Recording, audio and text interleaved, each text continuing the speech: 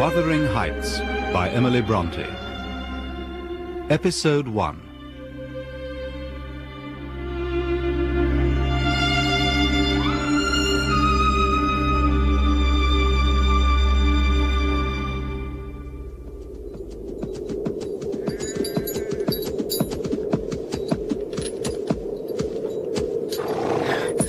Young lady! Young lady! Can you help me? Where's she gone? Ah, someone up ahead. My God, sir, you terrified me coming out of mist like that. I beg your pardon. I'm lost. Was asking my way of a young lady. Young lady here on top of moor in this weather? There's only me and my ewes. I think you're daydreaming, sir. So it would seem. She's vanished into the mist. Well, you man right fast to your destination, sir. The sky's heavy with snow. See, here come first flakes. It'll be bitter cold soon. Well, then kindly direct me to Mr. Heathcliff's house. Heathcliff? What do you want with Heathcliff? Mr. Heathcliff. I'm Mr. Lockwood, the new tenant of Thrushcross Grange. Mr. Heathcliff is my landlord. Beg pardon, sir. Mr. Heathcliff lives yonder, on very highest brow of the moor. See, where those firs slant towards the hill's edge, an old stone building. Can you see a dim light in the distance? Yes, I think so. Well, follow the road as it winds up to it and take care riding. The earth's hard with black frost and this wind will have you over the edge. The light you can see is Mr. Heathcliff's house. That's Wuthering Heights. Oh, well, my thanks to you.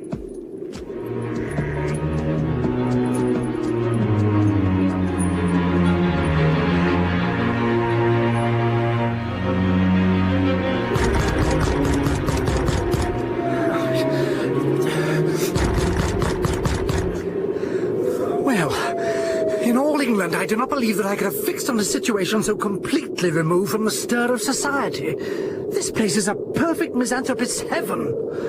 And my landlord and I are such a suitable pair to divide the desolation between us. Is there anyone there? What are ye for? Oh, I am Mr. Lockwood, the new tenant of Thrushcross Grange, here to see Mr. Heathcliff. Mister's done it, fool. But cannot you leave the barn and let me in?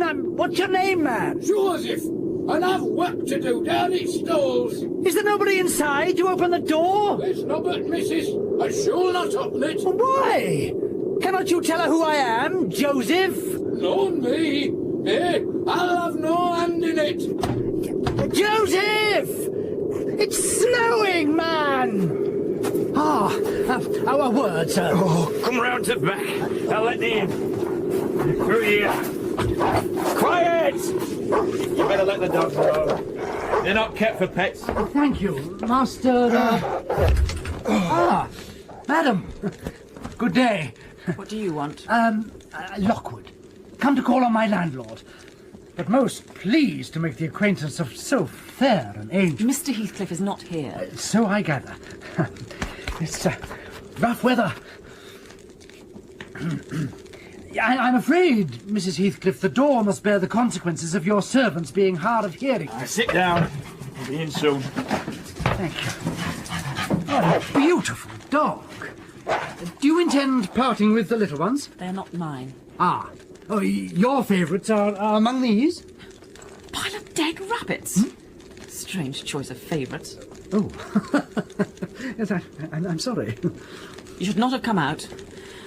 I'll get the tea canister. Oh, let me... I don't want your help. I can get it for myself. I beg your pardon. Were you asked to tea? Well, I shall be glad to have a cup. Were you asked? No. You are the proper person to ask me. I cannot. You're not invited. Who's this in my house? Mr. Heathcliff? Mr. Lockwood, your new tenant, sir. I do myself the honour of calling as soon as possible after my arrival, but feared I shall be weather-bound for half an hour if you can afford me shelter during that space. Half an hour. I wonder you should select the thick of a snowstorm to ramble about in. You run the risk of being lost in the marshes. I can well believe it, sir. The mist made me see strange apparitions on my journey hither. Can you spare one of your lads to guide me back to Thrushcross Grange? No, I could not. Oh, indeed. Well, then, I must trust to my own sagacity. Are you going to make the tea or not? Is he to have any? Get it ready, will you? Zilla! Sir. Bring some bread. Now, sir, bring forward your chair and eat. It is strange how custom can mould our tastes and ideas. Many could not imagine the existence of happiness in a life of such complete exile from the world as you spend, Mr. Heathcliff. Yet I'll venture to say that, surrounded by your family and with your amiable lady as the presiding genius over your home and heart... My amiable lady? Where is she? My amiable lady. Well, Mrs. Heathcliff, your wife, I mean. Oh, you would intimate that her spirit has taken the post of ministering angel and guards the fortunes of Wuthering Heights, even when her body is gone, is that it? I do beg your pardon, sir. Mrs. Heathcliff here is my daughter-in-law. Certainly, I see it now. This young man here is the favoured possessor of the beneficent fairy. You what? Dare you? Be wed to a damn cross witch like you. Give myself to that ignorant great gape seed. Yeah. Unhappy in your conjectures, sir. We neither of us have the privilege of owning your good fairy. Her mate is dead. I said she was my daughter-in-law, therefore she must have been married to my son. And this young man is... Not my son, assuredly. My name is Catherine Earnshaw, and I counsel you to respect it. I've shown no disrespect. Set it, mister. Come and clear these pots! Sir. I don't think it's possible for me to get home now without a guide. The roads will be buried already, and if they were bare, I could scarcely distinguish a foot in advance. Catherine, come and help drive those dozen sheep into the barn porch. They'll be covered if left. Put a plank before them. But how must I do? I wonder, missy, how you can fashion to stand there i' idleness and all. But you're a knout. They'll never mend your ill ways, but go right to divil. That thy mother afore this. You scandalous old hypocrite! You what? Are you not afraid of being carried away bodily whenever you mention the devil's name? Nay. I warn you. Refrain from provoking me, or I'll ask your abduction as a special favour. It's no use talking. Stop! Look here, Joseph. I'll show you how far I've progressed in the black art. Oh, The red cow didn't die by chance. And as for your rheumatism... oh, you wicked, wicked. May the Lord deliver us from evil. Go! I'm looking at you. Wicked, wicked.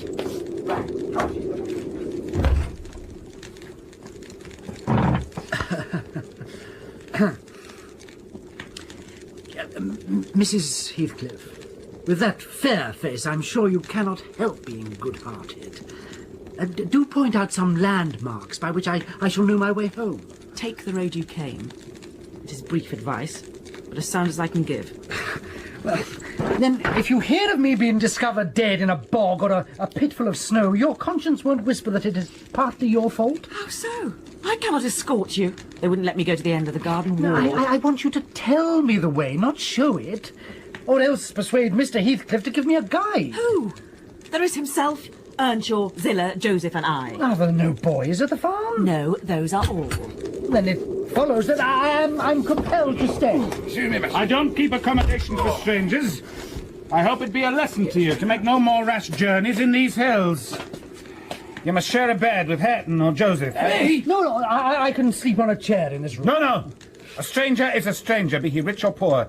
It will not suit me to permit anyone the range of the place while I'm off guard. No, I'll go with him as far as the park. You'll go with him to hell! And who's to look after the horses, eh? A man's life is of more consequence than one evening's neglect of the horses. Somebody must go. Not at your command. If you set store on him, you better be quiet. Then I hope his ghost will haunt you. And I hope Mr. Heathcliff will never get another tenant till the Grange is a ruin. Listen, hearken, mister. She's cursing on them. I'll take this lantern to light my way. Yeah. I shall send it back tomorrow. Mister is still in lantern. Nasher, dog, wolf, hold him. Hold him. Take him down. Get him. Get him. They're blowing him! Help the fool up! All right. What hell's going on? Whoa, ow. Well, Mr. Earnshaw, I wonder what you'll have again next. Oh, are we going to murder folk on our very own doorstones? I see this house will never do for me. Look at poor laddie's fur choking. Wisht. You mun go on so. Come here and I'll cure that. Thank you. There now. Hold ye still. Take a glass of brandy, Mr. Lockwood. It will help your poor spirits. Then Zilla will show you to a bed.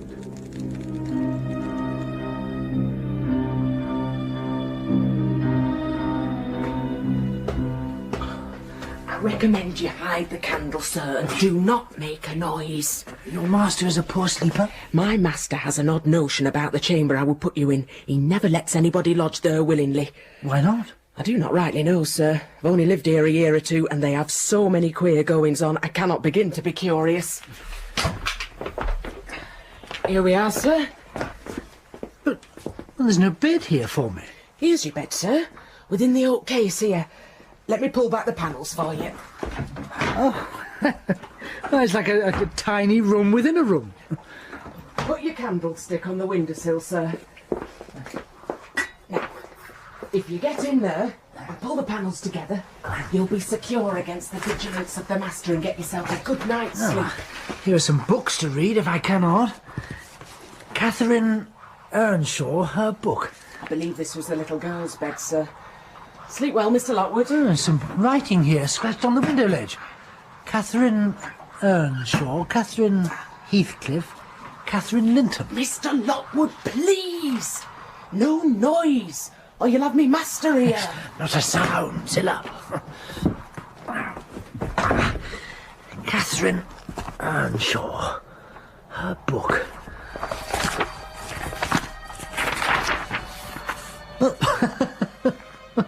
Well, he's an excellent caricature of that old curmudgeon downstairs. Joseph praying to the Almighty to save me and Heathcliff from eternal damnation. Oh, this unknown Catherine kindles a lively interest in me. Now, let me see if I can decipher her faded hieroglyphics. An awful Sunday. I wish my father were back again. Hindley is a detestable substitute. His conduct to Heathcliff is atrocious. H and I are going to rebel. All day has been flooding with rain. We couldn't go to church, so Joseph must needs get up a congregation in the garret. And while Hindley and his wife basked before a comfortable fire, Heathcliff, myself and the unhappy ploughboy were ranged in a row with our prayer books on a sack of corn, groaning and shivering for precisely 3 hours. Yes, Mr. Nobbet just buried, Sabbath not heard, and sound the gospel still in your lugs, and you dabby laking. Shame on ye. See ye down, you childer, there's good books enough if you'll read 'em. See ye down and think on your souls. I took my dingy volume by the scroop and hurled it into the dog kennel. Heathcliff kicked his in the same place. Then there was a hubbub. Mr. Hindley! Mister, come me there! See thee, Miss Cathy's ridden back of Thelmy to salvation, and Heathcliff's pulled his foot into first part of broad way to destruction. Hindley hurried up from his paradise on the hearth and, seizing one of us by the collar and the other by the arm, hurled us up the stairs. Well, we can thank our father for taking a vagabond into the house. He has spoiled you, lad, with his liberal ways, and I'll make sure you're reduced to your right old ways. You shall not sit with us or eat with us anymore, and do not think to play with my sister here. For if you break my orders, I shall turn you both out of my house. How dared he? Poor Heathcliff. My head aches and still I can't give over. How little did I dream that Hindley would ever make me cry so. He shut me in my bedroom here. I reached this book and a pot of ink from the shelf and pushed the panels back aside to give me light. And I've got the time on with writing for 20 minutes when my poor Heathcliff joins me. Cathy, let us borrow Dairy Woman's cloak and have a scamper on moors under its shelter. A pleasant suggestion. We cannot be damper or colder in the rain than we are here.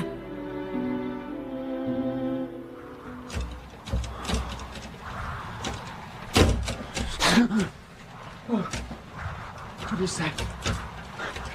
I was dreaming. Alas, for the effects of bad tea and bad temper. It's not light yet. It's snowing heavily. What is that noise? Must be a branch leaning against the lattice. Oh, I must silence it. Oh, why will you not open? Oh, the hook is soldered into the staple.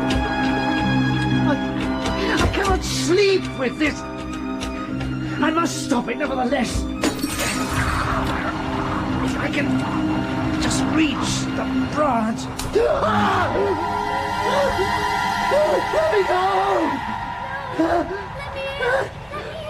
What child are you? Why do you stare at me through the window? I'm Catherine Earnshaw. I've come home. I'd lost my way on the moor. Let me go! I'll catch your wrist on the broken pane. Let me in. There! I'll sever your wrist if you do not let me go. See? The blood runs down and soaks the bedclothes. It's 20 years. I've been away for 20 years. Be gone! I'll never let you in, not if you beg for 20 years! Be gone! Be gone! Who is here? Who is in this chamber? Is it you at last? Is it you? It is only your guest, sir. God confound you, Mr. Lockwood! I wish you were at the... And who showed you up to this room? I've a good mind to turn them out of the house this moment! It was your servant, Zilla, and I hope you do. She richly deserves it. If the little fiend had got in at the window, she probably would have strangled me. What fiend? The truth is, sir, I passed the first part of the night in spelling over the names scratched on that window ledge. That minx, Catherine Linton or Earnshaw, however she was called. She must have been a changeling. Wicked little soul. She told me she'd been walking the earth these 20 years. Oh, God. A just punishment for her mortal transgressions, I've no doubt. What can you mean by talking in this way to me? How dare you under my roof? God, he's mad to speak so. What time is it? It's not 3 o'clock yet. Oh, I could have taken an oath it had been 6. Mr. Lockwood, you may go into my room. You'll only be in the way coming downstairs so early. And your childish outcry has sent sleep to the devil for me. And for me, too. I'll walk in the yard till daylight, and then I'll be off.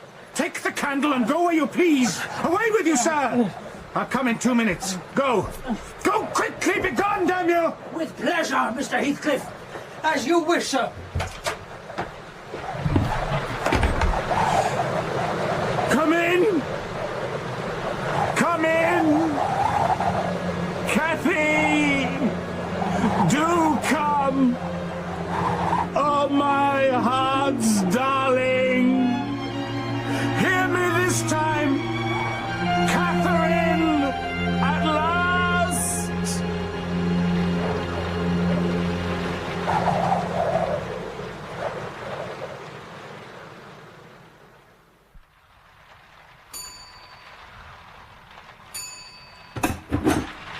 Mr. Lockwood, sir! Oh, we were fretting so! Mrs. Dean, Mr. Lockwood has returned! Oh, sir, thank God.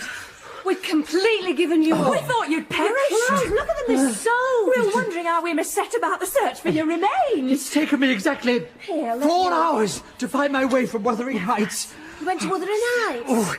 In last night's storm? Yes. It's a wonder you're still with us to tell the tale, Mr. Lockwood. You may be quiet, now that you see me returned. Oh, set a warm fire in my study. I must put on dry clothes. Oh, I'm benumbed to my heart. Yes, sir, very well, sir. Mary, the study fire, if you please. Yes, Mrs. Dean. Oh, what vain weathercocks we are. Oh, I'm soaked to the skin. I, who had determined to hold myself independent of all social intercourse, and thanked my stars that at length I had lighted on a spot where it was near to impracticable. But now, on the wildest moor in the fiercest storm, there is the most exquisite little face that I have ever had the pleasure of beholding. Where are my shirts? Had the eyes been agreeable in expression, they would have been irresistible. Fortunately for my susceptible heart, the only sentiment they evinced was scorn. Just like that most fascinating creature I met last summer on the seacoast. A real goddess in my eyes, as long as she took no notice of me. I never told my love. Still, if looks have language, the merest idiot might have guessed I was head over ears. Oh, damn! My hands are too cold for these buttons. Well, she understood me at last. and looked to return. And what did you do, Lockwood? Staring at me from the mirror, what did I do? I confess it with shame. I shrunk icily into myself like a snail. At every glance retired colder and farther, till finally the poor innocent was led to doubt her own senses, and overwhelmed with confusion at her supposed mistake, persuaded her mamma to decamp. I have thus gained a reputation of complete heartlessness, which this angel at Wuthering Heights has noted in me. And how undeserved, I only can appreciate. Oh, my dear mother used to say I should never have a comfortable home. Oh, I shall adjourn to my study. I shall be quite solitary. Oh.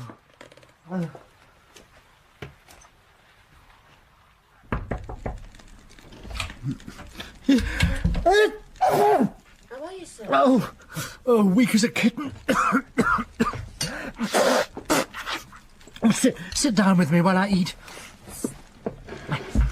You've lived here a considerable time. Did you not say 16 years? 18, sir. I came when the mistress was married to wait on her. After she died, the master retained me for his housekeeping. Indeed. Times have greatly changed since then. Yes. You've seen a good many alterations, I suppose. I have. And troubles and all. I wonder why Mr. Heathcliff does not live here at Thrushcross Grange. Is he not rich enough to keep the estate in good order? Rich, sir? He has nobody knows what money, and every year it increases. Yes, he's rich enough to live in a finer house than this, but he's very near. Close-handed. Oh. It is strange people should be so greedy when they're all alone in the world. He had a son, it seems. Yes, he had one. He is dead. And that young lady, Mrs. Heathcliff, is his widow? Yes. Where did she come from originally? Why, sir, she is my late master's daughter. Catherine Linton was a maiden name, just like her mother's. I nursed her, poor thing. I did wish Mr. Heathcliff would remove her here, and then we might have been together again. Catherine Linton? Then my predecessor's name here was Linton? It was. And who is that Earnshaw, Hareton Earnshaw, who lives with Heathcliff? Are they relations? No, he is the late Mrs. Catherine Linton's nephew. Oh, the young lady's cousin, then? Yes, and her husband was a cousin also, one on the mother's and the other on the father's side.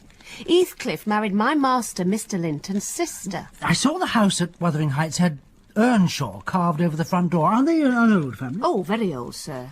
And Hareton is the last of them, as our Cathy is of us, I mean of the Lintons. Have you been into Wuthering Heights? I beg pardon for asking, but I should like to know how she is. Mrs. Heathcliff? She looked very well, very handsome. Yet, I think, not very happy. Oh, dear, I don't wonder. And how did you like the master?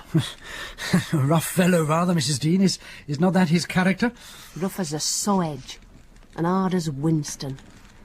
The less you meddle with him, the better. Yes, he must have had some ups and downs in life to make him such a churl. Do you know anything of his history? It's a cuckoo's, sir. I know all about it. Except where he were born, and who were his parents, and how he got his money at first. And Hareton has been cast out like an unfledged dunnock. The unfortunate lad is the only one in the old parish that does not guess how he's been cheated. Well, Mrs. Dean, it would be a charitable deed to tell me something of my neighbours. I feel I shall not rest if I go to bed. So be good enough to sit and chat for an hour. Certainly, sir. I'll just get out my sewing, then I'll sit as long as you please. Oh, pass me my coffee, Mrs. Dean. Here, sir. Thank you. Pray proceed. Before I came here to Thrushcross Grange, I was almost always at Wuthering Heights, because my mother had nursed Mr. Hindley Earnshaw. That was Hareton's father. And I got used to playing with Hindley and Cathy. I ran errands too, and I helped make the hay, and hung about the farm ready for anything anybody had set me to. One fine summer morning, it was beginning of harvest, I remember, Mr. Earnshaw came downstairs dressed for a journey.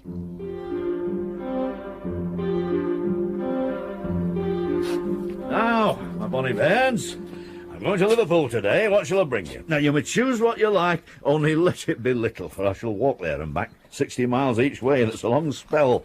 Hindley? I'd like a fiddle, Father. A fiddle? And for Cathy? I want a whip. For I can ride any horse in stable. Oh, that you can. Nellie Dean, I'll bring you a pocket full of apples and pears, which you shall have if I hear you've done all your chores. Thank you, sir.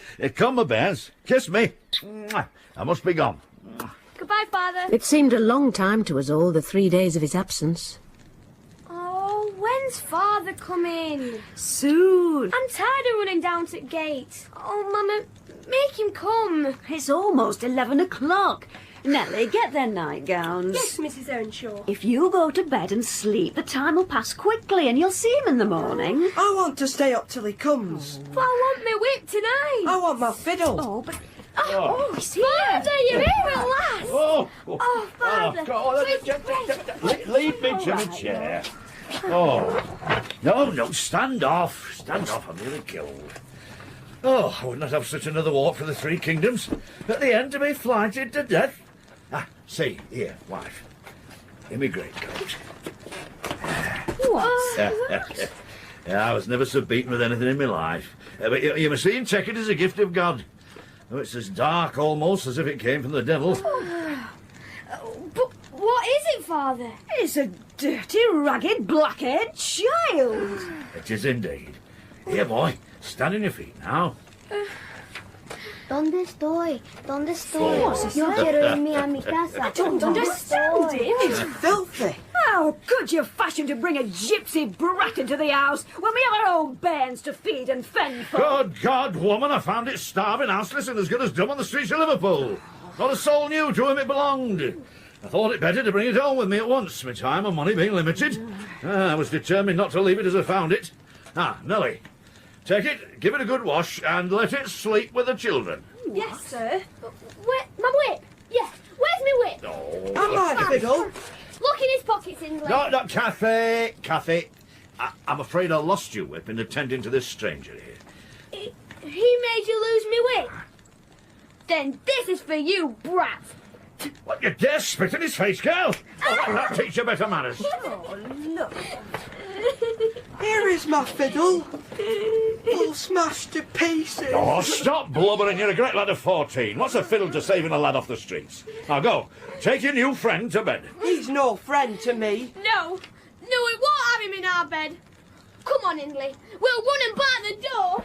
Nellie, take this lad and put him in bed with my children. Come, give me a filthy hand then. Come on. You gibberish heathen. Master Hindley, Miss Cathy, open the door. The master says he's to sleep with you. No, he's not coming in. He can sleep with you. He's lower than a servant. Go away. Miss Cathy, please. Maester said. No, we've barricaded the door. Now go away and bother us no more. You heathen. Nobody wants you by them.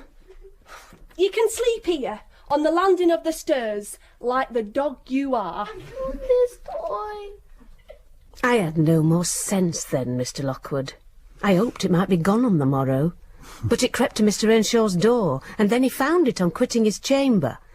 For my cowardice and inhumanity, I was sent out of the house. This was Heathcliff's first introduction to the family. They named him Heathcliff. He was so christened. It was the name of a son who died in childhood.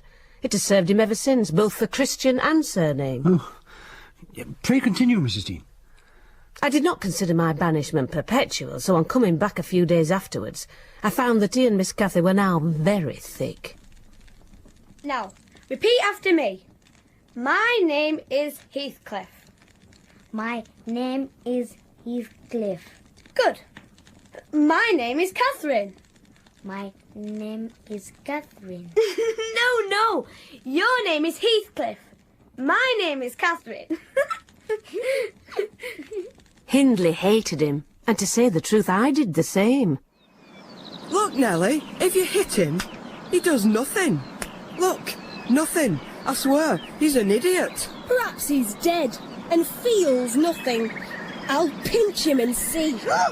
No, see, he's alive. You drew in breath and opened his eyes. This endurance made old Earnshaw furious when he discovered his son persecuting Heathcliff. He took to Heathcliff strangely, petting him far above Hindley and Cathy. So from the very beginning he bred bad feelings in the house. I remember, a few years later, Mr. Earnshaw bought a couple of colts at the parish fair, and gave each one. Heathcliff took the handsomest. But soon it fell lame. Hindley, you must exchange horses with me. I don't like mine. And if you won't, I should tell your father of the 3 lashings you've given me this week, and show my arm, which is black to the shoulder. Go to the devil, gypsy! You better do it, and at once. You'll have to. If I speak of these blows, you'll get them again with interest. Off, dog, or you'll get this bridle across your face. Do it, and I'll tell how you boasted you would turn me out of doors as soon as you died, and see whether you will not be turned out directly. Ah! Gypsy dog! I'll go let my master see this. Take my colt then, gypsy, and I pray he may break your neck. At last our curate advised that the young man should be sent to college, and Mr. Earnshaw agreed, though with a heavy heart. I hoped heartily we should have peace now, but night after night Joseph grumbled out a long string of tales against Heathcliff and Catherine, always heaping the heaviest blame on the last. Thy eldest son's a reprobate. Thy daughter's a wild, wicked slip. Oh, I, Master, God's punished thee with thy children. God's punished us with you, you prosy old goat. Did you hear that, Master? There's no regret, no humility, no repentance. Yon's bound straight for hellfire eternal. Oh, be quiet, or I'll slap your leathery old face. Listen to her, ordering and snapping her elders and betters. Hey, I wish I could throw you on hellfire eternal and watch you roast like a chestnut. She liked to play the little mistress. She put us all past our patience 50 times and oftener in a day. From the hour she came downstairs till the hour she went to bed, we had not a minute's security that she wouldn't be in mischief. Faster! Come on, that's just the wind. Here is far enough. Let's rest here, Heathcliff. Lie low. Nellie Jean will never find us up here. We're quite safe. Why are you hiding from her? Father sent me to my room until I mend my naughty ways. And I've sneaked past Nellie, who was his appointed jailer. Look, there she is, stitching the folio. Joseph has joined her. He's looking for me to help with the hay.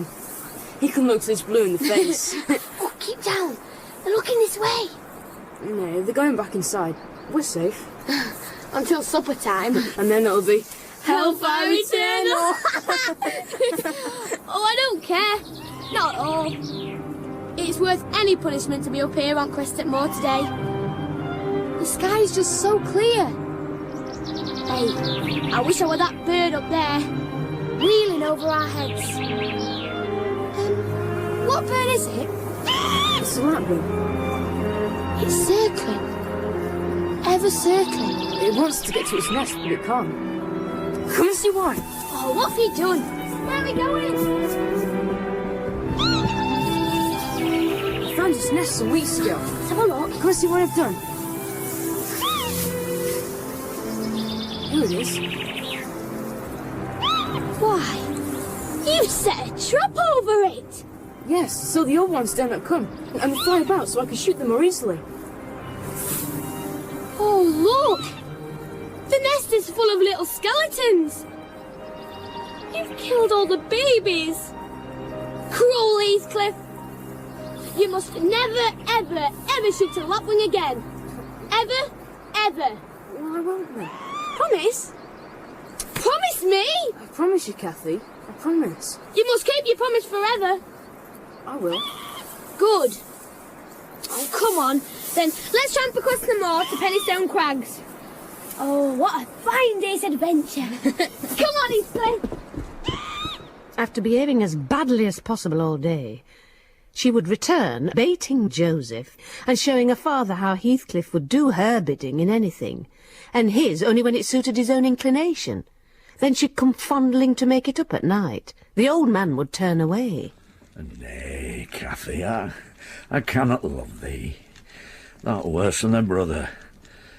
Go say the prayers, child, and ask God's pardon. I doubt thy mother and I must rue that we ever reared thee. The hour came at last that ended Mr. Earnshaw's trouble on earth. A high wind blustered about the house.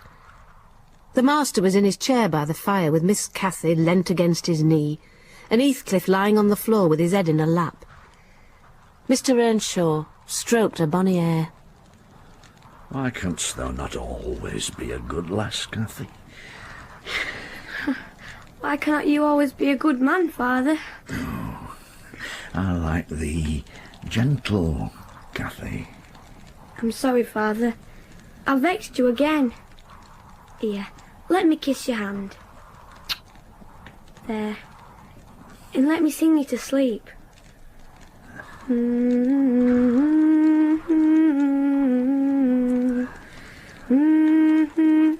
Miss Catherine. The master's fast asleep. Well, shall I leave him? No. Do not stir for fear you wake him. We must all be as quiet as mice. I'm almost asleep myself. No wonder it is late. Here's Joseph with the candle. Time for prayers and bed. Mister. Mister. Oh, God. Children, frame this ends upstairs and make little din. They might pray alone tonight. Me and Mister have summat to do. I shall bid Father good night. Nay, lass. Oh, he's dead, Heathcliff. He's dead. Master. No, Earnshaw. Nellie Dean, put on that coat and run to Gimmerton for the parson. Yes. Oh, Mister.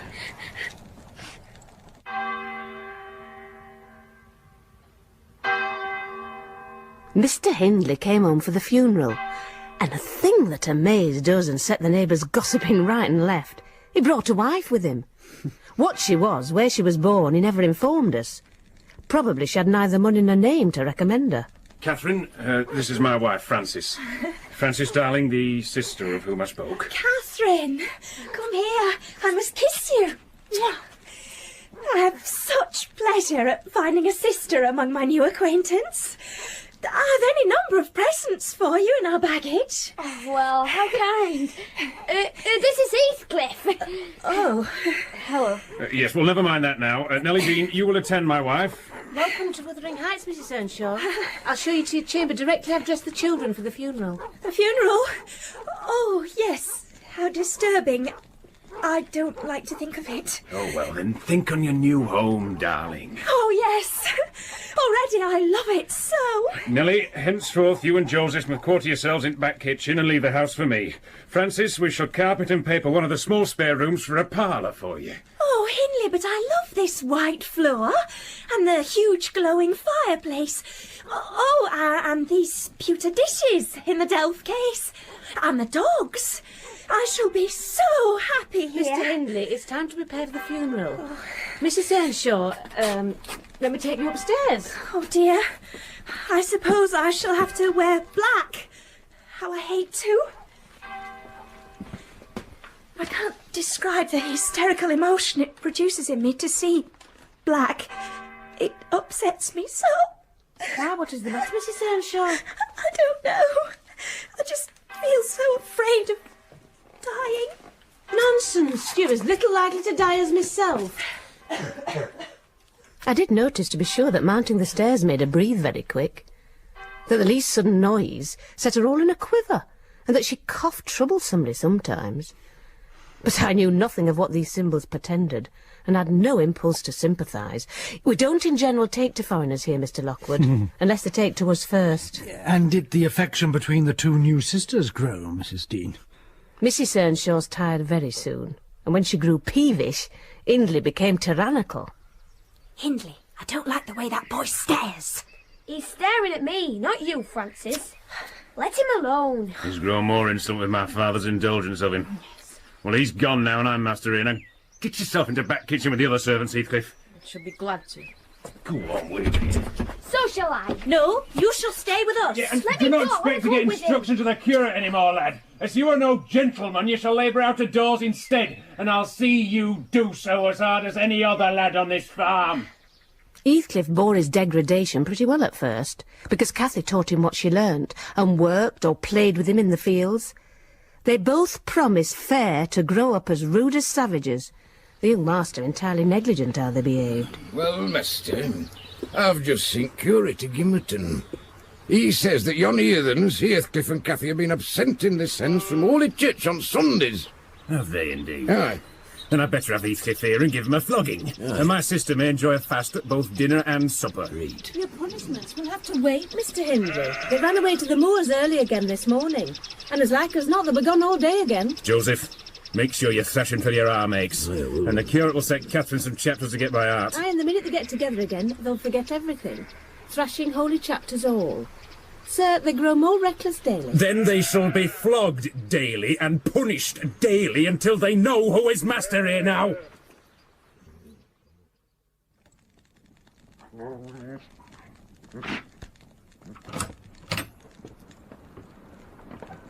Heathcliff, Hello, Nellie. what time do you call this? Staying out so late, and a Sunday too. Mr. Hindley has ordered the doors bolted against you. I'm soaked. Where is Miss Catherine? No accident, I hope. At Thrushcross Grange. And I'd have been there too, but they had not the manners to ask me to stay. Well, you will catch it. You'll never be content till Hindley sends you packing. What in the world led you to wandering to Thrushcross Grange? Let me get my wet clothes off and I'll tell you about it. Mind you don't wake the master. Cathy and I escaped from the washhouse to have a ramble at Liberty. Getting a glimpse of the Grange lights, we thought we'd go and see whether the Linton children passed their Sunday evenings standing shivering in corners while their father and mother sat drinking by the fire. Do you think they do? Probably not, for they are good children, no doubt. They don't deserve the treatment you receive for your bad conduct. You can't, Nellie. So we ran from the top of the heights to the park without stopping. Catherine completely beaten in the race because she was barefoot. You'll have to seek for her shoes in the bog tomorrow. We crept through a broken hedge and we planted ourselves in a flower pot under the drawing-room window. The light came from thence, and they'd not put up the shutters, and the curtains were only half closed. Oh, it's beautiful, Heathcliff. A splendid place, carpeted with crimson, and crimson-covered chairs and tables. Oh, and look, a pure white ceiling, bordered by gold, and a shower of glass drops hanging in silver chains in the centre, and shimmering with little soft tapers. There's somebody in there. I'm not touching her. No, let go. It's Edgar Linton. You're going to pull that dog apart between him. Look at Isabella shrieking as if witches were running hot needles into her. To quarrel over who should hold a heap of warm hair. Oh, shush! They've heard us. Papa! Papa, quickly, outside! Let's frighten the petty things.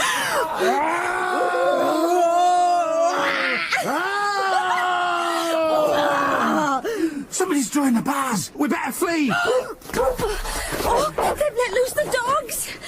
Oh, get back, beast! Come on, Cathy! Oh, Heathcliff! Run! They've let the bulldog loose and he holds me! I'll not leave you! Get off, you devil! Get off! Get off! Hey, Robert! Just caught a young lassie. And there's a lad here who looks like an out-and-outer. Very like the robbers were for putting him through the window to open the doors to the gang after we were asleep, that they might murder us at their ease. We're no gang, you gormless devil! Hold your tongue, you foul mouth, you. You shall go to the gallows for this. Mr. Linton, sir, don't lay by your gun. No, Robert. The rascals knew yesterday was my rent day. They thought to have me cleverly. To beard a magistrate in his stronghold and on a Sabbath too. When would the insolence stop? Oh, my dear Mary. Look here. Now, don't be afraid. It is but a youth. Yet the villain scowls so plainly in his face. Would it not be a kindness to the country to hang him at once? Before he shows his nature in acts as well as features? Frightful thing. Put him in the cellar, Papa. He's exactly like the son of the fortune teller that stole my tame pheasant. Isn't he, Edgar? Exactly like. You're a tame pheasant yourself. Mama, that's Miss Earnshaw. Oh, it is. And look how Skulker has bitten her. How her foot bleeds. Miss Earnshaw? Nonsense. Miss Earnshaw scouring the country with a gypsy? Rob. And yet, my dear, the girl is in mourning. Oh, surely it is. And she may be maimed for life. What culpable carelessness in her brother. I've understood from the curate that he lets her grow up in absolute heathenism. But who is this? Let me get up. Where did she pick up this companion? Oh, I declare he's that strange acquisition my late neighbour made in his journey to Liverpool. A little Lascar, or an American or Spanish castaway. A wicked youth at all events, and quite unfit for a decent house. I recommence cursing. Oh, Heathcliff. Oh, don't be angry, Nellie. And so Robert was ordered to take me off. And I refused to go without Cathy, so he dragged me into the garden and pushed a lantern into my hand. Assured me that Mr. Earnshaw should be informed of my behaviour, and bidding me march directly, secured the door again. The curtain was still looped at one corner, so I resumed my station as a spy, because if Catherine wished to return, I intended shattering the great glass panes to 1,000,000 fragments. She sat on the sofa quietly.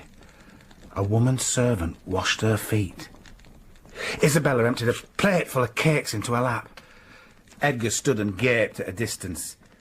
They dried and combed her beautiful hair and wheeled her to the fire. I saw they were full of stupid admiration. She is so immeasurably superior to them. To everybody on earth, is she not, Nellie? There will be more come of this business than you reckon on. Get yourself to bed. You're incurable, Heathcliff. And Mr. Hindley will have to proceed to extremities, see if he won't. And you'll wish yourself at Thrushcross Grange, like Catherine. I'd not exchange for 1,000 lives my condition here. For Edgar Linton's at Thrushcross Grange. Not if I might have the privilege of flinging Joseph off the highest gable and painting the house front with Hindley's blood. My words came truer than I desired. The luckless adventure made Hindley furious. Old Mr. Linton paid us a visit on the morrow and read the young master such a lecture on the road he guided his family. So Heathcliff received no flogging, and Mrs. Earnshaw undertook to keep her sister-in-law in due restraint. Cathy stayed at Thrushcross Grange 5 weeks, till Christmas. By that time her ankle was thoroughly cured, and her manners much improved. The holly and the ivy, when they are both full grown, Cathy's returned. She's riding through the gate now. Mr. Hindley! Oh, no. Miss Cathy's returned for Christmas! Francis, Cathy's back! Cathy's little savage that comes jumping into the house and rushing to squeeze us all breathless! Heathcliff! Now where's the lad gone? Cathy! Mr. Hindley, sir! Someone's exchanged our Cathy for this very dignified young person. Look! With the brown ringlets falling from the cover of a feathered beaver. And a long cloth habit, which she will be obliged to hold up with both hands that she might sail in. Hindley, please lift me down. Why, Cathy, you're quite a beauty.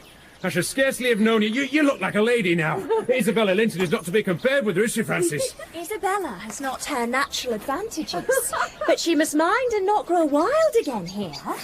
Nellie, bring Miss Catherine in and help her off with her things. Oh, stay, dear. You will disarrange your curls. Let me, Mrs. Hindley. Miss Cathy, let me untie your hat. Is Heathcliff not here? Heathcliff, you may come forward. You may come and wish Miss Catherine welcome, like the other servants. Heathcliff!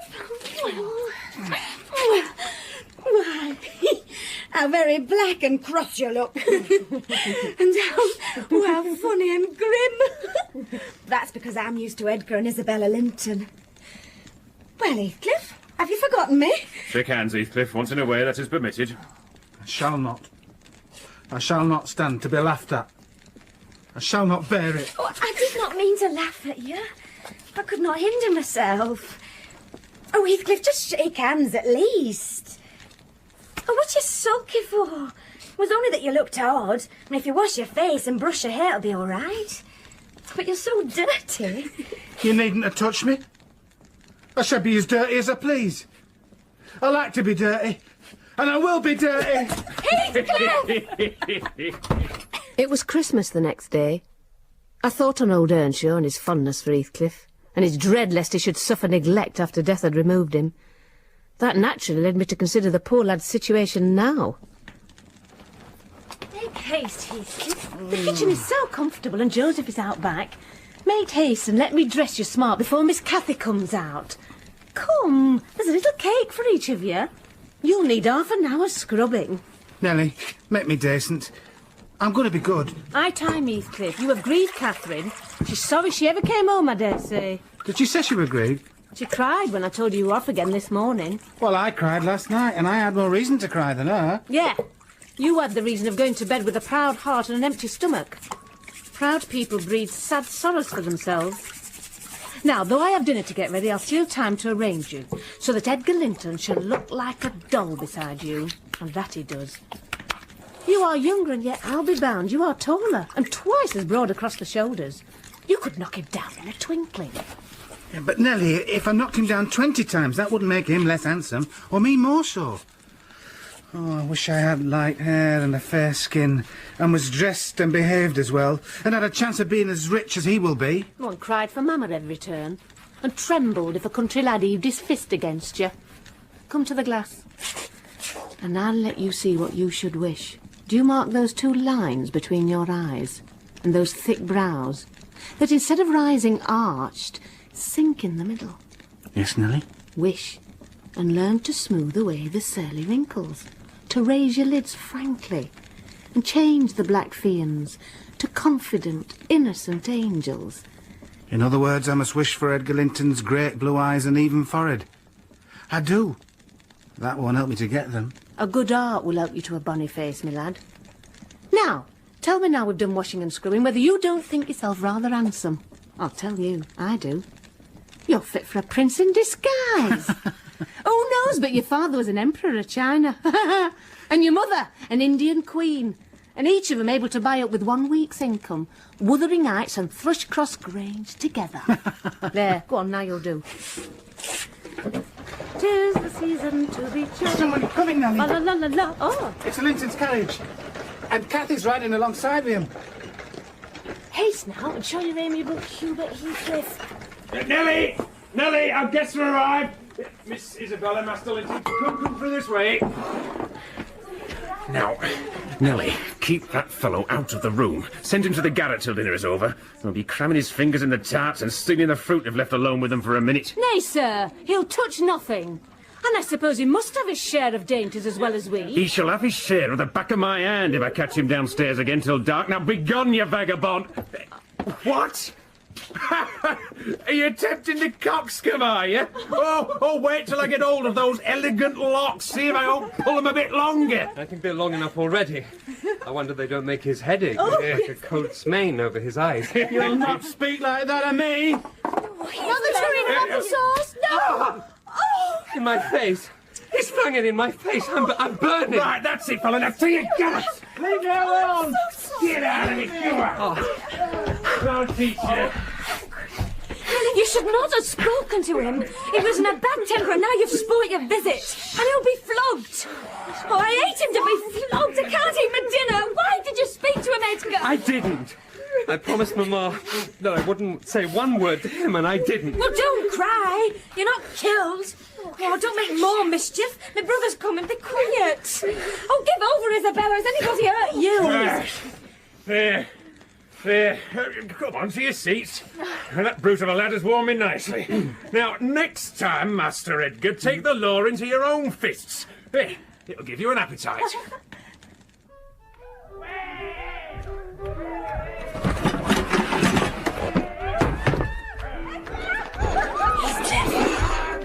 Brought you a plate of dinner. Don't tell the master. But I couldn't bear you to go hungry on Christmas Day. What are you doing? Squatting down like a toad. Staring into darkness. I'm trying to settle how I shall pay Hindley back. I don't care how long I wait, if I can only do it at last. I hope he will not die before I do. For shame, Heathcliff. It is for God to punish wicked people. We should learn to forgive. No. God won't have the satisfaction that I shall. I only wish I knew the best way. Let me alone and I'll plan it out. While I'm thinking of that, I don't feel pain. Oh, sit still, Mrs. Dean. Do sit still. Another hour. It's very late, sir. No matter. 1 or 2 is early enough bedtime for a person who lies till 10. I've been musing on your late mistress. Her portrait used to hang here beside my late master's, but it's been removed. Or else you might see something of what she was. Raise your candle so I can see his face. Sir? He resembles exceedingly the young lady at Wuthering House, does he not? Yes, sir. It's a very agreeable portrait. Is it like? Yes, but he looked better when he was animated. He wanted spirit in general. Resume your chair, Mrs. Dean. I'm interested in every character you've mentioned, more or less. The next summer, 1778, nearly 23 years ago. On a fine June morning, my first bonny nursling and the last of the ancient Earnshaw stock was born. Nellie! Nellie Dean! Yes, lass? Oh, thank the Lord you're back from Gimmerton. Has it come? Oh, such a grand bairn. The finest lad that ever breathed. Oh, but the doctor says the missus must go. I heard Doctor tell Mr. Hindley she's been in a consumption these many months and now she has nothing to keep her. And she'll be dead before winter. Oh, the poor silly lass. You, Nellie, are to feed it with sugar and milk and take care of it night and day. How's Mrs. now? She looks bravely. And she talks as if she thought of living to see it grow a man. She's out of her head for joy. It's such a beauty. Mr. Hindley, how is the baby? Oh, nearly ready to run about now. And the mistress? The doctor said... Damn the doctor!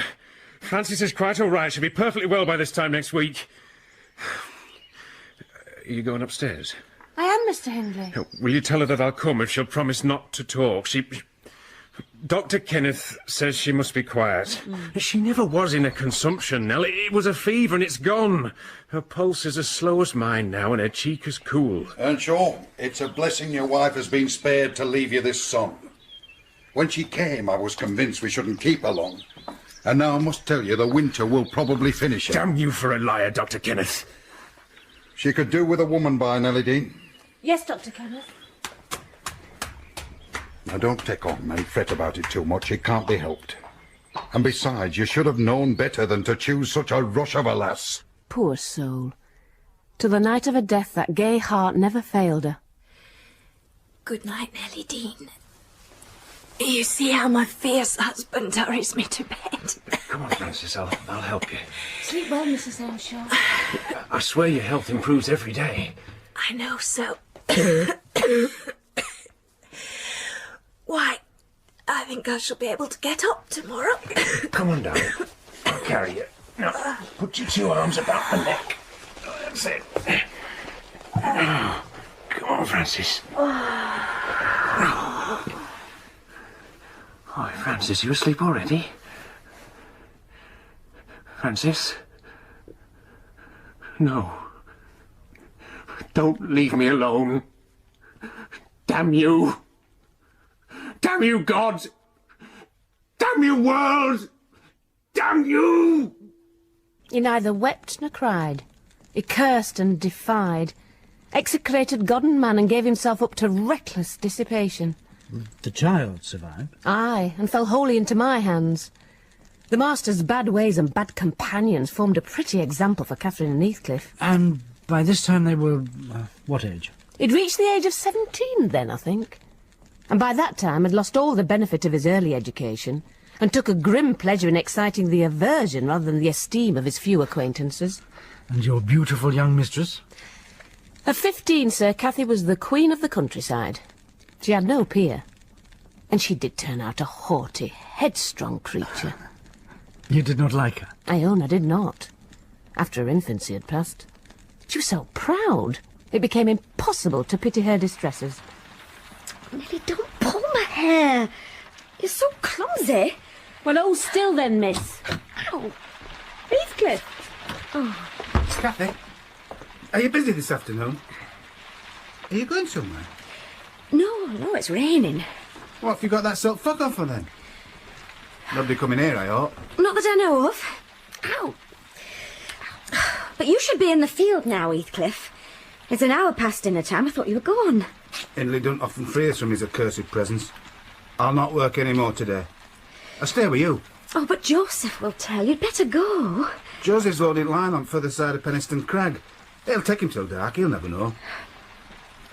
Isabella and Edgar Linton talked of calling this afternoon. As it rains, I hardly expect them, but they may come. And if they do, you run the risk of being scolded for no good. Well, ordered Nellie to say you're engaged. Cathy, don't turn me out for those pitiful, silly friends of yours. I'm on point sometimes of complaining that... But I'll not. They what? Oh, Nellie! Oh, you've combed my hair quite out of curl. That's enough. Now let me alone. What are you on the point of complaining about, Heathcliff? Nout. Only look at the almanac I got wall. The crosses are for evenings you spent with Lintons, and the dots are those you spent with me. Do you see? Yes, very foolish, as if I took notice. And where's the sense in that? To show that I do take notice. Oh, and should I always be sitting with you? What good do I get? What do you talk about? You might be dumb or a baby for anything you say to amuse me, or for anything you do, either. You never told us before that I talk too little, or that you dislike me company, Cathy. Oh, it's no company at all when people know nothing and say nothing. Heathcliff, lad, come back. No! Here's Master Linton to take me place. I'm not come too soon, am I? No, come in, Edgar.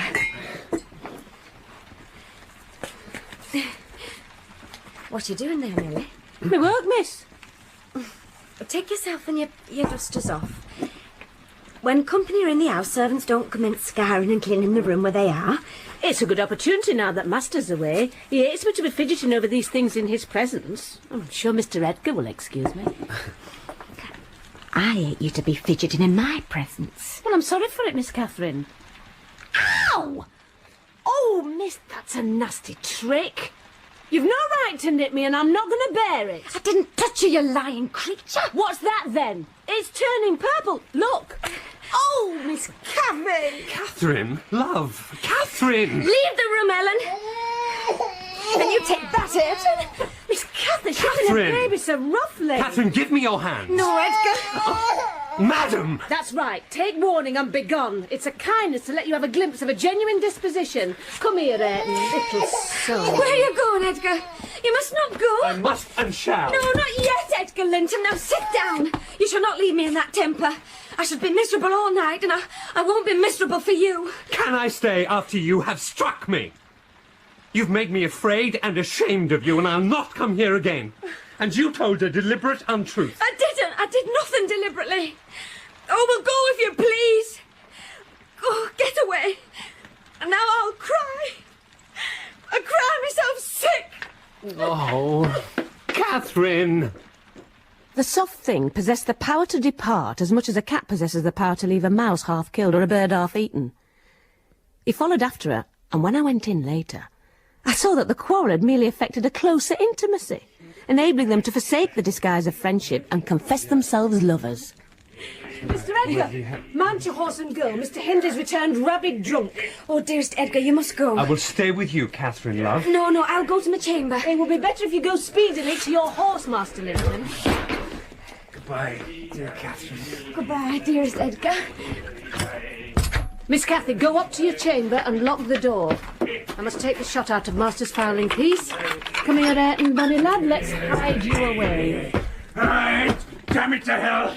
Devil take you. Let us go, sir. There, I found it out at last, my child in the kitchen cupboard. By heaven and hell, you've sworn between you to murder that child. Oh, I know how it is now that he's always out of my way. But with the help of Satan, I shall make you swallow the carving knife, Nellie. I want to kill someone. I shall have no rest till I do. I don't like the carving knife, Mr. Hindley. It's been cutting red herrings. I'd rather be shot, if you please. You'd rather be damned, and so you shall.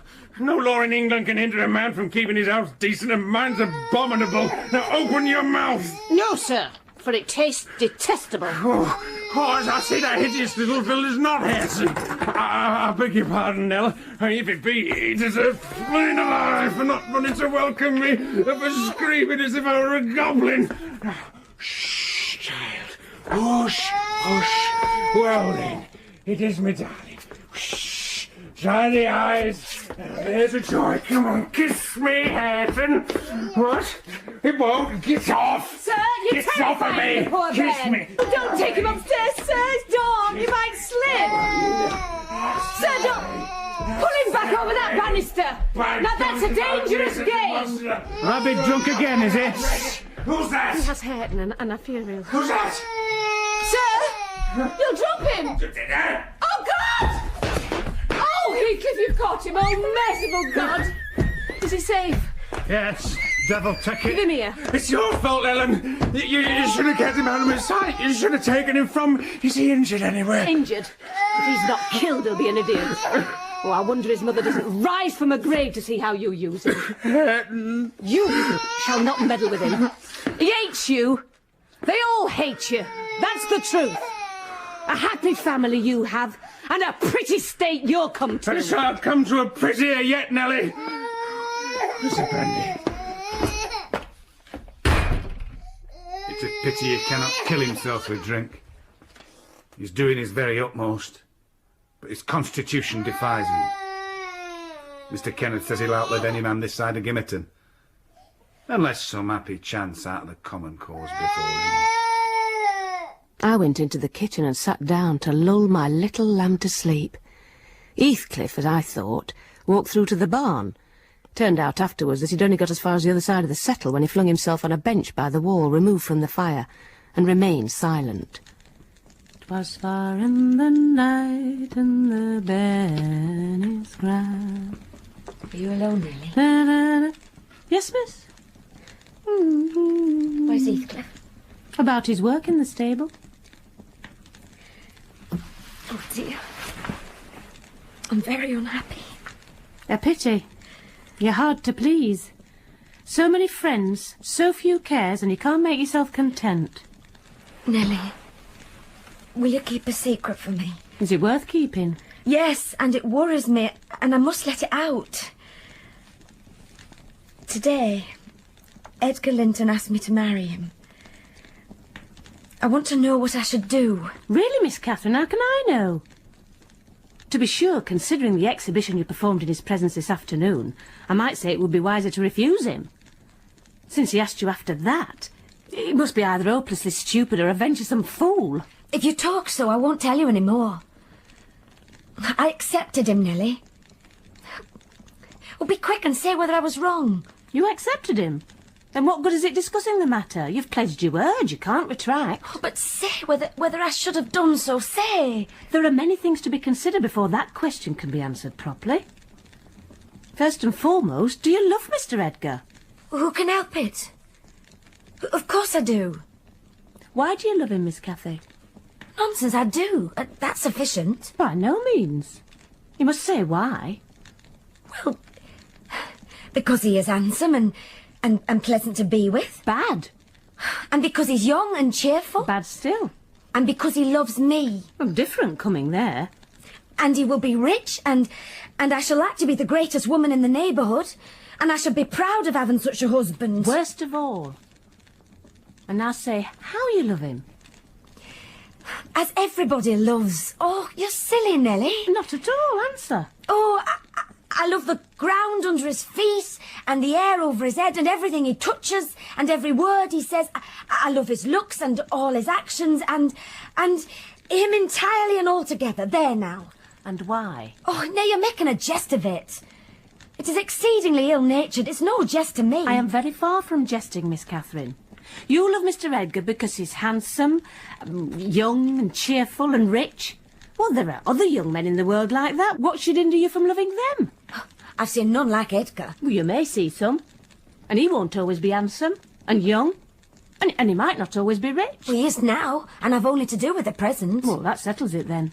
If you've only to do with the present, marry Mr. Linton. Oh, I don't want your permission for that. I shall marry him. And yet, you've not told me whether I'm right. Perfectly right. If people be right to marry only for the present. Your brother will be pleased. You'll escape from a disorderly, comfortless home into a wealthy, respectable one. You love Edgar, and Edgar loves you. It all seems smooth and easy. Where's the obstacle? Here, in my mind. And here in my heart, in whichever place the soul lives. In my soul and in my heart, I'm convinced I'm wrong. Oh, Nellie, do you never dream queer dreams? Yes, now and then. Well, and so do I.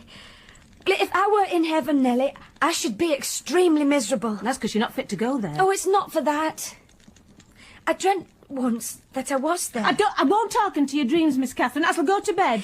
I was only going to say that heaven did not seem to me to be my home. And it broke my heart with weeping to come back to earth. And the angels were so angry that they flung me out into the middle of the heath on the top of Wuthering Heights, where I woke sobbing for joy. I've no more business to marry Edgar Linton than I have to be in heaven, and if my wicked brother had not brought Heathcliff so low, I should not have thought of it. Oh, it would degrade me to marry Heathcliff now. I turned my head and saw Heathcliff rise from the bench and steal out noiselessly. So Heathcliff shall never know how I love him, and that not because he's handsome, Nellie, but because he's more myself than I am. Whatever our souls are made of, his and mine are the same. And Linton's is as different as a moonbeam from lightning or frost from fire. Hush, Miss Cathy. Why, what's wrong? Joseph's here. Heathcliff, he'll come in with him. I'm not sure whether he's at the door or not at this moment. Oh, he couldn't hear me at the door. Heathcliff has no notion of these things, he hasn't, has he? He doesn't know what being in love is. Well, I see no reason he should not know, as well as you.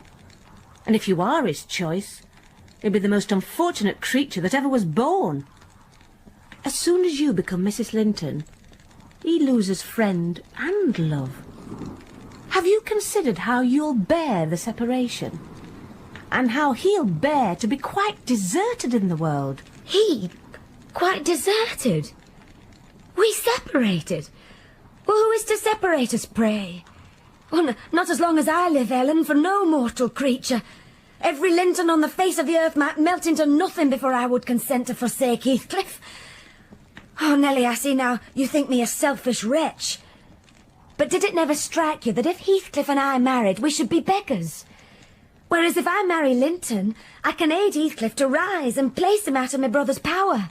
With your husband's money?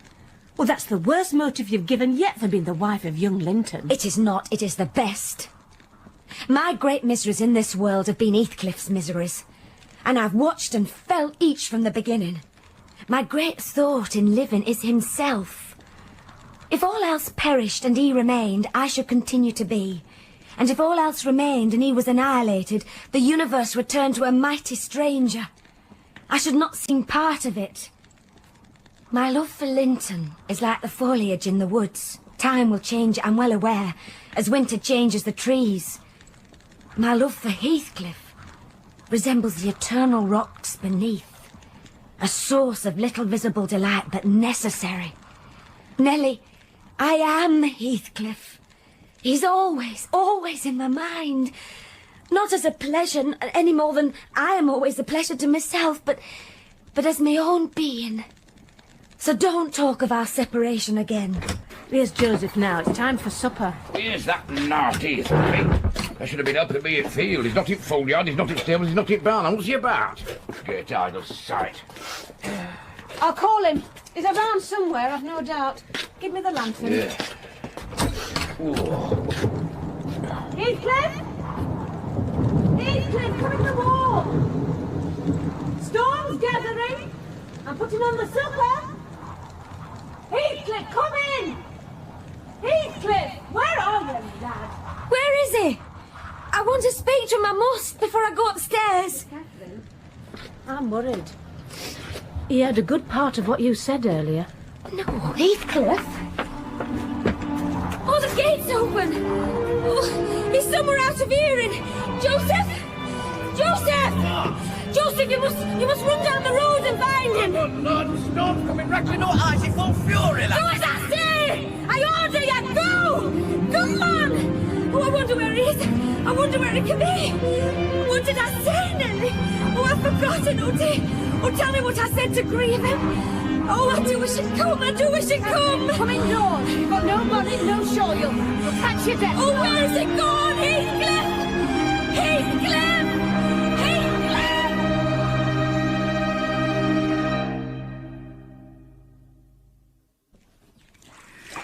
She has a fever and is dangerously ill. You were right to send for me, Nellie Dean. I thought you were going mad, Dr. Kenneth. Such a scene as she acted when Heathcliff vanished. Well, that's what's provoked her delirium. Well, I've bled her, and she's to live on whey and water gruel for a few days. And take care she doesn't throw herself downstairs or out of the window. I've enough to do in this parish. I cannot say I made a gentle nurse, and Joseph and the master were no better. Old Mrs. Linton paid us a visit and scolded us all. She is a sick girl, Nellie Dean. She needs your patience and forbearance. Mrs. Linton, she's as wearisome and headstrong as a patient can be. She is spirited, and that spirit has helped her to weather the delirium, thank the Lord. Now that she is convalescent, I wish to convey her to Thrushcross Grange, where she may be tended properly. Joseph, order my carriage to the door. And Nellie, see that Catherine is warmly dressed, then deliver her down here to me. For which deliverance much thanks. Good riddance to good for now, slatternly witch. At once! Yes, ma'am. I'm going. The poor dame had reason to repent of her kindness, Mr. Lockwood. She and her husband both took the fever and died within a few days of each other. And what of Heathcliff? Heathcliff had not been heard of since the night of the thunderstorm, and our young lady returned to Wuthering Heights saucier and more passionate and haughtier than ever. Did she get her own way? Well, sir, who's to say? Edgar Linton was infatuated and believed himself the happiest man alive on the day he led her to Gimmerton's chapel, 3 years subsequent to his father's death. And what became of you, Mrs. D? Well, much against my inclination, I was persuaded to leave Wuthering Heights and accompany her to Thrushcross Grange. Little Hareton was nearly 5 years old. We made a sad parting. I've no doubt he's completely forgotten all about Ellen Dean, and that he was ever more than all the world to her, and she to him. I should be getting about my business. Oh, no, in good time, Mrs. Dean. Continue your history. Well, I got Miss Catherine and myself to Thrushcross Grange to live with Edgar, and of course Miss Isabella. And I believe I may assert that she and Edgar Linton were really in possession of deep and growing happiness.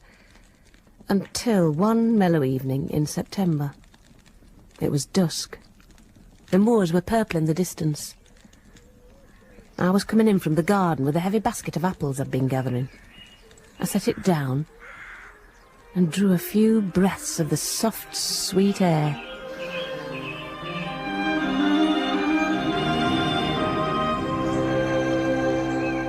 Nellie? Is that you? Who's that? I have waited an hour, and the whole of that time all round me has been as still as death. Do you not know me? Look, I'm not a stranger. What? You come back? Is it really you, is it? Yes. Heathcliff. Are they at home? Or where is she? Nellie, you're not glad. You needn't be so disturbed.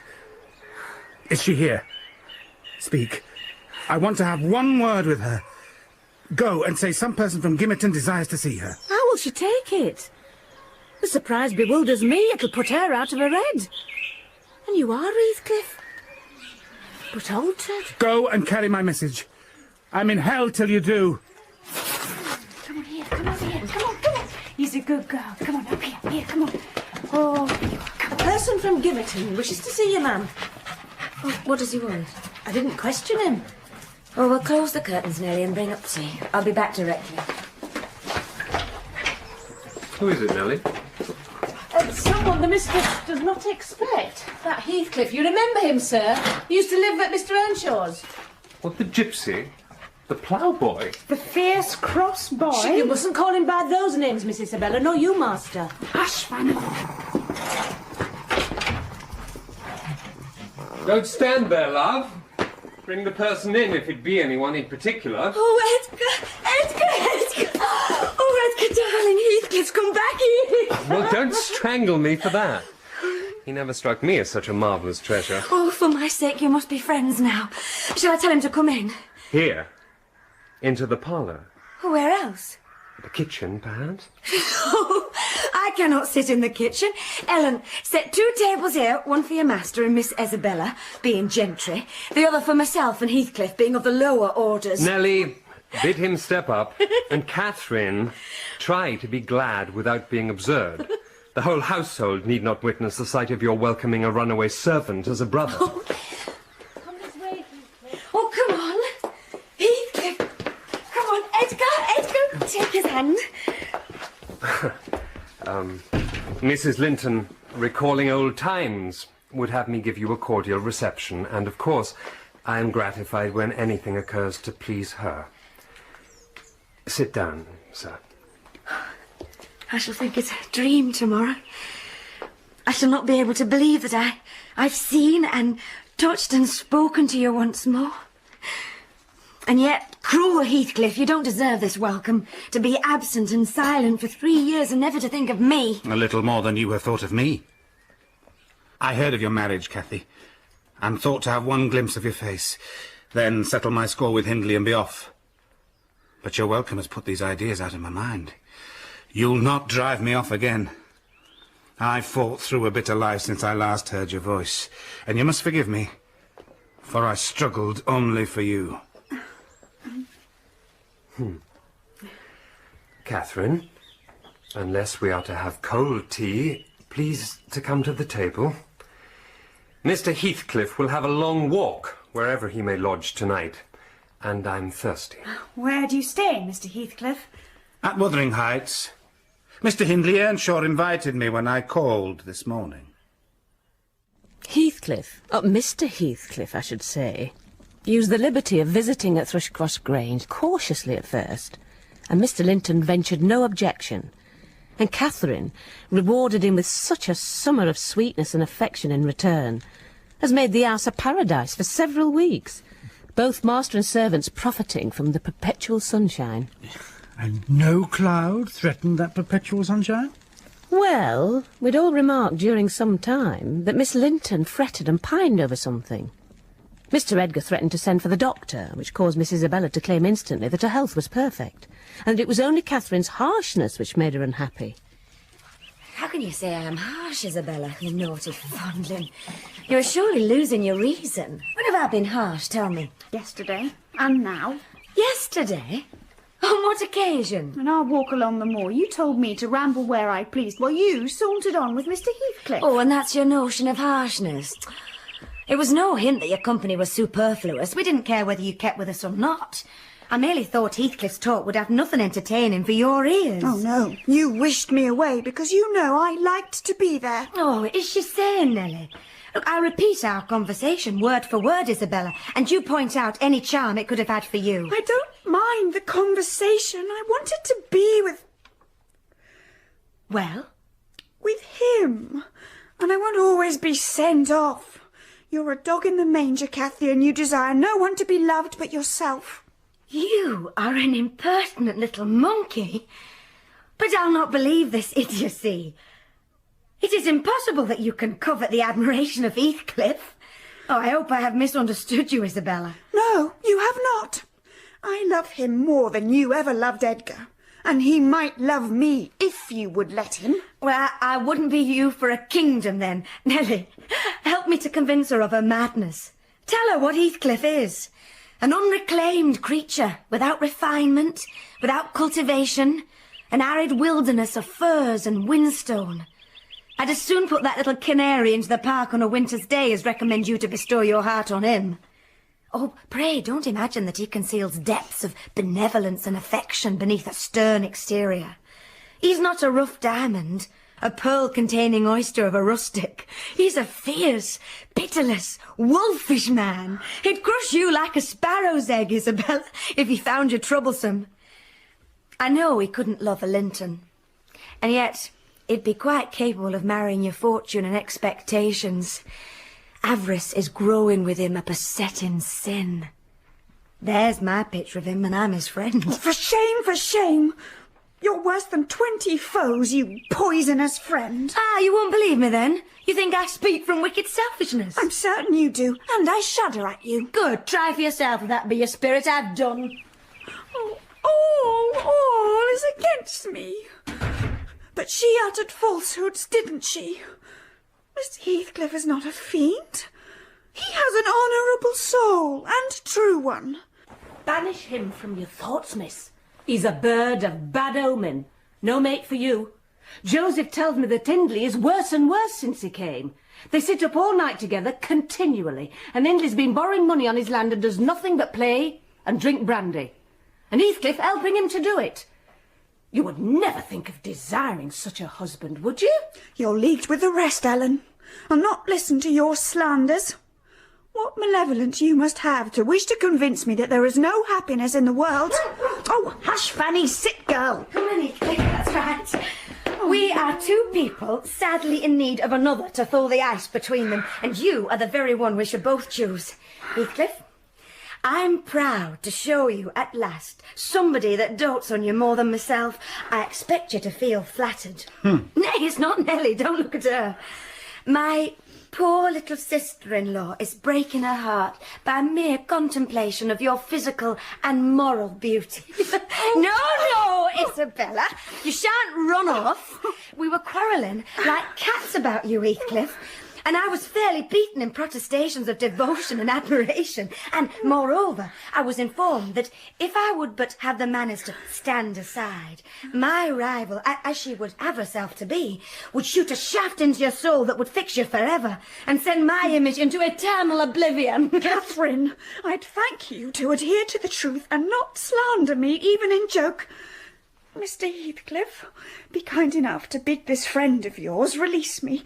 She forgets that you and I are not intimate acquaintances, and what amuses her is painful to me beyond expression. Cathy, let me go. By no means. I won't be named dog in the manger again. You shall stay. Heathcliff, she swears that the love Edgar has for me is nothing to that she entertains for you, and has fasted for you since the day before yesterday's walk. I think you belie her. She wishes to be out of my society now, at any rate. Cathy, I beg you, let me go, all right? You shall not go. Oh, scratching now. Oh, there's a tigress. Oh, be gone for God's sake and hide your vixen face. How foolish to reveal those talons to him. Oh, Heathcliff, you must beware your eyes. I'd wrench them off her fingers if they ever menaced me. What do you mean by teasing a creature? Well, she's been pining for your sake several weeks. But don't notice it further. I wish to punish her sauciness, that's all. I like her too well, my dear Heathcliff, to let you absolutely seize and devour her up. And I like her too little to attempt it. You'd hear odd things if I lived alone with that mawkish waxen face. The most ordinary would be painting on its white the colours of the rainbow and turning the blue eyes black every day or two. They detestably resemble Linton's. Oh, delectably. They are dove's eyes, angels. She's a brother's heir, is she not? Oh, I should be sorry to think so. Half a dozen nephews shall erase her title, please heaven. Oh, abstract your mind from the subject at present. You are too prone to covet your neighbour's goods. Remember, this neighbour's goods are mine. If they were mine, there would be none the less that. But though Isabella Linton may be silly, she is scarcely mad, and in short, we'll dismiss the matter as you advise. From their tongues they did dismiss it, and Cathy probably from her thoughts. The other, I felt certain, recalled it often. I determined to watch his movements. The next time Heathcliff came, Isabella chanced to be feeding some pigeons in the court. He stepped across the pavement. He laid a hand on her arm. There was a rapid glance at the house, and supposing himself unseen, the scoundrel had the impudence to embrace her. Judas! Traitor! You're a hypocrite too, are you? A deliberate deceiver. Who is Nellie? Your worthless friend. The sneaking rascal out there. Oh, he's caught a glimpse of us. Look, he's coming in. I wonder, will he have the art to find a plausible excuse for making love to Miss when he told you he hated her? How dare you, Mr. Heathcliff? Oh, put up your insolent tongue. To hear you, people might think you were the mistress. Heathcliff, what are you about, raising this stir? I said you must let Isabella alone. I beg you will. Unless you were tired of being received here and wish Linton to draw the bolts against you. God forbid that he should try. God keep him meek and patient. Every day I grow madder to send him to heaven. Oh, hush, don't vex me. Why have you disregarded my request? What is it to you? I have a right to kiss her if she chooses, and you have no right to object. I'm not your husband. You needn't be jealous of me. I'm not jealous of you. I'm jealous for you. Oh, clear your face. You shan't scowl at me. If you like Isabella, you shall marry her. But do you like her? Oh, tell the truth, Heathcliff. There, you won't answer.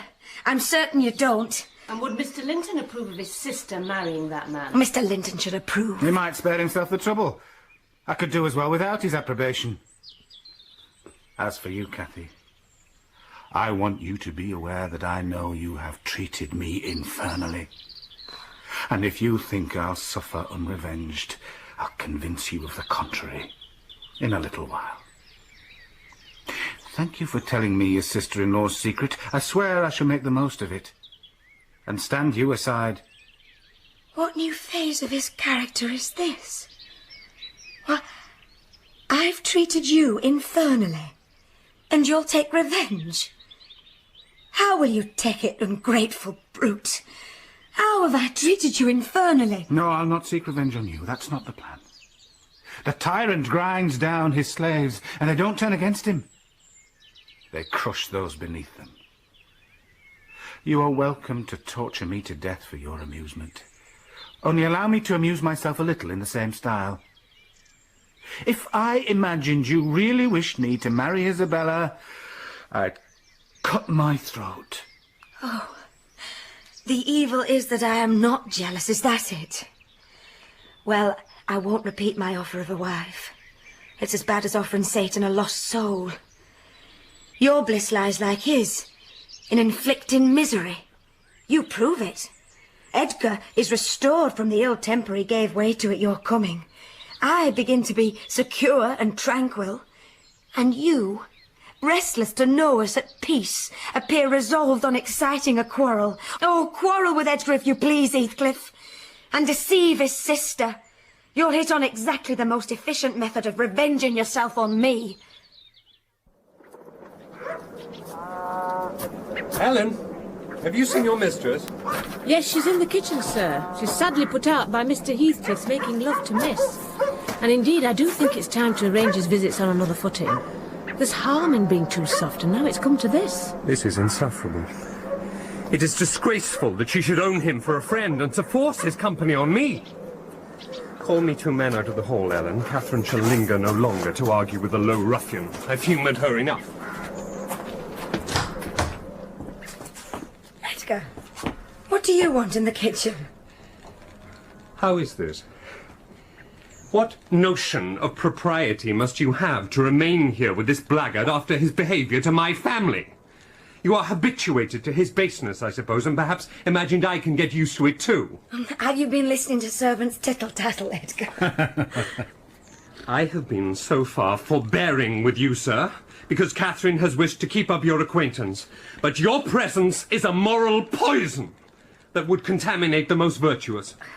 For that cause, I shall deny you hereafter admission into this house. No, and give notice that now I require your instant departure.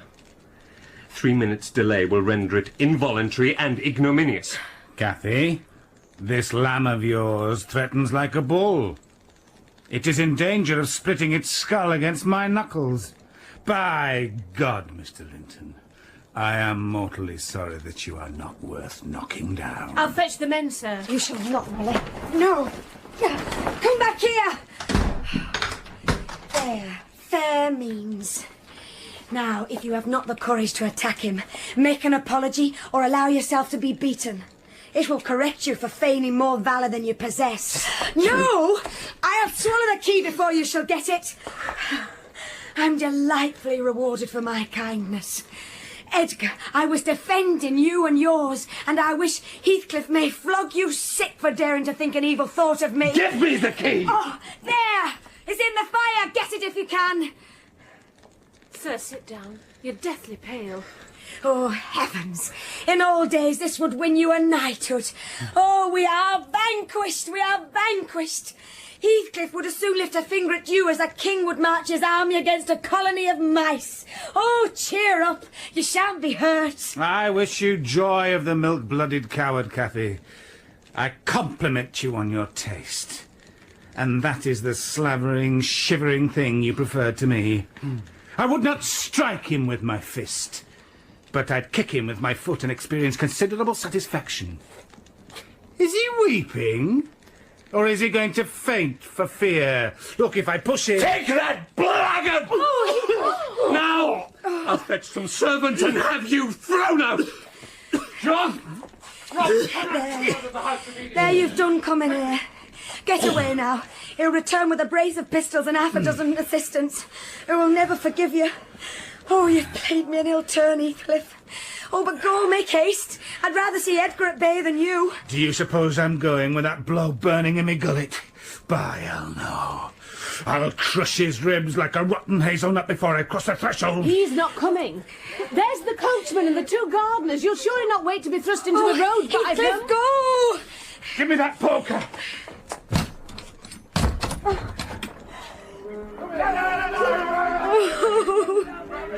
Oh, I'm nearly distracted, Nellie.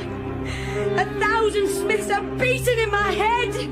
Oh, tell Isabella to shun me and say to Edgar that I'm in danger of being seriously ill. He has startled and distressed me shockingly. I want to frighten him. You are aware that I am in no way blamable in this matter.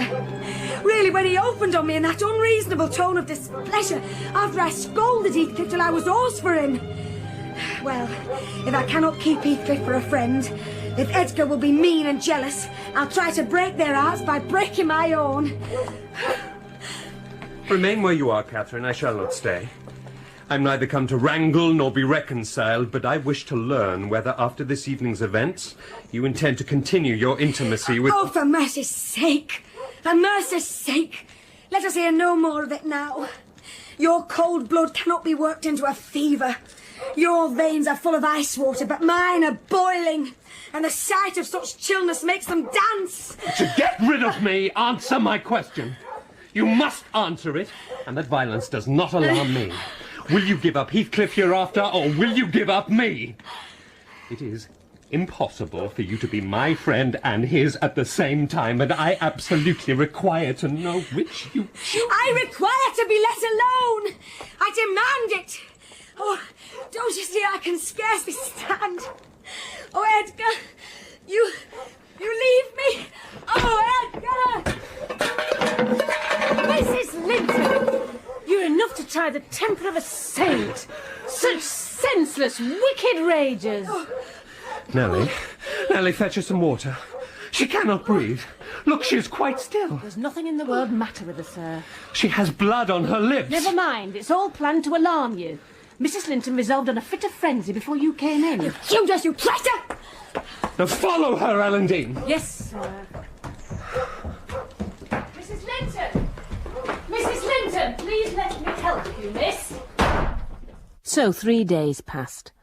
Catherine starving in her room, Isabella moping about the park and garden, and her brother shut up among books he never opened. Mrs. Linton on the 3rd day unbarred her door and desired water and a basin of gruel, for she believed she was dying. I brought her some tea and dry toast. Oh, I will die, since no one cares anything about me. No, I'll not die. He'll be glad. He does not love me at all. He would never miss me. Do you want anything, Mum? Oh, what is that apathetic being doing? Has he fallen into a lethargy, or is he dead? Well, if you mean Mr. Linton, he's continually among his books, since he has no other society. Among his books? And I dying? I on the brink of the grave? Oh, my God. Does he not know how I'm altered? Or he imagines me in a play, perhaps. Or can you not inform him that it is frightfully earnest? Are you speaking the truth about him, Nellie? Is he actually so utterly indifferent for my life? Why, Mum, the master's no idea of your being deranged, and of course he does not fear that you'll let yourself die of hunger. Oh, if I were only sure it would kill him, I'd kill myself directly. Oh, what in the name of all that feels has he to do with books when I am dying? Tossing about, she increased her feverish bewilderment to madness, and tore the pillow with her teeth. Then she seemed to find childish diversion in pulling the feathers from the rents. Oh, that's a turkey's. Oh, and this is a wild duck's. And this is a Pigeons? Oh, they put pigeons' feathers in the pillars. No wonder I couldn't die. And here is a more cooks. Oh, and this. Oh, I should know it among 1,000. It's a lapwings. Bonny bird. Wheeling over our heads in the middle of the moor. It wants to get to its nest. Heathcliff set a trap over it, and it dare not come. I made Heathcliff promise he'd never shoot a lapwing after that. And he didn't.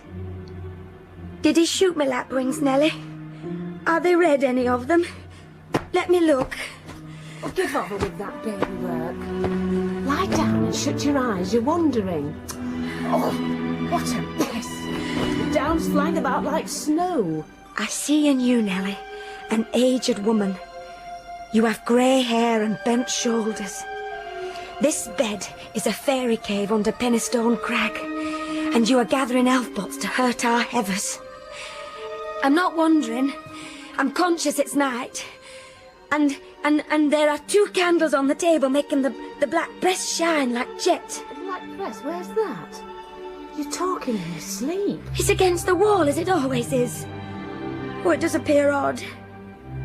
Oh, I see a face in it. There's no press in this room. There never was. Oh, don't you see that face? It's the mirror. It's your own face. Oh, no, I don't think it is, Nellie. Here, look. I'll cover it with the shawl. Oh. There, it's gone. Oh, dear. Oh, dear. I thought I was at home. I thought I was lying in my chamber at Wuthering Heights. Oh, stay with me. I dread sleep, and my dreams appall me. A sound sleep would do you good, ma'am, and I hope this suffering will prevent you trying to starve again. Oh, if I were but in my own bed in the old house, and that wind sounding in the firs by the lattice. Oh, do let me feel it. It comes straight down over the moor. Oh, do let me have one breath. Oh, I'm burning. Oh, I wish I was out of doors. I wish I were a girl again. Half savage and hardy and free. Oh, why am I so changed? I'm sure I should be myself were I once among the heather on those hills. Oh, open the window wide. Fasten it open. Oh, quick. Oh, why don't you move? Because I won't give you your death of cold. Oh, you won't give me a last chance of life, you mean? However, I'm not helpless yet. I'll open it myself.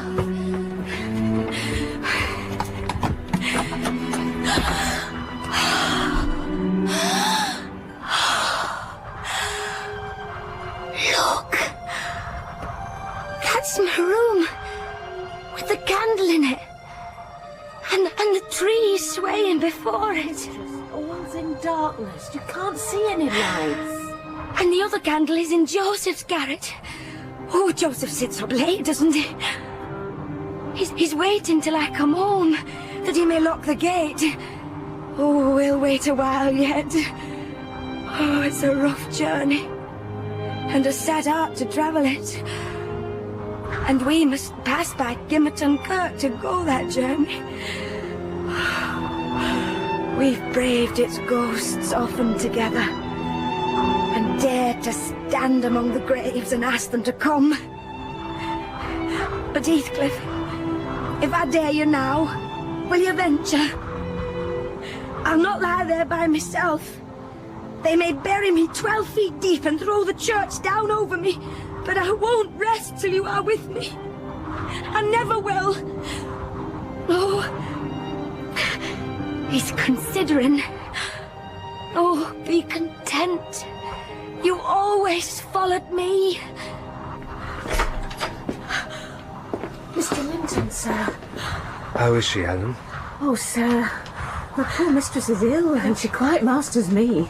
Catherine ill? Shut the window, Ellen. She's been fretting here and eating scarcely anything. I should admit none of us till this evening, so we couldn't inform you of her state. But it's nothing for you to It is nothing, is it, Ellen Dean? You shall account more clearly for keeping me ignorant of this. Catherine? Come here to me. Oh, you are come, are you, Edgar Linton? Oh, you are one of those things that are ever found when least wanted, and when wanted, never. Well, you can't keep me from my narrow home out yonder. My resting place where I'm bound before spring is over. There it is. Not among the Lintons, mind, under the chapel roof, but in the open air, with a headstone. And you may please yourself whether you go to them or come to me. Catherine, shh. What have you done? Am I nothing to you anymore? Do you love that wretch? Hush, hush. This moment. You mention that name and I end the matter instantly by a spring from the window. What you touch, at present you may have. But my soul will be on that hilltop before you lay hands on me again. I don't want you, Edgar. I'm past wanting you. Oh, return to your books. Mind wonder, sir. She's been talking nonsense the whole evening. Let her have quiet, and she'll... I desire no further advice from you. You knew your mistress's nature, and you encouraged me to harass her. And not to give me a hint of how she has been these 3 days. It was heartless. I didn't know that you wished me to foster her fierce temper. I didn't know that to humour her I should wink at Mr. Heathcliff. I perform the duty of a faithful servant in telling you, and I've got a faithful servant's wages. Next time you may gather intelligence for yourself. The next time you bring a tale to me, you shall quit my service, Ellen Dean. Oh, Nellie has played traitor. Nellie is my hidden enemy, you witch. So you do seek elf bolts to hurt us. Oh, let me go, Edgar. I'll make her rue. I'll make her howl a recantation. Shh, Catherine. Oh, Edgar, Catherine, let me love. go, please. A maniac's fury kindled under her brows. She struggled desperately to disengage herself from Linton's arms.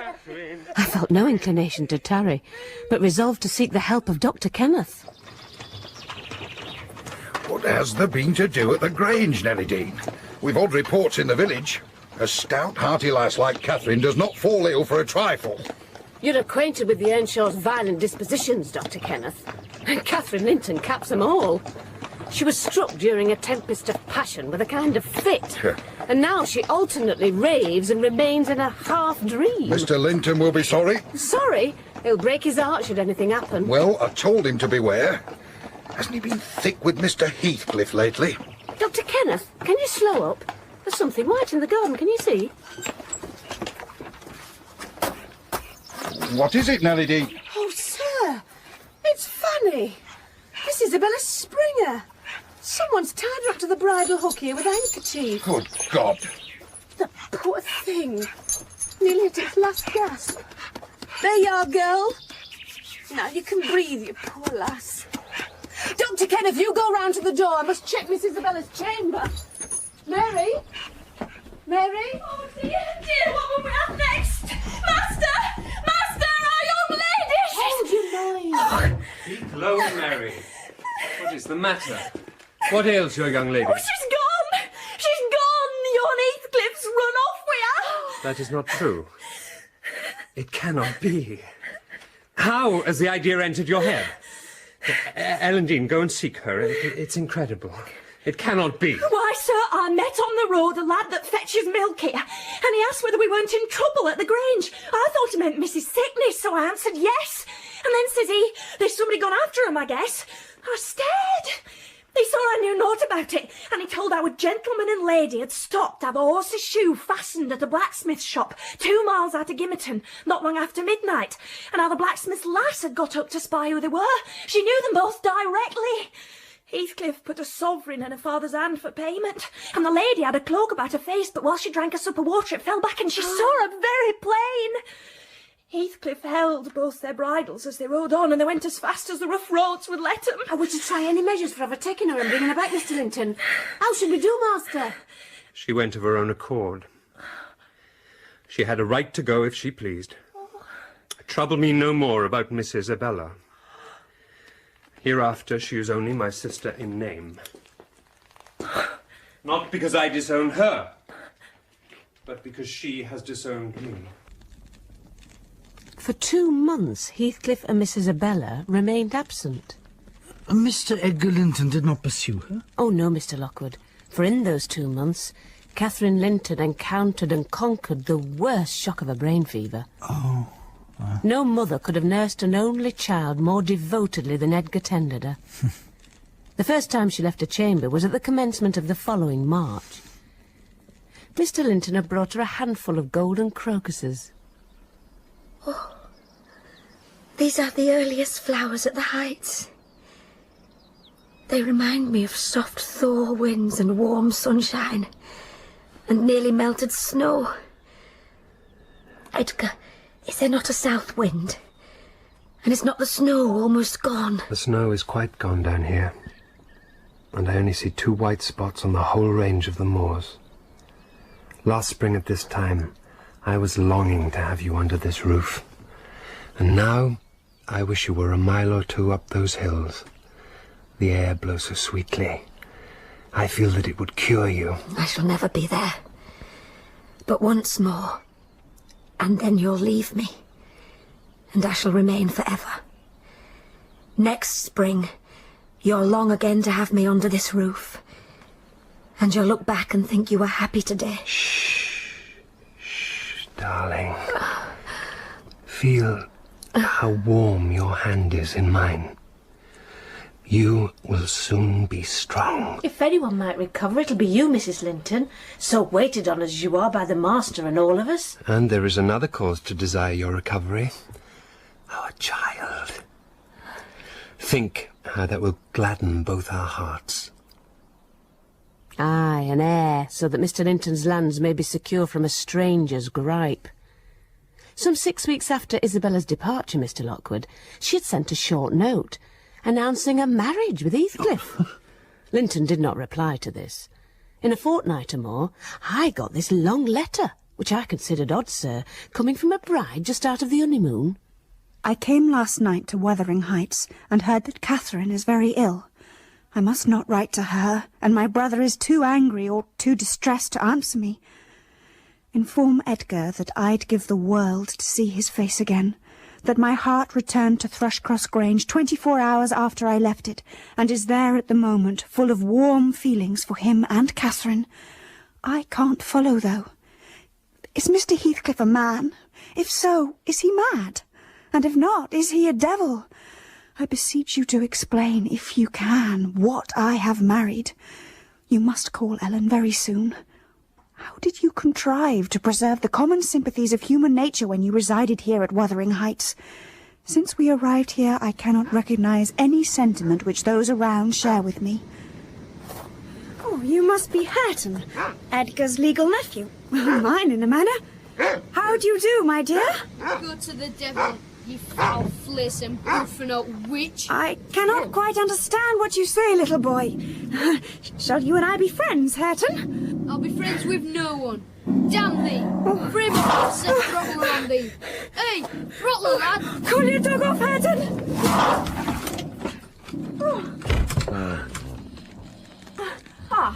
Joseph. Mr. Heathcliff is nowhere to be found. Please show me to my room. Mim, did you have a Christian body at heart like it, minching and munching? I can't tell what this says. I say, I wish you to show me round the house. Yeah, not me. I've got something else to do. Yeah. Oh, someone else. Oh, or perhaps you can help me, Mr. Earnshaw. What's your business here? Who are you? My name was Isabella Linton. You've seen me before, sir. I'm lately married to Mr. Heathcliff, and he has brought me here.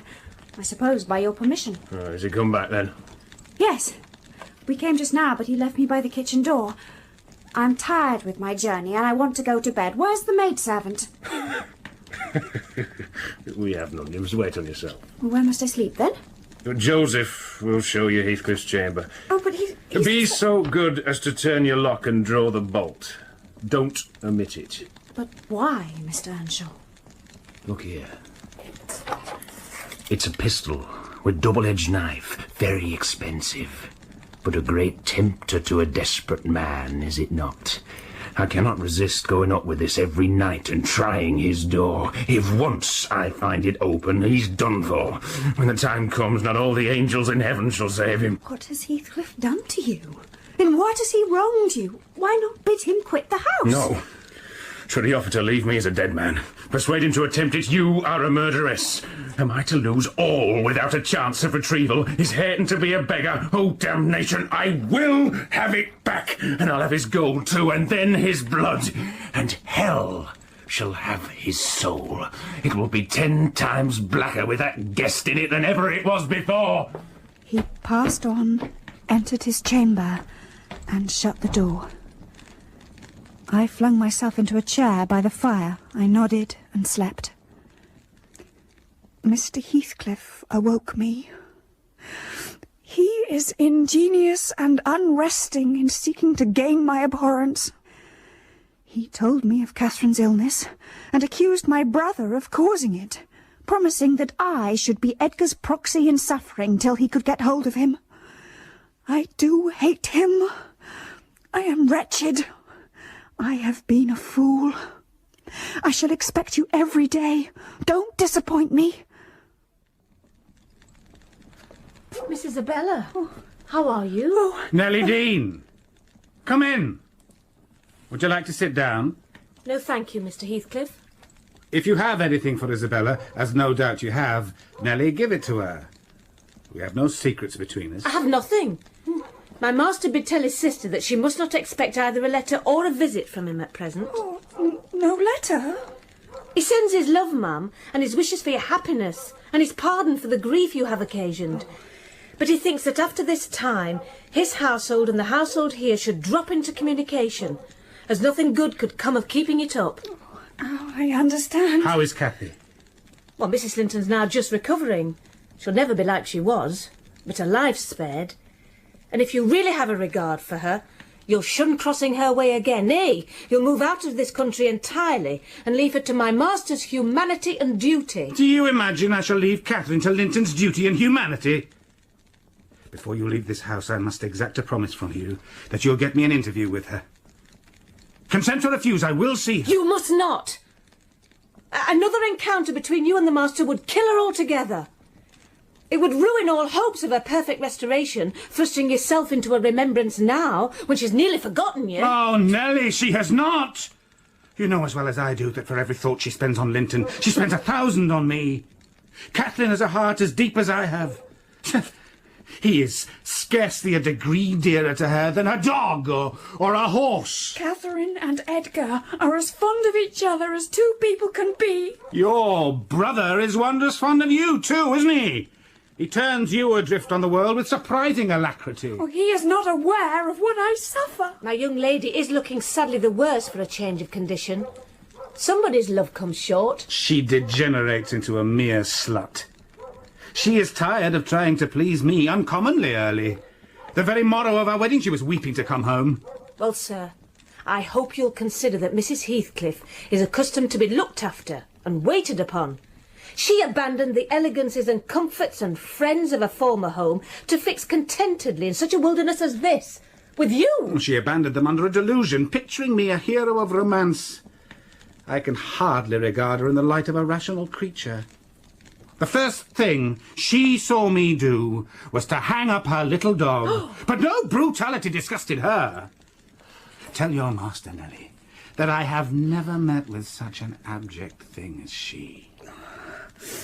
I sometimes relented from pure lack of invention in my experiments in what she can endure, and still creep shamefully cringing back. If she desired to go, she might. You're not so bewitched, ma'am, are you? As to remain of your own accord. Take care, Ellen. He's a lying fiend, a monster and not a human being. I've been told I might leave him before, and I've made the attempt, but I dare not repeat it. Whatever he may pretend, he wishes to provoke Edgar to desperation. He says he's married me on purpose to obtain power over him, and he shan't obtain it. I'll die first. I just hope, I pray, that he may forget his diabolical prudence and kill me. The single pleasure I can imagine is to die or see him dead. There, that'll do for the present. Go upstairs. I have something to say to Ellen Dean in private. That's not the way! Upstairs, I tell you! The more the worms writhe, the more I yearn to crush out their entrails. Do you understand what the word pity means? Did you ever feel a touch of it in your whole life? Put that bonnet down. You're not going anywhere yet. You must aid me in my determination to see Catherine. Last night I was in the Grange garden 6 hours, and I shall return tonight and every night until I find an opportunity of entering. I'll warn you when I come, and you will let me in unobserved as soon as she is alone. She's all nerves and couldn't bear the surprise, I'm positive. Don't persist, sir, or I'll be obliged to tell the master of your designs, and he'll take measures to secure his house from you. In that case, I'll take measures to secure you, woman. You shall not leave Wuthering Heights till tomorrow morning. You're a spy for her husband. Oh, I've no doubt she's in hell among you. I guess by her silence what she feels. She's often restless, you say. You talk of her mind being unsettled. How the devil could it be otherwise in her frightful isolation? Now let us settle it at once. Will you stay here, and am I to fight my way to Catherine over Linton and his footman? Or will you be my friend, as you have been hitherto, and do what I request? Decide, because there is no reason for my lingering another minute if you persist in your stubborn ill nature. Well, Mr. Lockwood, I argued and complained and flatly refused him 50 times. But in the long run, he forced me into an agreement. Was it right or wrong?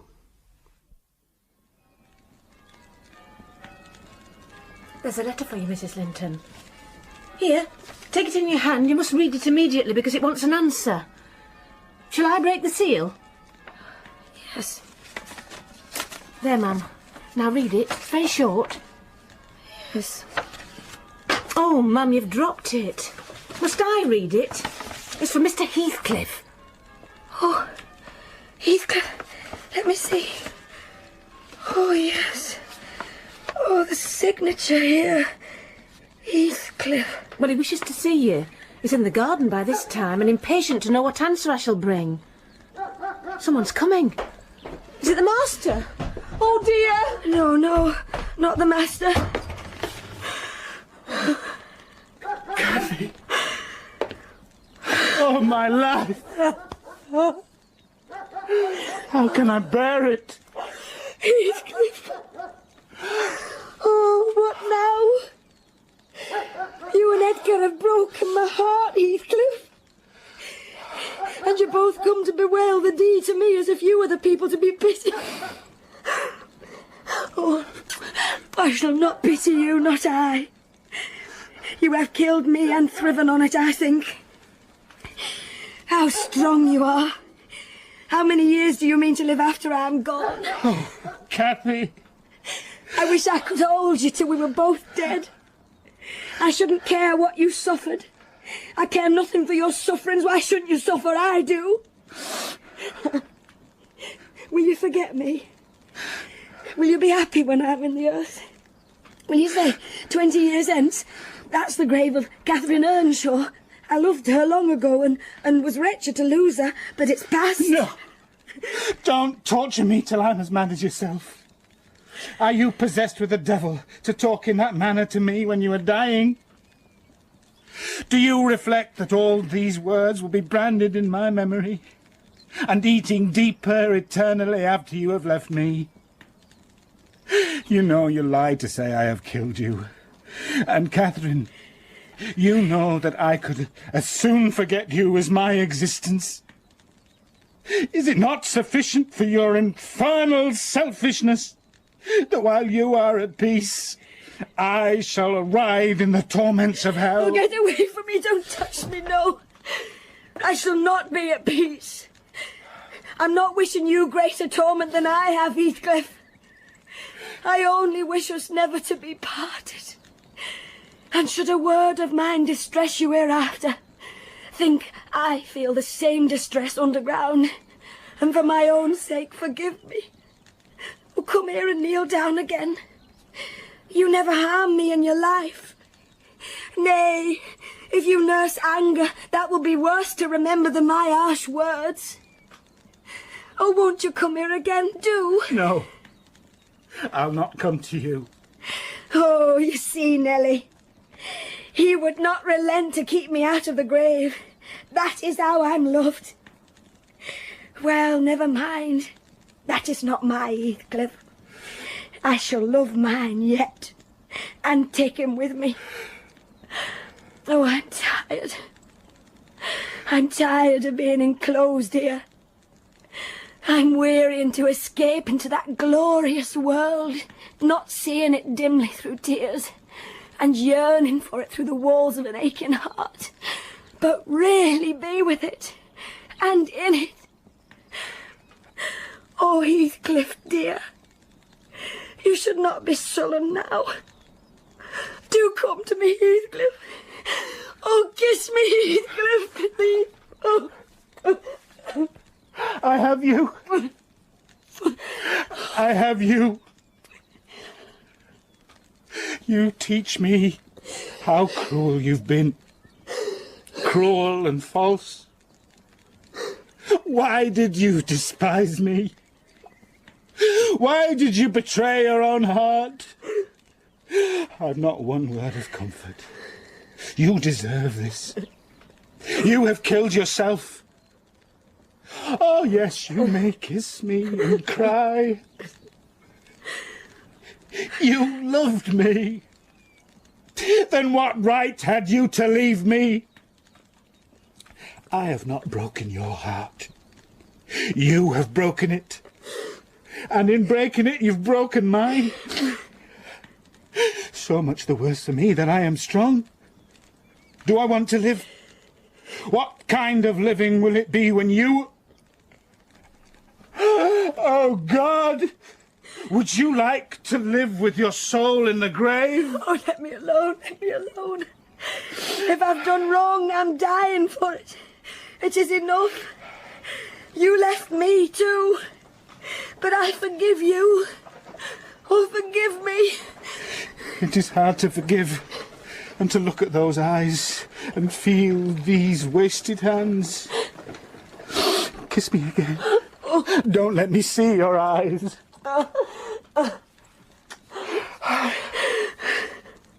I forgive what you have done to me. I love my murderer. But yours? How can I? My master is back from church. Oh, for heaven's sake, hurry down. You'll not meet anyone on the front stairs. Do be quick and stay among the trees till he's fairly in. No, he's going. I must go, Cathy. But as I live, I shall see you again before you are asleep. I won't stray 5 yards from your window. You must not go. You must not. I shall not let you. For 1 hour. No, not for 1 minute. I must. Linton will be up immediately. No! Oh, don't go. It's the last time. Edgar will not hurt us, Heathcliff. Oh, Heathcliff, I shall die. I shall die. No. Damn the fool. There he is. Hush. Hush. Hush, my darling. Hush. Hush, Catherine. I'll stay. If he shot me so, I'd expire with a blessing on my lips. Oh, are you going to listen to her ravings? She doesn't know what she says. Will you ruin her? Get up! This is the most diabolical deed you ever did. We're all done for. Master, mistress and servant. Catherine, are you there? What's happening? No, Mr. Linton. Catherine! Here. Take her. Catherine. Unless you be a fiend, help her first. Then you shall speak to me. I shall stay in the garden. And Nellie, mind you come and tell me how she is. I shall be under those larch trees. Mind, or I shall pay another visit, whether Linton be in or not.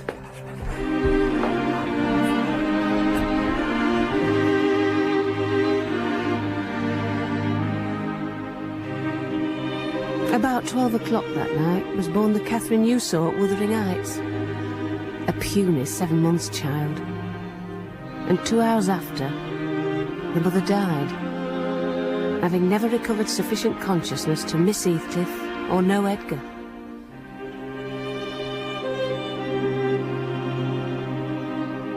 Next morning, bright and cheerful, stole in through the blinds of the silent room and suffused the couch and its occupants with a mellow, tender glow. Edgar Linton had his head laid on the pillow and his eyes shut. His young and fair features were almost as death-like as those of the form beside him. But his was the hush of exhausted anguish, and hers of perfect peace. Her brow smooth, her lids closed, her lips wearing the expression of a smile. No angel in heaven could be more beautiful than she appeared. I stole out into the pure, refreshing air.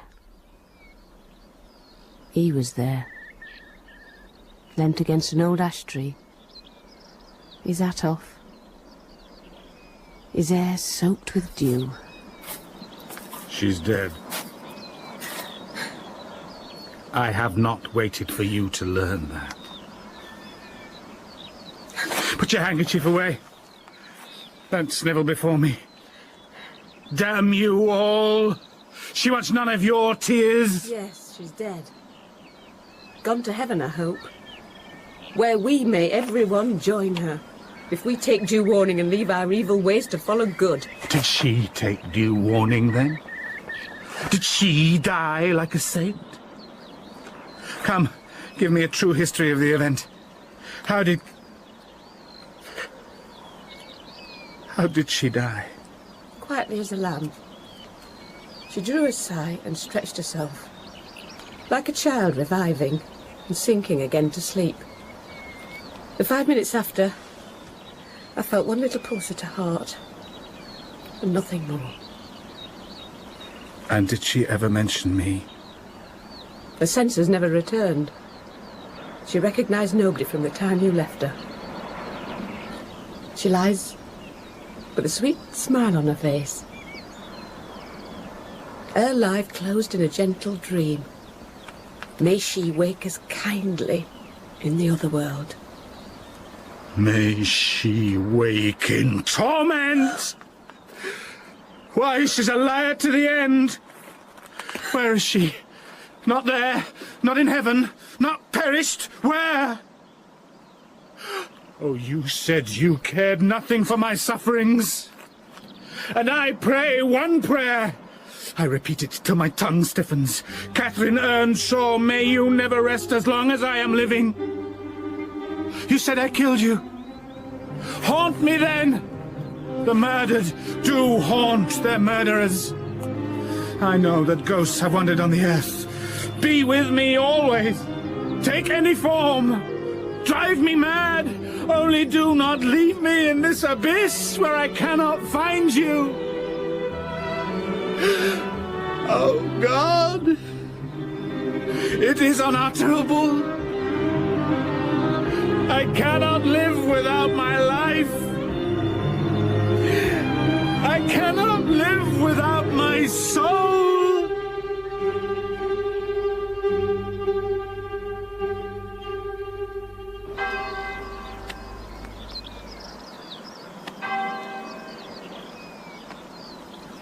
An odd sort of funeral for your mistress, Nellie Dean. The mourners wholly composed of servants and tenants. Her brother nowhere to be seen. Hindley Earnshaw was invited, Dr. Kenneth. He sent no excuse. And no Miss Isabella. Mrs. Heathcliff wasn't asked. Your master will be relieved that Mr. Heathcliff has kept away. I don't think he thinks of anything but her passing. And what are we to make of the place of her interment? Neither in the chapel under the carved monument of the Lintons, nor yet outside by the tombs of her own relations. All the village was surprised by it, Mr. Lockwood. It was dug on a green slope in a corner of the kirkyard, where the wall's so low that heath and bilberry plants have climbed over it from the moor, and the peat almost buries it. And her husband lies there too now? In the same spot. They each have a simple headstone above, and a plain grey block at their feet to mark the graves. I am surprised that Mr. Heathcliff made no attempt to say goodbye to his love. Oh, sir, he did. He came one night as she lay in the great drawing-room, a coffin uncovered, strewn with flowers and leaves. I discovered a disarrangement of drapery about the corpse's face, and observed on the floor a curl of light hair fastened with a silver thread. It had been taken from a locket hung round Catherine's neck. Heathcliff had opened the trinket and cast out its contents, Edgar Linton's light hair, replacing them by a black lock of his own. I twisted the two and enclosed them together. Draw nearer the fire, Mrs. Dean. You seem cold. I will, sir. That Friday was the last of our fine days for a month. In the evening, the weather broke. The wind shifted from south to northeast. Brought rain first, then sleet, then snow. My master kept to his room. I took possession of the lonely parlour, and I was sitting with the moaning doll of a child on my knee. I'm done. How dare you show your giddiness here? What would Mr. Linton say if he heard? Excuse me, but I know Edgar's in bed, and I cannot stop. Isabella, I mean, it's Heathcliff. I've run the whole way from Wuthering Heights, except where I've flown. I couldn't count the number of falls I've had. I'm aching all over, and my neck's cut. Well, have the goodness to order the carriage to take me on to Gimmerton, and tell a servant to seek up a few clothes in my wardrobe. My dear young lady, I'll stir nowhere and hear nothing until you have removed every article of your clothes and put on dry things. And certainly she'll not go to Gimmerton tonight, so it's useless to order a carriage. Oh, certainly I shall, walking or riding. Yet I've no objection to dress myself decently. Oh, I see how it flows down my neck now. The fire does make it smart. Mrs. D? Some dry clothes for Miss Isabella, Mary, and tell the coachman to get the carriage ready. Yes, Mrs. D. Now, Ellen, put poor Catherine's baby away, for I don't like to see it. You mustn't think I care little for Catherine, but for all that, I'm not going to sympathise with him, the brute beast. Oh, give me the poker. This gold ring is the last thing I have of his about me. I'll smash it, and then I'll burn it. There! He shall buy me another if he gets me back again. He'd be capable of coming to seek me to tease Edgar. I dare not stay. I must depart to anywhere out of the reach of that incarnate goblin. Oh, he was in such a fury if he had caught me. Well, don't talk so fast, miss. You'll make that cup bleed again. And give up the laughing. Oh, I wish to remain, but he wouldn't let me. Do you think he could bear to see me grow fat and merry, and could bear to think that we were tranquil and not resolve on poisoning our comfort? Therefore I must get quite away. I've recovered from my first desire to be killed by him. I'd rather he'd killed himself. Shh, he's a human being. Be more charitable. He's not a human being, and he has no claim on my charity. I gave him my heart, and he took it, and he pinched it to death and flung it back at me. I have not the power to feel for him, and I would not, though he groaned from this to his dying day, and wept tears of blood for Catherine. No, indeed I wouldn't. Poor Miss Isabella. Yesterday evening I sat in my nook reading till late on towards 12. It seemed so dismal to go upstairs with the wild snow blowing outside, and my thoughts continually reverting to the kirkyard and the newly made grave. Hindley sat opposite, his head leant on his hand. The doleful silence was broken at length by the sound of the kitchen latch. Heathcliff had returned from his watch, owing to the sudden storm. That entrance was fastened, and we heard him coming round to get in by the other. My companion turned to look at me. I'll keep him out 5 minutes. You won't object? No, you may keep him out the whole night for me. Do, put the key in the lock and draw the bolts.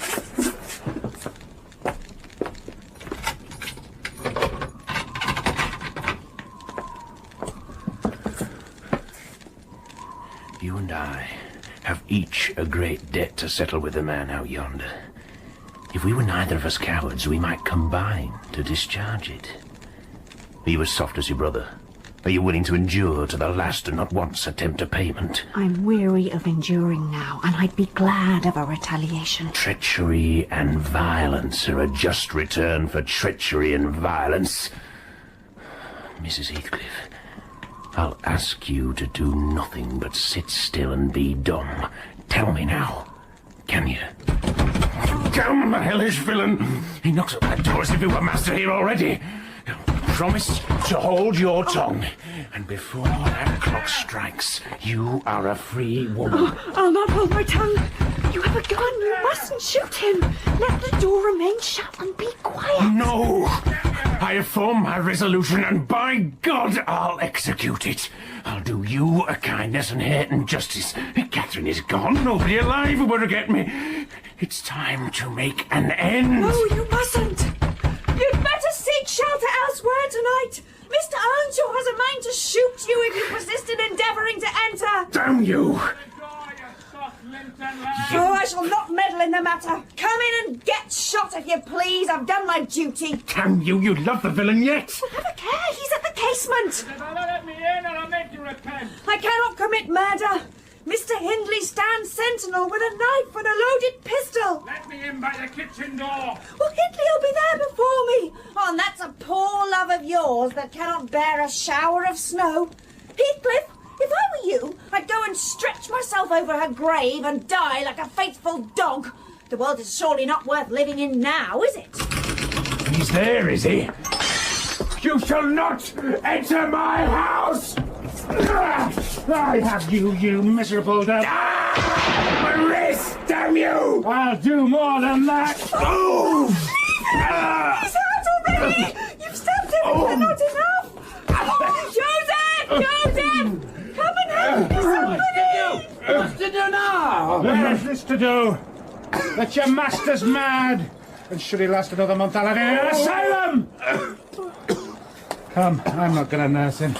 Wash that blood away. Oh, I forgot you! Don't hit me! And you conspire with him against me, do you, Viper? Help Joseph clean up this worm. That's work fit for you. Clear this midden, the two of you. Joseph, bring me some bread by the fire. Give me some water. Oh, how are you? Oh, not as ill as I wish.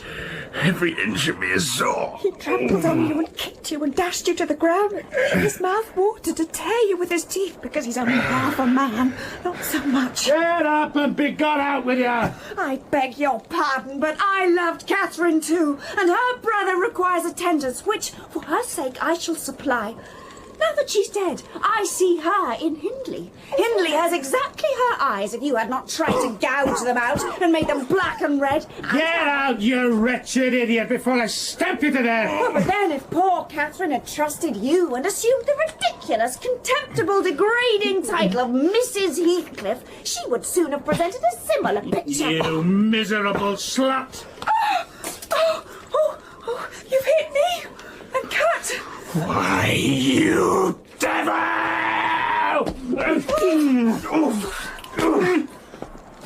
They both fell locked together on the hearth. Blessed as a soul escaped from purgatory, I bounded, leapt, and flew down the steep road. And far rather would I be condemned to a perpetual dwelling in the infernal regions than even for one night abide beneath the roof of Wuthering Heights again. Now, Nellie, a kiss for you. Oh, miss. And the same for the portrait of my dear brother. Catherine, since I cannot kiss them in the flesh. Goodbye, Nellie. Oh, I do not think I will ever see you or Thrushcross Grange again. She and my master corresponded when things became more settled. I believe her new abode was in the south, near London. There she had a son born, a few months subsequent to her escape. He was christened Linton, and from the first she reported him to be an ailing, peevish creature. Mr. Heathcliff discovered her place of residence and the existence of the child through some of the other servants. Linton? Its name is Linton? They wish me to hate it too, do they? I don't think they wish you to know anything about it. But I'll have it when I want it. They may reckon on that. Dr. Kenneth, what brings you by so early? Well, Nellie, it's yours and my turn to go into mourning at present. Who's given us the slip now, do you think? Who? And nip up a corner of your apron. I'm certain you'll need it. Not Mr. Heathcliff, surely. What, would you have tears for him? No, Heathcliff's a tough young fellow. He looks blooming today. I've just seen him. Who is it then, Mr. Kenneth? Hindley Earnshaw, your old friend Hindley. No. I said we should draw water. But cheer up, he died true to his character, drunk as a lord. Poor lad, I'm sorry too. One can't help missing an old companion. Though he had the worst tricks with him that ever man imagined, and he's done me many a rascally turn. He's barely 27, it seems. That's your age. Oh, I'm sorry, Dr. Kenneth. But Hindley meant as much as a blood relation to me. I know that, Nellie Dean. And what's to happen to the child, Hareton? Now his father's dead. Well, it seems he's little else than a beggar. Hindley died in debt. The whole property's mortgaged, so the sole chance for Hareton is to create some interest in the creditor's heart that he may be inclined to deal leniently with him. And the creditor? Mr. Heathcliff, of course. I think I'd better make a visit to Wuthering Heights and see if all is being done as it should. You may help with the funeral arrangements, Nellie Dean. Correctly, that fool's body should be buried at the crossroads without ceremony of any kind. I happened to leave him 10 minutes, and in that interval he fastened the 2 doors to the house against me and spent the night deliberately drinking himself to death. I'd rather he'd gone hisseln for doctor. I should have taken that Mr. better nor him. And he warn't dead when I left. Not a sweat. Hareton, lad, you come with me now. Go to devil, witch. Now, my bonny lad, you are mine, and we'll see if one tree won't grow as crooked as another with the same wind to twist it. That boy must go back with me to Thrushcross Grange, sir. There's nothing in the world less yours than he is. Did Linton say so? Of course. He has ordered me to take him. Well, we'll not argue the subject now, but I have a fancy to try my hand at rearing a young one. So intimate to your master that I must supply the place of this with my own if he attempt to remove it. I don't engage to let Hareton go undisputed, but I'll be pretty sure to make the other come. Remember to tell him. In that manner, Hareton, who should now be the first gentleman in the neighbourhood, was reduced to a state of complete dependence on his father's inveterate enemy, and lives in his own house as a servant, deprived of the advantages of wages, and quite unable to right himself because of his friendlessness, and his ignorance that he's been wronged. Yeah, but tell me of the second Catherine, Mrs. Dean. How did she grow up? She was the most winning thing that ever brought sunshine to a desolate house. A real beauty in face, with the Earnshaws' handsome dark eyes, but the Lintons' fair skin, and small features, and yellow curling hair. And she was happy? Wuthering Heights and Heathcliff didn't exist for her. Till she reached the age of 13, she'd not once been beyond the range of the park by herself. Good morning, Nellie. Today I am an Arabian merchant, and I'm going to cross the desert with my caravan. Yes, miss. You must give me plenty of provision for myself and my beasts. Very good, miss. What beasts are those, miss? My horse and these 3 camels here. Ah, why, your 3 camels look to me like an old hound and 2 pointers. But then I'm not Arabian. Quite, Nellie. Make haste, please. It's 8 o'clock. The naughty thing never made her appearance at tea. The hound, being an old dog and fond of its ease, returned. I dispatched servants in every direction and went myself in the direction of Penistone Crags. As I came by Wuthering Heights, I saw Charlie, the fiercest of the pointers, lying under a window, with swelled head and bleeding ear. Ah, you were come seeking your little mistress. Don't be frightened. She's here safe, but I'm glad it isn't the master. He's not at home then, is he? No. Both he and Joseph are off. I think they won't return this hour or more. Step in and rest you a bit. Oh, why, you must be Hareton. What a great, strong lad you've become. I'm not... There you are, miss. Now, this is your last ride till Papa comes back. I'll not trust you over the threshold again, you naughty, naughty girl. Ellen, I shall have a pretty story to tell tonight. Put that hat on, and home at once. I'm dreadfully grieved at you, Miss Cathy. You've done extremely wrong. Nay, don't be hard on the bonny lass, Mrs. Dean. We made her stop. She'd fain have ridden forwards. I feared you should be uneasy. But Hareton offered to go with her, and I thought he should. It's a wild road over the hills. How long am I to wait? It'll be dark in 10 minutes. Where is the pony, Miss Cathy? And where is Phoenix? The pony's in the yard and Phoenix is shut in there. He's bitten and so is Charlie. I was going to tell you about it, but you're in a bad temper and don't deserve to hear. Miss Cathy, you come here now. Yes, Nellie. If you were aware whose house this is, you'd be glad enough to get out. It's your father's, isn't it? Nay. Whose then? Your master's? Nay. Who is his master? He talked about our house and our folk. I thought he had been the owner's son. And he never said miss. He should have done, shouldn't he? If he's a servant. What? Now, get my horse, Hareton, and you may come with me. I want to see where the goblin hunter rises in the marsh, and to hear about the ferishes, as you call them. But make haste. What's the matter? Get my horse, I say. I'll see thee damned before I be thy servant. You'll see me what? Damned, the saucy witch. There you are, Miss Cathy. See, you've got yourself into pretty company. Nice words to use to a young lady. Come on, let's seek Minnie for ourselves. Ellen! How dare he speak so to me? Mustn't he be made to do as I ask him? You wicked creature! I shall tell Papa what you said. Now then, you bring the pony and let my dog free this moment. Softly, miss. You'll lose nothing by being civil. Though Mr. Hareton there be not the master's son, he's your cousin. He? My cousin? Aye, indeed. Oh, Ellen, don't let them say such things. Papa has gone to fetch my cousin from London. My cousin is a gentleman's son, not like him. Oh, wish now. Here, I meant naught. Here, you mun have this. Oh, look, miss, it's a fine crooked-legged terrier whelp Hareton's offering you. Take it away. I don't want it. Come away, then. Your father objects to this whole household here, and he should be sorry to find you've been here. Mrs. Heathcliff lived above a dozen years after quitting her husband. What her last illness was, I'm not certain, a kind of fever. Slow at its commencement, but incurable, and rapidly consuming life towards the close.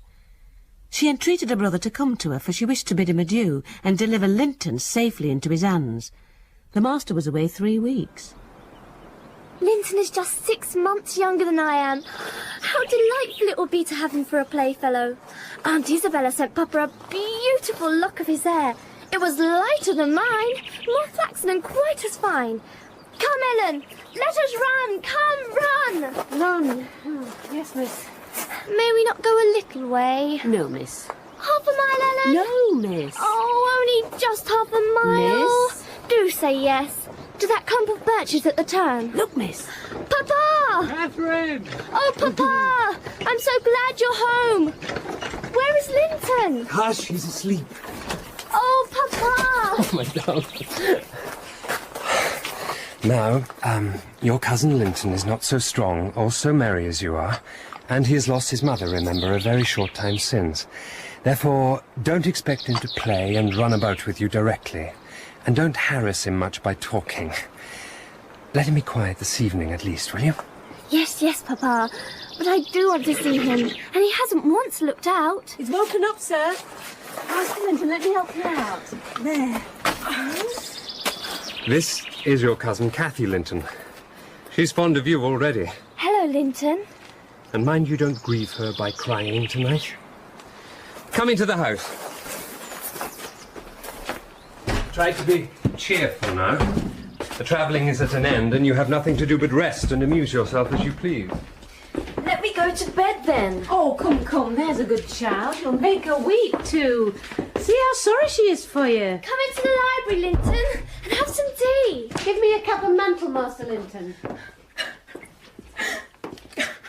What is the matter, Linton? I can't sit on a chair. Go to the sofa, then, and Ellen shall bring you some tea. Come, Linton. I shall serve you tea in a saucer, so it is easier for you. Sit down. Would you like a cushion? Oh, he'll do very well. Very well. If we can keep him, Ellen. The company of a child of his own age will instill new spirit into him soon, and by wishing for strength, he'll gain it. Aye, if we can keep him. Yes, Mary, what is it? Mr. Heathcliff's servant Joseph is at the door and wishes to speak with the master. I'll ask him what he wants first, sir. Very unlikely out to be troubling people. And the instant they've returned from a long journey. Yes, Mrs. Dean. Good evening, Joseph. What business brings you here tonight? All rigged out in your Sunday best. It's Mr. Linton I'm speak to. Mr. Linton's busy, unless you've something particular to say. I'm sure he won't hear it now. You'd better entrust your message to me. Get out at road. Which is it room? You're not to go through there. Mr. Linton does not want to be disturbed. I'm Yes? so sorry, sir. What do you want? Heathcliff has sent me for his lad, and I won't go back about him. Tell Mr. Heathcliff that his son shall come to Wuthering Heights tomorrow. He's too tired to go the distance now. You may also tell him that the mother of Linton desired him to remain under my guardianship, and at present his health is very precarious. No, that means nought. Heathcliff makes no count at mother, nor thee neither, but he'll have his lad, and I mun take him, so now you know. You shall not tonight! Now, walk out again at once and repeat to your master what I have said. Ellen, show him out. Very well. Go! Come on, he comes, he sin, and thrust him out if you dare.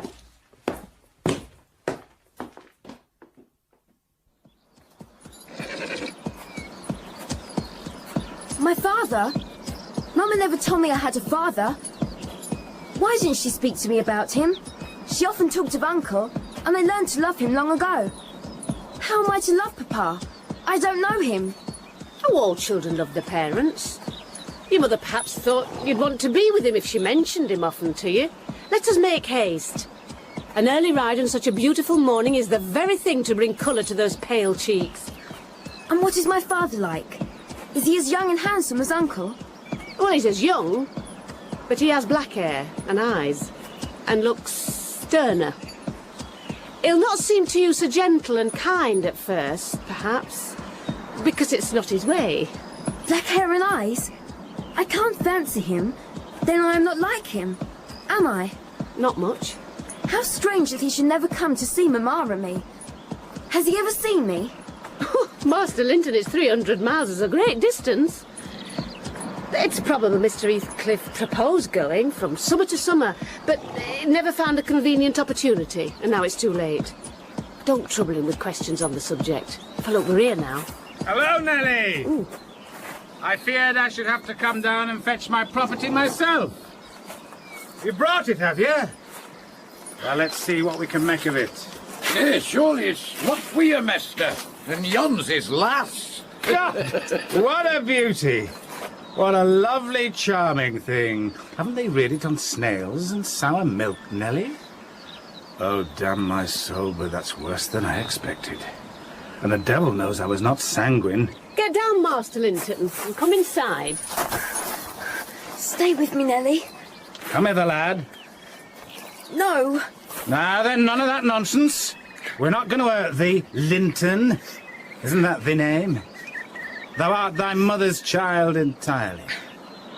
Where is my share in the puling chicken? Let's have a look at thee. Do you know me? No. You've heard of me, I dare say. No. No? What a shame of your mother never to awaken your filial regard for me. You are my son, then, I tell you. And your mother was a wicked slut to leave you in ignorance. And don't wince and colour up. Though it is something to see you not have white blood. Now, be a good lad, and I'll do for you. Nellie, if you be tired, you be come in and sit down. If not, get you home again. Well, I hope you'll be kind to the boy, Mr. Heathcliff. Oh, I shall be very kind to him, you needn't fear. Only nobody else must be kind to him. I'm jealous of monopolising his affection. And to begin my kindness, Joseph, bring the lad some breakfast. Mister. Yes, Nell, my son is prospective owner of your place, and I should not wish him to die till I was certain of being his successor. Besides, he's mine, and I want the triumph of seeing my descendant fairly lord of their estates. That is the sole consideration which can make me endure the work. I've engaged a tutor to teach him what he pleases to learn, and I've ordered Hareton to obey him. In fact, I've arranged everything with a view to preserve the superior and the gentleman in him above his associates. I do regret, however, that he so little deserves the trouble.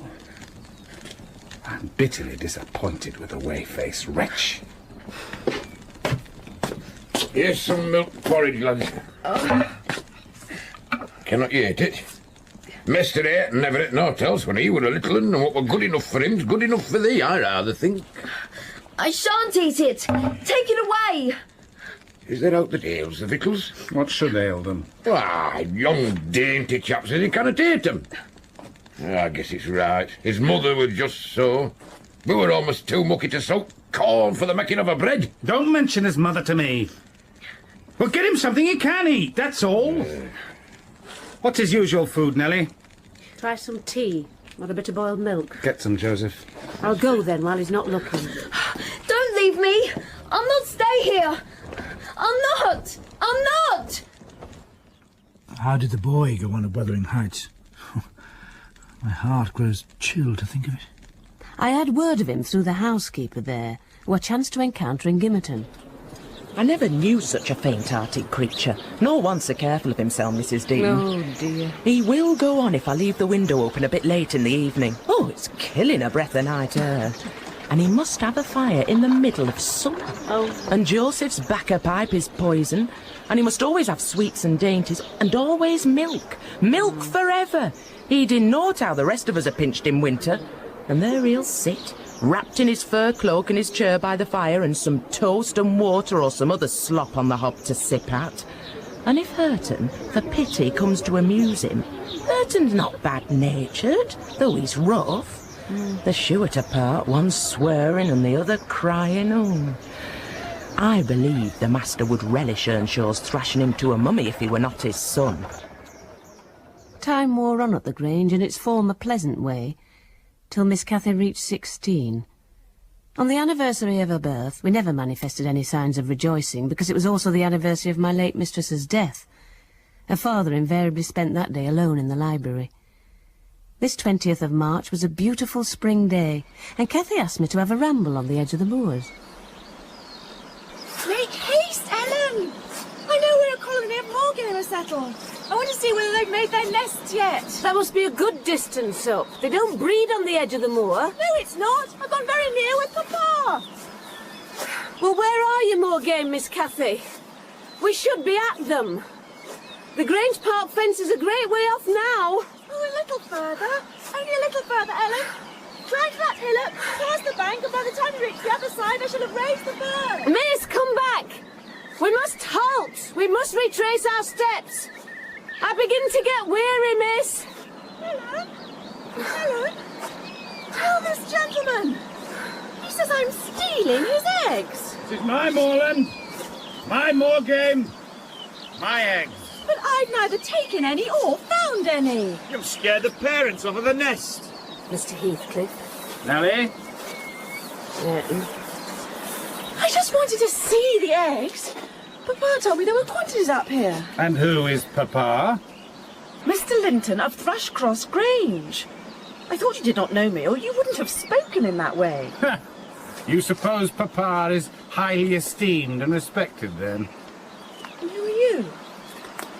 That man I've seen before. Is he your son? Miss Cathy, it will be 3 hours instead of 1 that we are out presently. We really must go back. No, that man is not my son, but I have one, and you've seen him before, too. And though your nurse is in a hurry, I think both you and she will be better for a little rest. Will you just turn this nab of heath and walk into my house? Miss Cathy, you must not. Why? I'm tired of running and the ground is dewy.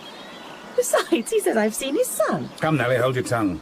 It will be a treat for her to look in on us. No, Miss Cathy. Hareton, get forward to the lass. Aye, this way, miss. You shall walk with me, Nellie. She's not going to any such place. Oh, yes, she is. Mr. Heathcliff, it's very wrong. You know you mean no good. And there she'll see Linton, and all will be told, and I shall have the blame. I want her to see Linton. He's looking better these few days. It's not often that he's fit to be seen. We'll soon persuade her to keep the visit secret. Where's the harm of it? The harm of it is that her father would hate me if he found I suffered her to enter your house, and I'm convinced you have bad design in encouraging her to do so. My design is as honest as possible. That the two cousins may fall in love and get married. No! I desire their union, and am resolved to bring it about. And I'm resolved she shall never approach your house with me again. The girl is 16 this very day, by my reckoning. She is of age. How will you stop me? Catherine Linton! Do walk in. Welcome to Wuthering Heights.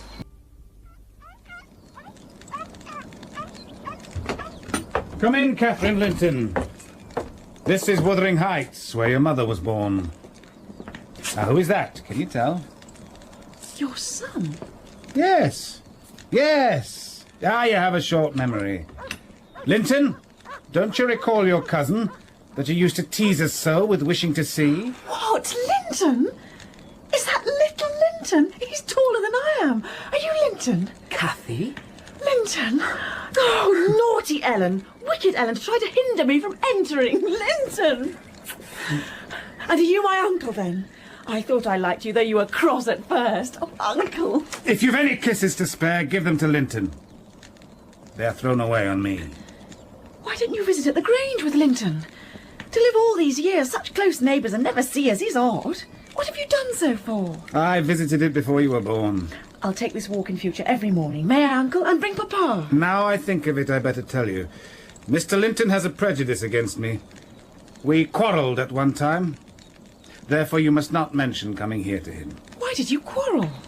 He thought me too poor to wed his sister. Oh, that's wrong. Sometime I'll tell him so. But Linton and I have no quarrel. I'll not come here, then. He shall come to the Grange. It will be too far for me. To walk 4 miles would kill me. No, come here, Miss Catherine. Now and then, not every morning, but once a week. Oh, I'm afraid, Nellie, that I shall lose my labour. Miss Catherine, as the ninny calls her, will discover his value and send him to the devil. Now, if it had been Hareton... Do you know that 20 times a day I covet Hareton, with all his degradation? I'd have loved that lad if he'd been someone else. But I think he's safe from her love.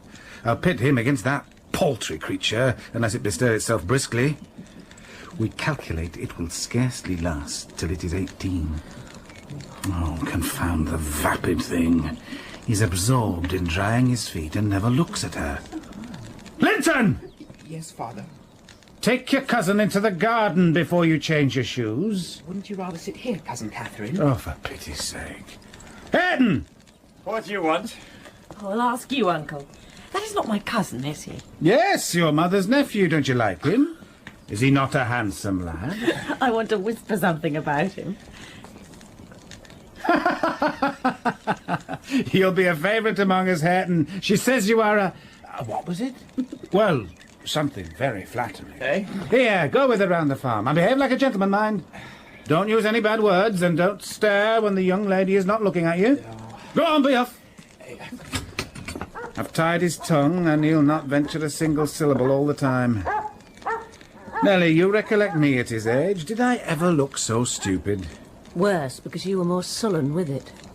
I have a pleasure in him. He has satisfied my expectations. If he were born a fool, I should not enjoy it half so much, but he's no fool. I know what he suffers now, exactly.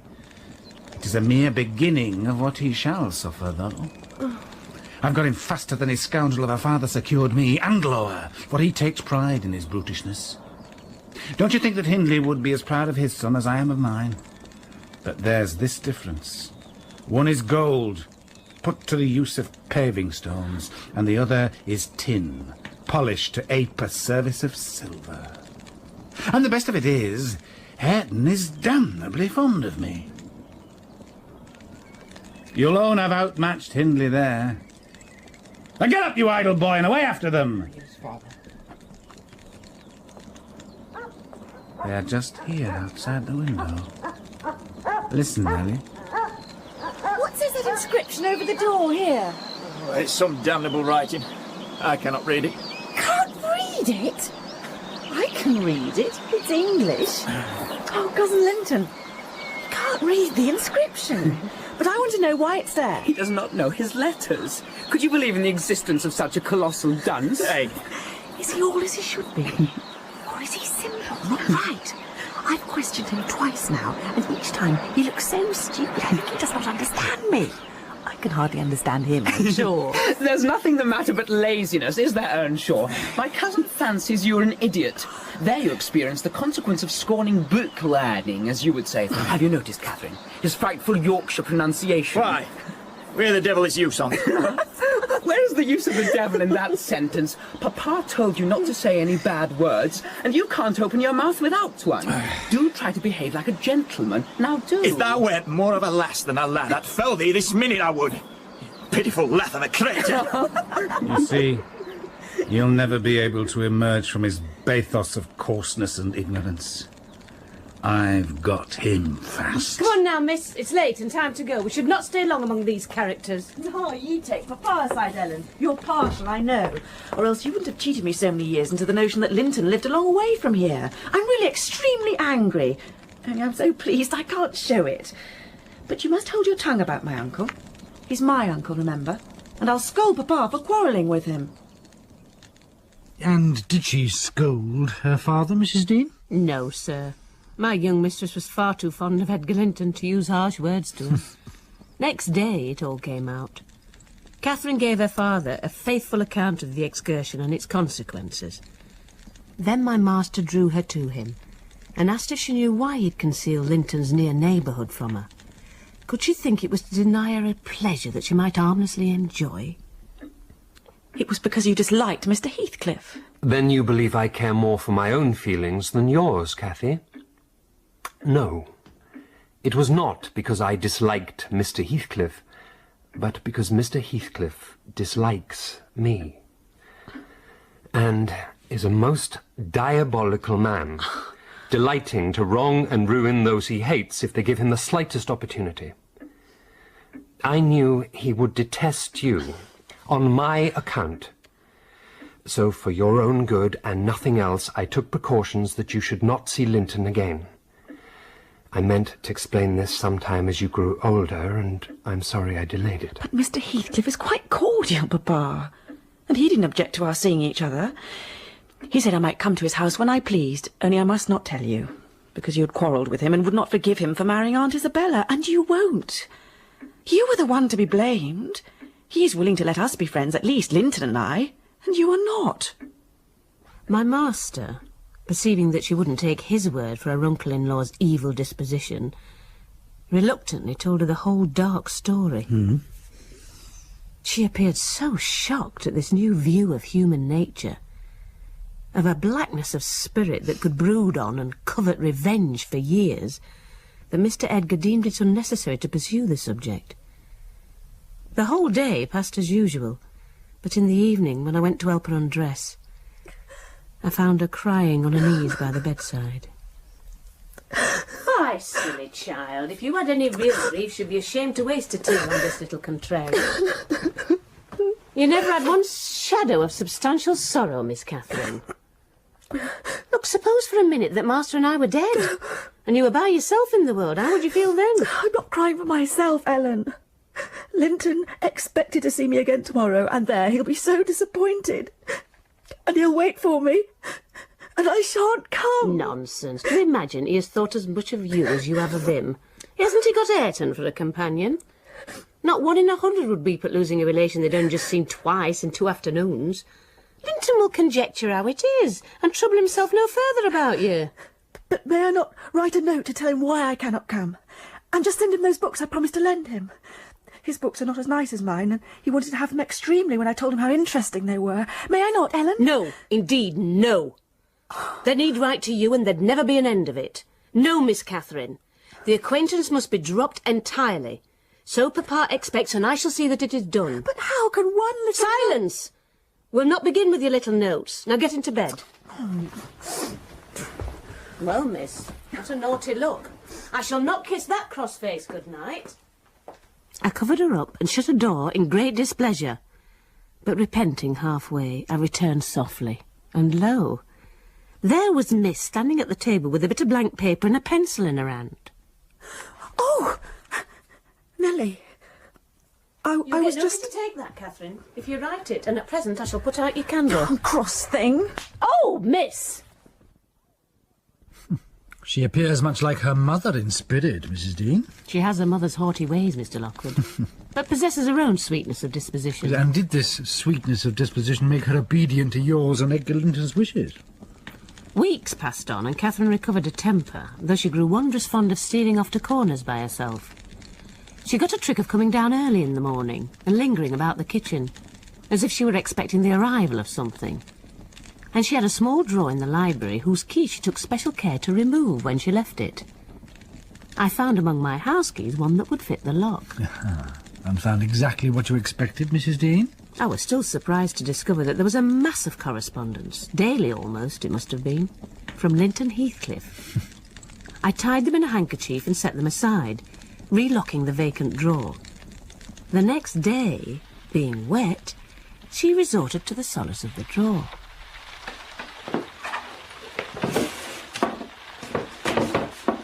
Oh! What's the matter, love? Have you hurt yourself? No, Papa. Ellen, come upstairs. I'm sick. At once, miss. Oh, Ellen, you've got them. Give them to me. And I'll never do so again. Don't tell Papa. You've not told Papa, Ellen. Say you've not. I've been exceedingly naughty, but I won't do it any more. So, Miss Catherine, you're tolerably far on, it seems. You may well be ashamed of them. A fine bundle of trash you study in your leisure hours, to be sure. Why, it's good enough to be printed. And you must have led the way in writing such absurdities. He would never have thought of beginning, I'm certain. I didn't. I didn't once think of loving him. Loving? Loving? Did anybody ever hear the like? I might just as well talk of loving the miller who comes once a year to buy our corn. Pretty loving indeed. And both times together you have seen Linton hardly 4 hours in your life. Now here is the baby's trash. I'm going with it to the library. And we'll see what your father says to such loving. Oh, no, Ellen, no. Do anything. Burn them rather than show them to Papa. If I consent to burn them, will you promise faithfully neither to send nor receive a letter again, nor a book, nor locks of hair, nor rings, nor playthings? We don't send playthings. Not anything at all, then, milady. Unless you will, here I go. I promise, Ellen. I'll put them in the fire. Do. Very well. One or two, Ellen, to keep for Linton's sake. I will have one, you cruel wretch. Very well, and I will have some to exhibit to Papa. Oh, there, you cross cruel thing. That's all of them burn. And here's the love letter that goes back with your messenger, the milk boy. Master Heathcliff is requested to send no more notes to Miss Linton, and she will not receive them. And henceforth that little lad will come with vacant pockets. Look, miss, winter's not here yet. There's a little flower up yonder. It looks melancholy, does it not, Ellen? Yes, about as starved and sackless as you. Is it because Papa's been worse than ordinary? What shall I do when Papa and you leave me, and I'm by myself? We'll hope there are years and years to come before any of us go. Master's young, and I am strong. I'm hardly 45. But Aunt Isabella was younger than Papa. Aunt Isabella had not you and me to nurse her, and she wasn't as happy as Master. She hadn't much to live for. All you need do is to cheer your father by letting him see you cheerful, and avoid giving him anxiety on any subject. Mind that, Cathy. I'll not disguise, but you might kill him if he were wild and reckless. Oh, I'll never, while I have my senses, do an act or say a word to vex him. I love him better than myself. Good words, but deeds must prove it also. Here's the door to the road. I'm going to climb the wall and sit on top. You must be careful you don't tear your dress, Miss Catherine. Oh, there's some rosettes here on the top. Oh, now look, miss, you've dropped your hat. I'll jump down and get it. Yes, here it is. Hello, Anne. Yes? The return is no easy matter. The stones are all smooth. You'll have to fetch the keys, or else I must run round to the porter's lodge. I can't scale the wall on this side. Stay where you are. I have a bundle of keys in my pocket. Perhaps I might manage to open it. If not, I'll go. Hurry, Ellen. I'm locked out of my own park. What's that one? No, it's not that. Oh, Miss Linton! Who is that? Ellen, I wish you could open the door. I'm glad to meet you. Don't be in a haste to enter, for I have an explanation to ask and I shan't speak to you, Mr. Heathcliff. Papa says you're a wicked man, And you hate both him and me, and Ellen says the same. That is nothing to the purpose. I don't hate my son, and it is concerning him that I demand your attention. Yes, you have cause to blush. 2 or 3 months since, were you not in the habit of writing to Linton? Huh? Making love in play, eh? You deserved both of your flogging for that. You especially, the elder, and less sensitive as it turns out. I've got your letters, and if you give me any pertness, I'll send them to your father. I presume you grew weary of the amusement and dropped it, didn't you? Well, you dropped Linton with it, into a slough of despond. He was in earnest, in love, really. As true as I live, he's dying for you, breaking his heart at your fickleness. Not figuratively, but actually.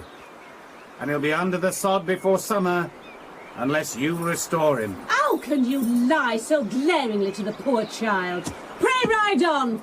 How can you deliberately get up such paltry falsehoods? Miss Cathy, I'll knock the lock off with a stone. Now, you will not believe that vile nonsense. You can feel in yourself it's impossible a person should die for love of a stranger. I was not aware there were eavesdroppers. Worthy Mrs. Dean, I like you, but I don't like your double-dealing. How could you lie so glaringly as to affirm I hated the poor child and invent bugbear stories to terrify her from my doorstones? Catherine Linton. The very name warms me. My bonny lass, I shall be away from home all this week. Go and see if I have not spoken the truth. Do! There's a darling. I swear on my salvation, Linton's going to his grave, and none but you can save him. There! Now come in, Miss Catherine! I swear Linton is dying, and grief and disappointment are hastening his death. Nellie, if you won't let her go, you can walk over yourself. But I shall not return till this time next week. And I think your master himself would scarcely object to her visiting her cousin. Come in, miss. Miss Catherine, I'll own to you that I have little patience with Linton, and Hareton and Joseph have less. I'll own that he's with a harsh set. He pines for kindness as well as love, and a kind word from you would be his best medicine. Don't mind Mrs. Dean's cruel cautions, but be generous and contrive to see him. He dreams of you, day and night, and cannot be persuaded that you don't hate him, since you neither write nor call. Good day to you. These are exaggerations, miss. Cruel and ridiculous exaggerations. You may be right, Ellen, but I shall never feel at ease till I know. And I must tell Linton it is not my fault that I don't write, and convince him that I shall not change.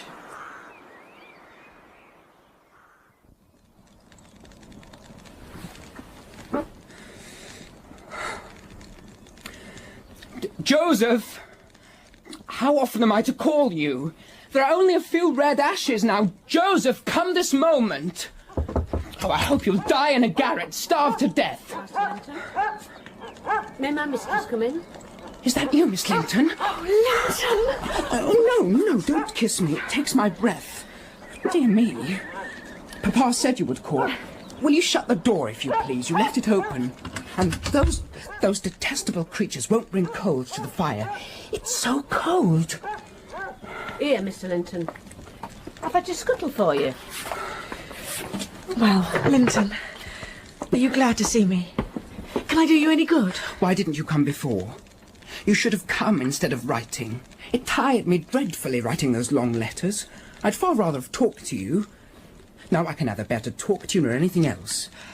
I wonder where Zillah is. Will you step into the kitchen and see? Nobody's out there but Joseph. Oh, I want a drink. Zillah's constantly gadding off to Gimmerton since Papa went. It's miserable. And I'm obliged to come down here. They resolved to never hear me upstairs. Is your father attentive to you, Master Linton?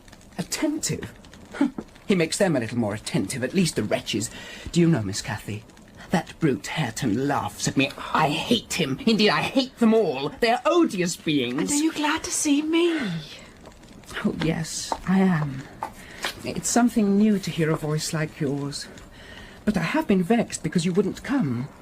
Papa swore it was owing to me. He called me a pitiful, shuffling, worthless thing, and said you despised me. And if he had been in my place, he would be more the master of the Grange than your father by this time. But you don't despise me, do you, Miss Catherine? Despise you, no. Next to Papa and Ellen, I love you better than anybody living.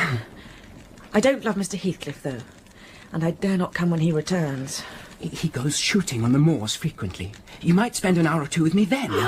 Do say you will. Oh, yes, if I could only get Papa's consent. Oh, pretty Linton, I wish you were my brother. My father says you would love me better than your papa and all the world if you were my wife. So I'd rather you were that. I should never love anyone better than Papa. And people hate their wives sometimes, but not their sisters and brothers. People never hate their wives. Yes, they do. Look at your father and Aunt Isabella. That is a falsehood. Papa told me, and Papa does not tell falsehoods. My father scorns yours. He calls him a sneaking fool. Yours is a wicked man. He must be wicked to have made Aunt Isabella leave him as she did. She didn't leave him. She did. Well, I'll tell you something. Your mother hated your father, now then. Master Linton. And she loved mine. You little liar. I hate you now. She did. She did. Shush, Master Linton. That's your father's tale too, I suppose. It isn't. You hold your tongue. She did, Catherine. She did. Liar!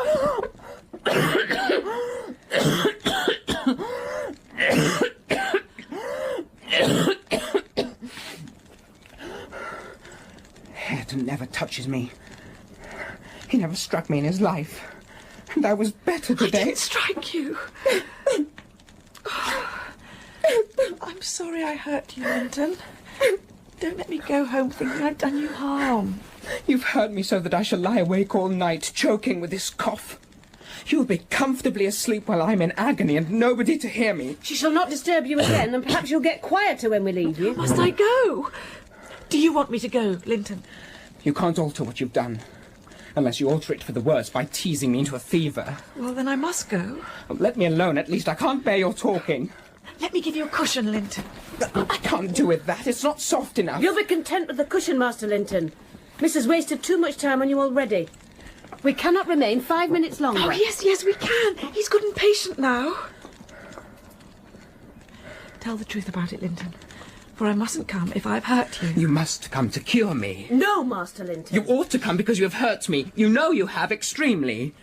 I was not as ill when you entered as I am at present, was I? But you've made yourself ill by crying and being in a passion. I didn't do it at all. However, we'll be friends now. And tomorrow, Catherine, will you be here tomorrow? No, nor the next day, neither. Goodbye, Cousin Linton. Goodbye, Cousin Cathy. You won't go tomorrow, recollect, miss? You're not dreaming of it, are you? I'll take good care. I'll have that lock mended, and you can escape by no way else. I can get over the wall. The Grange is not a prison, Ellen, and you are not my jailer. And besides, I'm almost 17. I'm a woman. And I'm certain Linton would recover quickly if he had me to look after him. I'm older than he is, you know, and wiser. Less childish, am I not? And he'll soon do as I direct him with some slight coaxing. He's a pretty darling when he's good. I'd make such a pet of him if you were mine. We should never quarrel, should we? After we were used to each other. Oh, don't you like him? Like him? The worst-tempered bit of a sickly slip that ever struggled into its teens. Happily, if Mr. Heathcliff conjectured, he'll not win 20. I doubt he'll see spring, indeed. No! A small loss to his family when he does drop off. And lucky it is for us that his father took him. The kinder he was treated, the more tedious and selfish he'd be. I'm glad you have no chance of having him for husband, Miss Catherine. How can you speak of his death so regardlessly? Because I'm cross and low with your behaviour, and my feet are thoroughly wetted. He's younger than I, and he ought to live the longest. It's only a cold that ails him, the same as Papa has. You say Papa will get better, and why shouldn't he? Listen, miss, and mind, I'll keep my word. If you attempt to go to Wuthering Heights again, with or without me, I shall inform Mr. Linton. And unless he allow it, the intimacy with your cousin must not be revived. It has been revived. Well, must not be continued, then. We'll see. Well, sir, sitting such a while at Wuthering Heights in soaked shoes and stockings had done its mischief. On the succeeding morning, I was laid up, and during the 3 weeks I remained incapacitated for attending my duties, my little mistress behaved like an angel. At last I was able to quit my chamber and move about the house. Mary? Where is your young mistress? She complained of a headache and went to her room at 8 o'clock, Mrs. Dean. Her room's empty. Well, perhaps she's with the master. I've just listened at Mr. Edgar's door, all silence. It's past 10 o'clock. She can't have gone out at this hour. I'm a fool, Mary. I've been thinking the fresh colour I've seen in my young lady's cheeks every night came from sitting by a hot fire in the library. I fancy now the hue was borrowed from a cold ride across the moors. Oh. Off you go, Mary. I shall see Miss Catherine to bed this night. Good night then, Mrs. Dean. My dear Miss Catherine. Oh, Nellie. Where have you been riding at this hour? Where have you been? Speak. To the bottom of the park. Oh, Catherine. You know you've been doing wrong, or you wouldn't be driven to uttering an untruth to me. That does grieve me. Well, Ellen, I'm so afraid of you being angry. Promise not to be so angry, and you shall know the very truth. I hate to hide it. I'll not scold. Sit down and tell me all. I've been to Wuthering Heights, Ellen, and I've never missed a day since you fell ill. Miss, I feared so. It was not to amuse myself that I went. I was often wretched all the time. Now and then I was happy. Once in a week, perhaps, when Linton sat in the armchair, and I in the little rocking chair on the hearthstone, and Zillah brought warm wine and gingerbread, and we laughed and talked so merrily. But other times we were near quarrelling. He said his most perfect idea of heaven's happiness was lying from morning till evening on a bank of heath in the middle of the moors. Mine was rocking in a rustling green tree with a west wind blowing. He wanted all to lie in an ecstasy of peace. I wanted all to sparkle and to dance. I said his heaven would be only half alive, and he said mine would be drunk. I said I should fall asleep in his. He said he could not breathe in mine. What other mischief have you been up to, then? Oh, no mischief. Only play. We found 2 balls in a cupboard, among a heap of old toys. One was marked C, and the other H. I wished to have C because that stood for Catherine, and the H might be for Heathcliff, his surname. But the bran came out of H, and Linton didn't like it. I beat him constantly, and he got cross again and coughed and returned to his chair. He's a sickly slip. Oh, I charmed him into a good humour then, with 2 or 3 of your pretty songs, Ellen. Oh.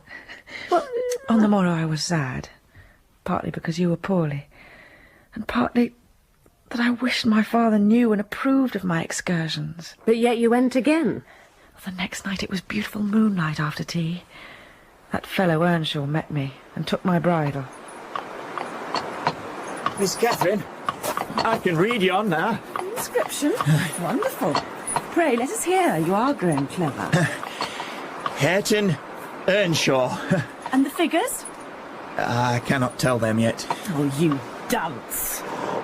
Well, I don't like your conduct there, Miss Catherine. To sneer at his imperfect attempt was very bad breeding. Had you been brought up in his circumstances, would you be less rude? He was as quick and as intelligent a child as ever you were. And I'm hurt that he should be despised now because that base Heathcliff has treated him so unjustly. Well, Ellen, don't cry about it. Wait till you hear if it were worth being civil to the brute. Good evening, dear Linton. How are you? I'm ill tonight, Catherine, love. And you must have all the talk and let me listen. I was sure you wouldn't break your word, and I'll make you promise again before you go. Hey, get to thy own room. Take her there if she comes to see thee. No! Thou shalt keep me out of this. No! I'll set him big room. Begone with you both. I was sure he'd serve the art. He's a grand lad. He's getting right spirit in him. He knows as well as I do. Shouldn't it, Master yonder? He made ye skin proper. If you don't let me in, I'll kill you. If you don't let me in, I'll kill you, Oh, devil. there, that's Devil, I'll fair. kill you, I'll kill you. Just like he is, there, that's fair. We've all summited to your sardiners. Never heed it, lad. Do not be feared. He cannot get at thee. Blood's gushing from his mouth. Linton, let me help you up. Confound you, leave me alone. You occasioned this uproar. Oh, I did no such thing. You've made me ill. In that case, I shall stay no longer. Sit down and take your hat off, Catherine. You are so much happier than I am, and you ought to be better. Papa talks enough of my defects and shows enough scorn of me to make it natural I should doubt myself. I doubt whether I am not altogether as worthless as he calls me frequently, and then I feel so cross and bitter. I hate everybody. Oh, I am worthless, and bad in temper and bad in spirit almost always, and if you choose you may say goodbye. If I might be as sweet and as kind and as good as you are, believe me, I would be. I believe you.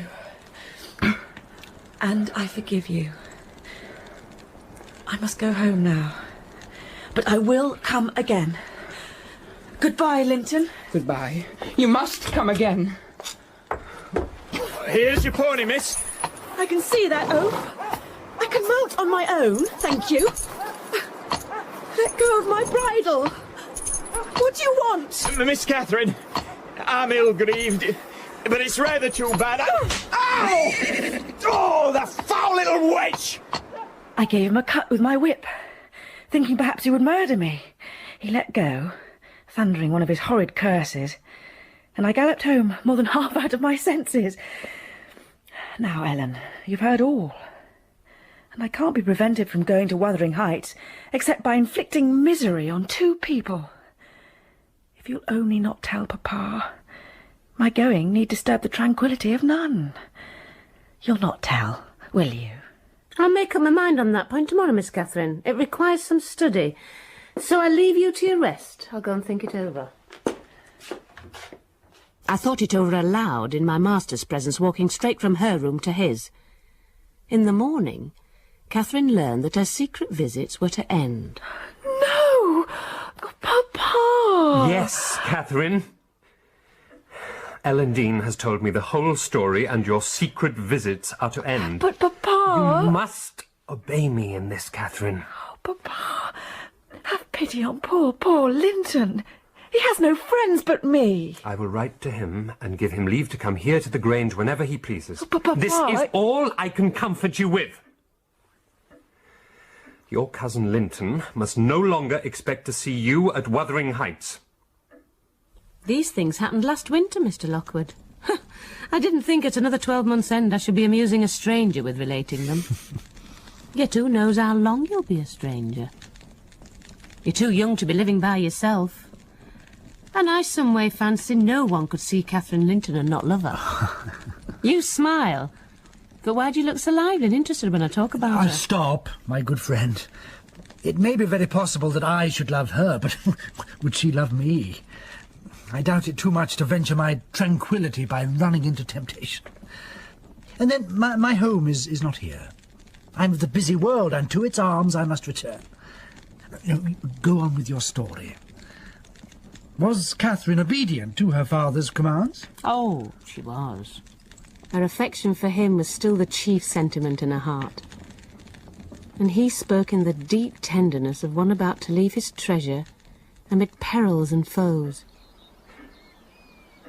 I wish my nephew would write, Ellen, or call. Tell me sincerely, is he changed for the better? He's very delicate, sir, and scarcely likely to reach manhood, but he doesn't resemble his father. If Miss Catherine had the misfortune to marry him, he wouldn't be beyond her control.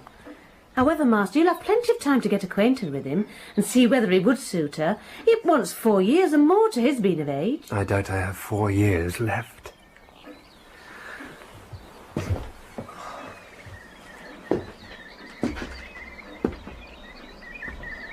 The sun's shining a little.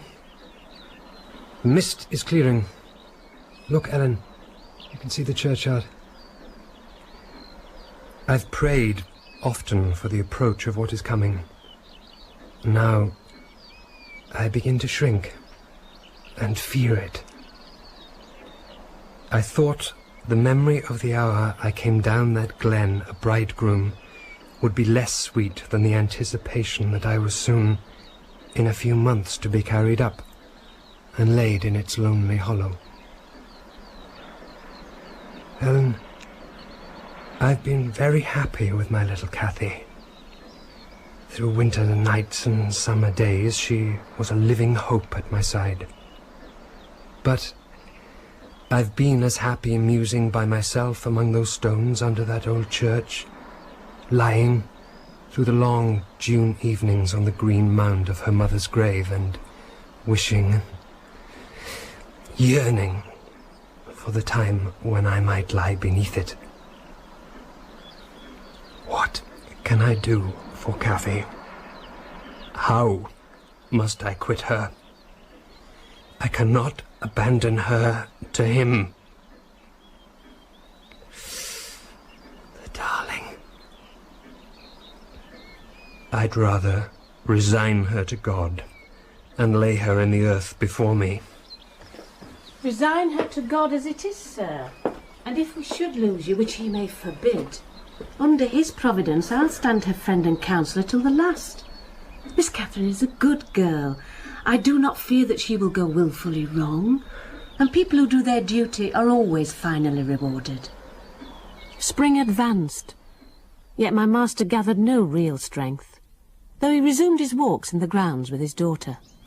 Nellie, Papa and I walked as far as the lodge gate. That means he must be feeling stronger.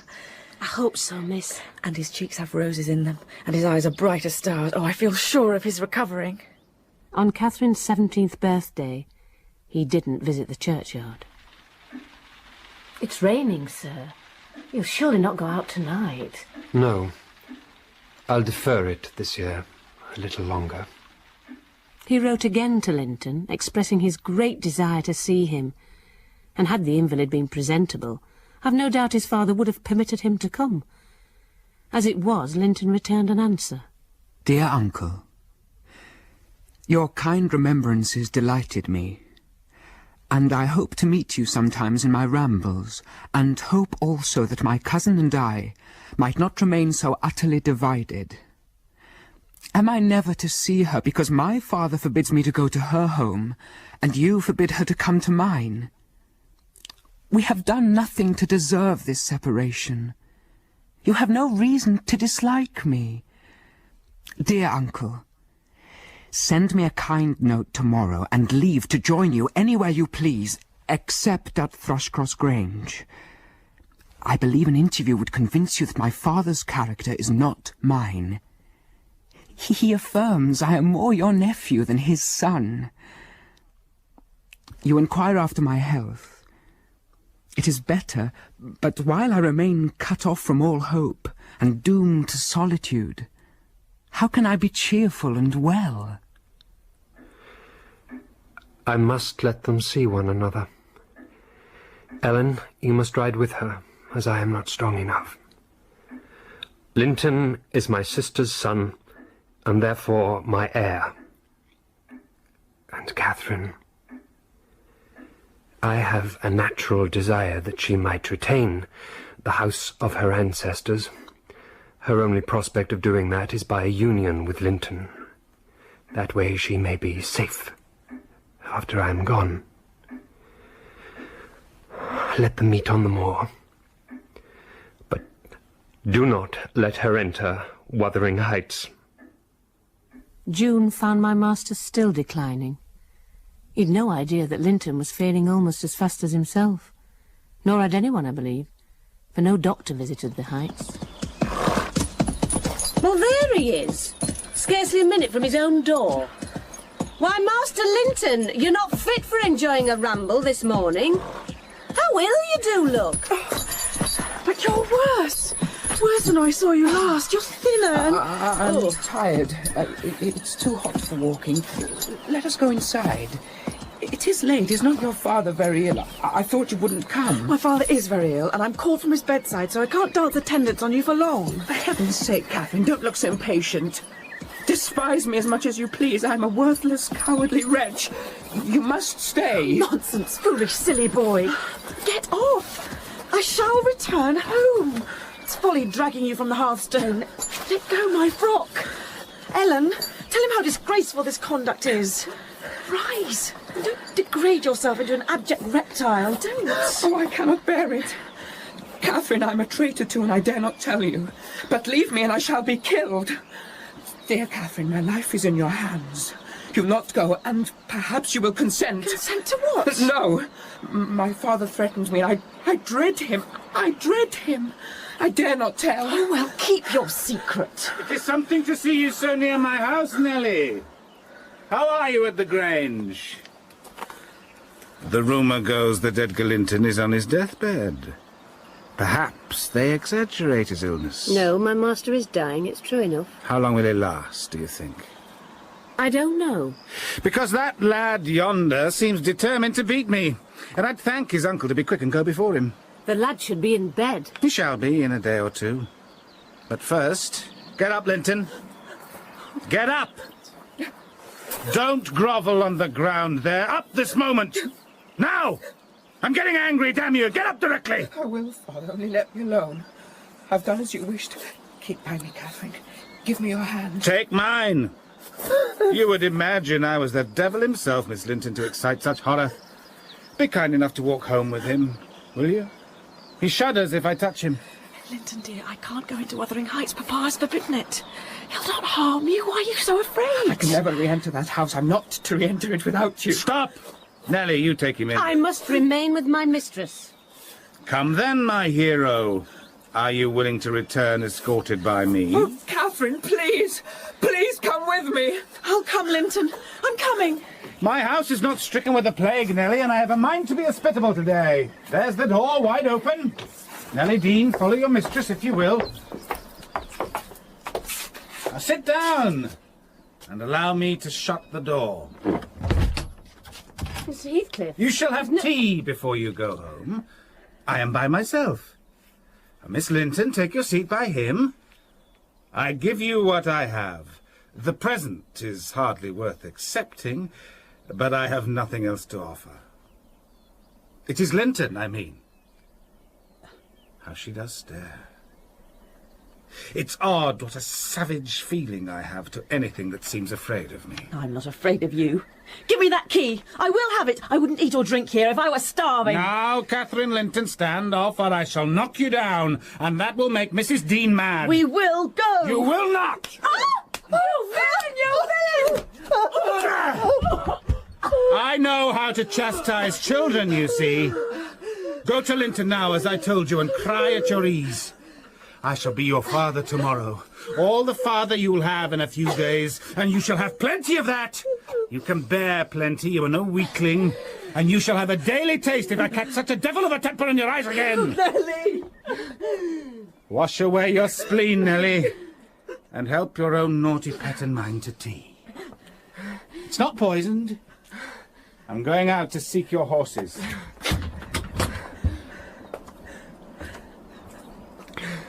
Master Linton, you know what your diabolical father is after, and you shall tell us, or I'll box your ears. Papa wants us to be married, and he knows your papa wouldn't let us marry now, and he's afraid of my dying if we wait.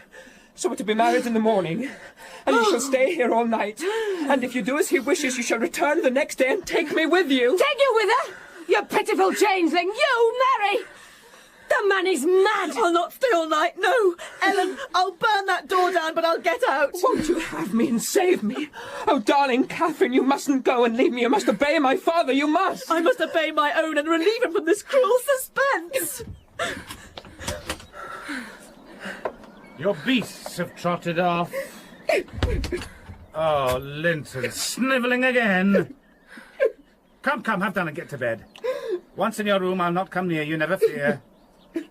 By chance you've managed tolerably. I'll look to the rest. Mr. Heathcliff, let me go home. I promised to marry Linton. If I stay, Papa will be miserable. And how can I endure making him miserable when he... Mr. Heathcliff, let me go home. Why should you force me to do what I'll willingly do of myself? Let him dare force you.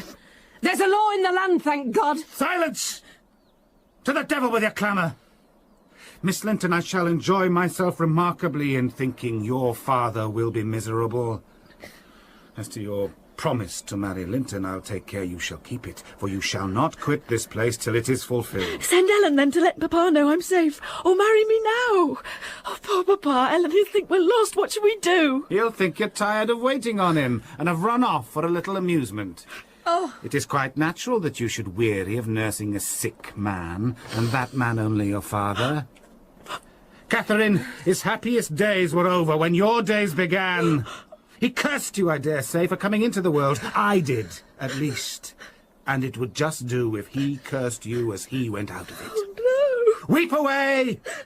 It will be your chief diversion hereafter. I'll marry Linton within this hour, if I may go to Thrushcross Grange afterwards. Mr. Heathcliff, you're a cruel man, but you're not a fiend. And you won't from sheer malice destroy irrevocably my happiness. If Papa thought I'd left him on purpose, and he died before I returned, how could I bear to live? Have you never loved anybody in all your life, Uncle? Never? Oh, look at me. Oh, you must look once. I'm so wretched.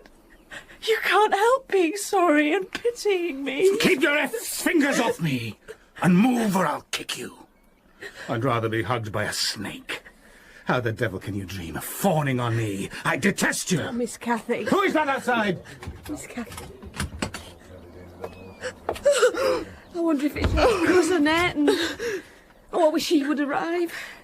Who knows, but he might take our part, Miss Catherine.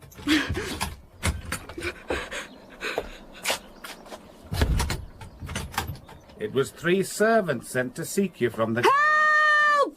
John! Robert, help! Too late! You should have opened the lattice and called out. But I could swear that chit is glad you didn't. She's glad to be obliged to stay, I'm certain. Oh, Nellie! I've enough of your grief. Get upstairs and stay out of my way. Go on, the both of you. Move! Up the stairs. Maybe there's a window we can get up. Now in there, both of you. Oh, Nellie, the window's too narrow. And the garret trap's bolted from above. Oh, we're trapped. Oh, I'm so sorry, Miss Catherine. I promised the master I wouldn't let you enter Wuthering Heights.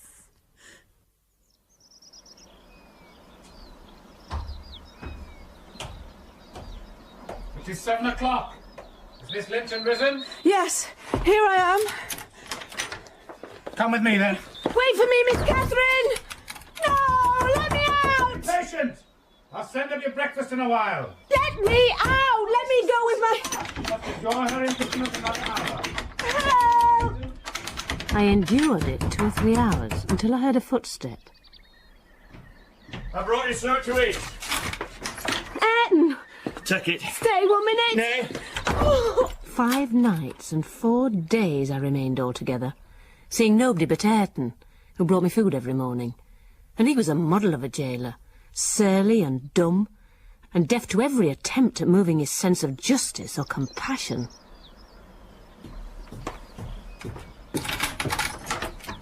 Zilla! Oh, thank God. Hey, dear Mrs. Dean. Well, there is talk about you at Gimmerton. I never thought but you were sunk in the Black Horse Marsh and missy with you, till Master told me you'd been found and he'd lodged you here. Your master's a true scoundrel, but he shall answer for it. What do you mean?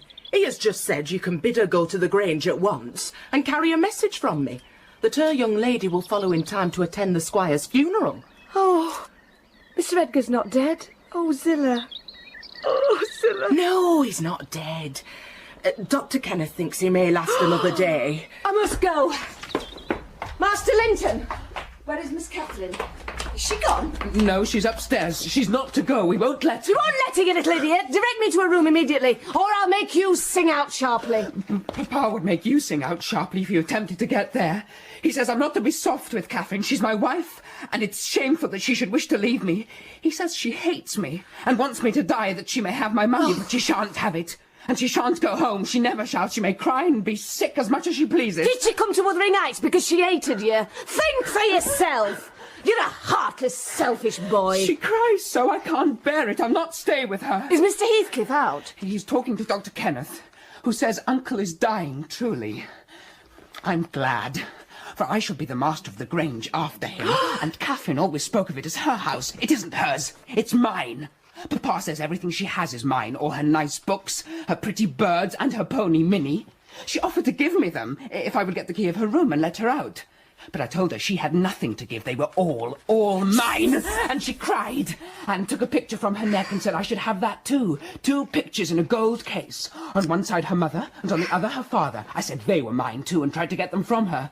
She pushed me off and hurt me, so I shrieked. And Papa came and struck her down and wrenched it off its chain and crushed her father's picture with his foot. Can you get the key if you choose? Yes, when I'm upstairs, but I can't walk upstairs In now. what apartment is it? Oh, I shan't tell you where it is. It's our secret. Nobody, neither Hareton nor Zilla, are to know. Master Linton, you'll tell me, or I'll make you suffer for it! Mary, is Papa alive? Yes, Miss Catherine, he is. Oh, God be thanked you're safe with us again. I must see him immediately. No, Miss Catherine, you must sit down. I must go in first and tell of our arrival. Then you must come and say how happy you'll be with Linton Heathcliff. Why must I say that, Nellie? But don't you want your father to die believing you're safe and happy, Miss Catherine, so that his end may be peaceful? Oh, yes. Yes. Then go with Mary and wash your face. And shave some colour into your cheeks. And then come directly. Come on, Miss Cathy. How changed I found my master, even in those few days. He lay an image of sadness and resignation. Very young he looked. Though his age was 39, one would have called him 10 years younger. I told him our story, uttering as little as possible against Linton. I divine that Heathcliff's purpose is to secure the personal property, as well as the estate, to his son, or rather himself. Yes, Mr. Linton. Yet why did he not wait until my decease? I do not know, sir. I must leave Catherine safe. My will must be altered, yes. Instead of leaving her fortune at her own disposal, it must be put in the hands of trustees for her use during life, and for her children, if she has any. By that means, it cannot fall to Mr. Heathcliff should Linton die. Oh, yes. Yes, that's it. Ellen, dispatch a man to fetch my attorney, Mr. Green. This must be done immediately. Yes, sir. Ellen, may I come in now? Yes, Miss Catherine, come in. I'll leave you two alone. Oh, God be thanked. You are safe with us again. Come here, by the bed. Oh, Papa. Oh, Catherine. Oh, little Catherine. Yes, Papa. I am going to her. And you, darling child, shall come to us. Yes, Papa. Kiss my cheek, darling. And sit with me. Oh, yes, Papa. The man I'd dispatched to the lawyer returned to say that Mr. Green was not at his house. He was at Wuthering Heights, but he'd be at Thrushcross Grange in the morning. I went to join my young mistress. Miss Catherine? He kissed my cheek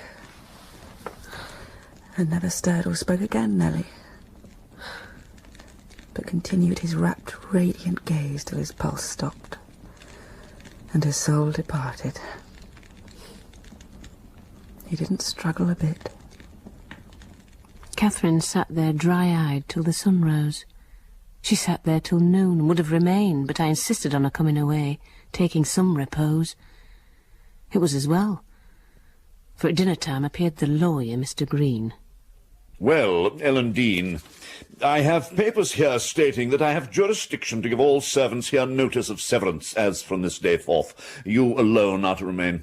And who has ordered you to issue these orders, Mr. Green? I have been up at Wuthering Heights this past day, getting my instructions. Ah, I see now the cause of your delay in answering my master's summons yesterday. You were up at Wuthering Heights selling yourself to Mr. Heathcliff. Well, as to that, your master isn't here to summon me any more, and I have been delegated to authorise that Mr. Edgar Linton's remains be interred in the chapel with his family. What? Not be buried alongside his wife?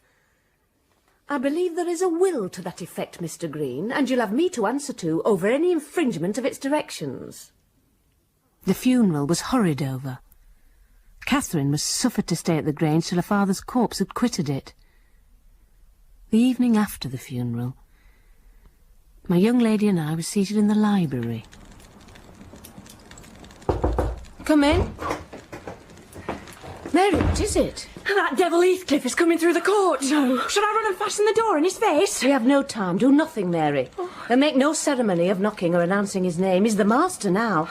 He'll avail himself of the master's privilege to walk straight in without saying a word. I can't bear to let him take me. Stop! No more runnings away.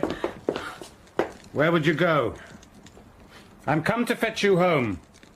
And I hope you'll be a dutiful daughter and not encourage my son to further disobedience. Hareton says he wakes and shrieks in the night by the hour together and calls you to protect him from me. You must come. He's your concern now. You are the mistress of Wuthering Heights. This is the same room into which I was ushered 18 years ago as an unwelcome guest. Now I walk in, the unwelcome master. The same moon shines through the window. The same autumn landscape lies outside. The portraits are the same, even if neither subject is here with us. Alive, at any rate. I come to fetch you home, Catherine Heathcliff, and I hope you'll be a dutiful daughter and not encourage my son to further disobedience. I was embarrassed how to punish him when I discovered his part in your escaping from Wuthering Heights after your blissful wedding. He's such a cobweb, a pinch would annihilate him. But you'll see by his look that he received his due. Hareton says he wakes and shrieks in the night by the hour together, and calls you, his bride, to protect him from me. And whether you like your precious mate or not, you must come. It's your concern now. I yield all my interest in him to you. Why not let Catherine continue here and send Master Linton to her?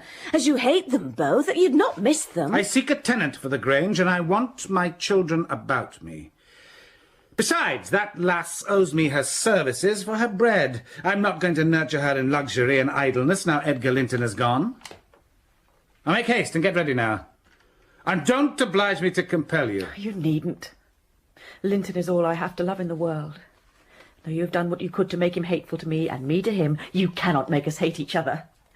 And I defy you to hurt him when I am by, and defy you to frighten me. Ha! You are a boastful champion. It is not I who will make him hateful to you. It is his own sweet spirit. He's as bitter as gall at your desertion and its consequences. I heard him draw a pleasant picture to Zillah of what he would do to you if he were as strong as I. I know he has a bad nature. He's your son. But I'm glad I've a better nature to forgive it. And I know he loves me. And for that reason, I love him. Mr. Heathcliff, you have nobody to love you. And however miserable you make us, we shall still have the revenge of thinking that your cruelty arises from your own misery. You are miserable, are you not? Lonely like the devil, and envious like him. Nobody loves you. Nobody will cry for you when you die. I wouldn't be you. You shall be sorry to be yourself presently if you stand there another minute. Begone, witch, and get your things. Mr. Heathcliff, let me come to the Heights with my mistress. Be silent!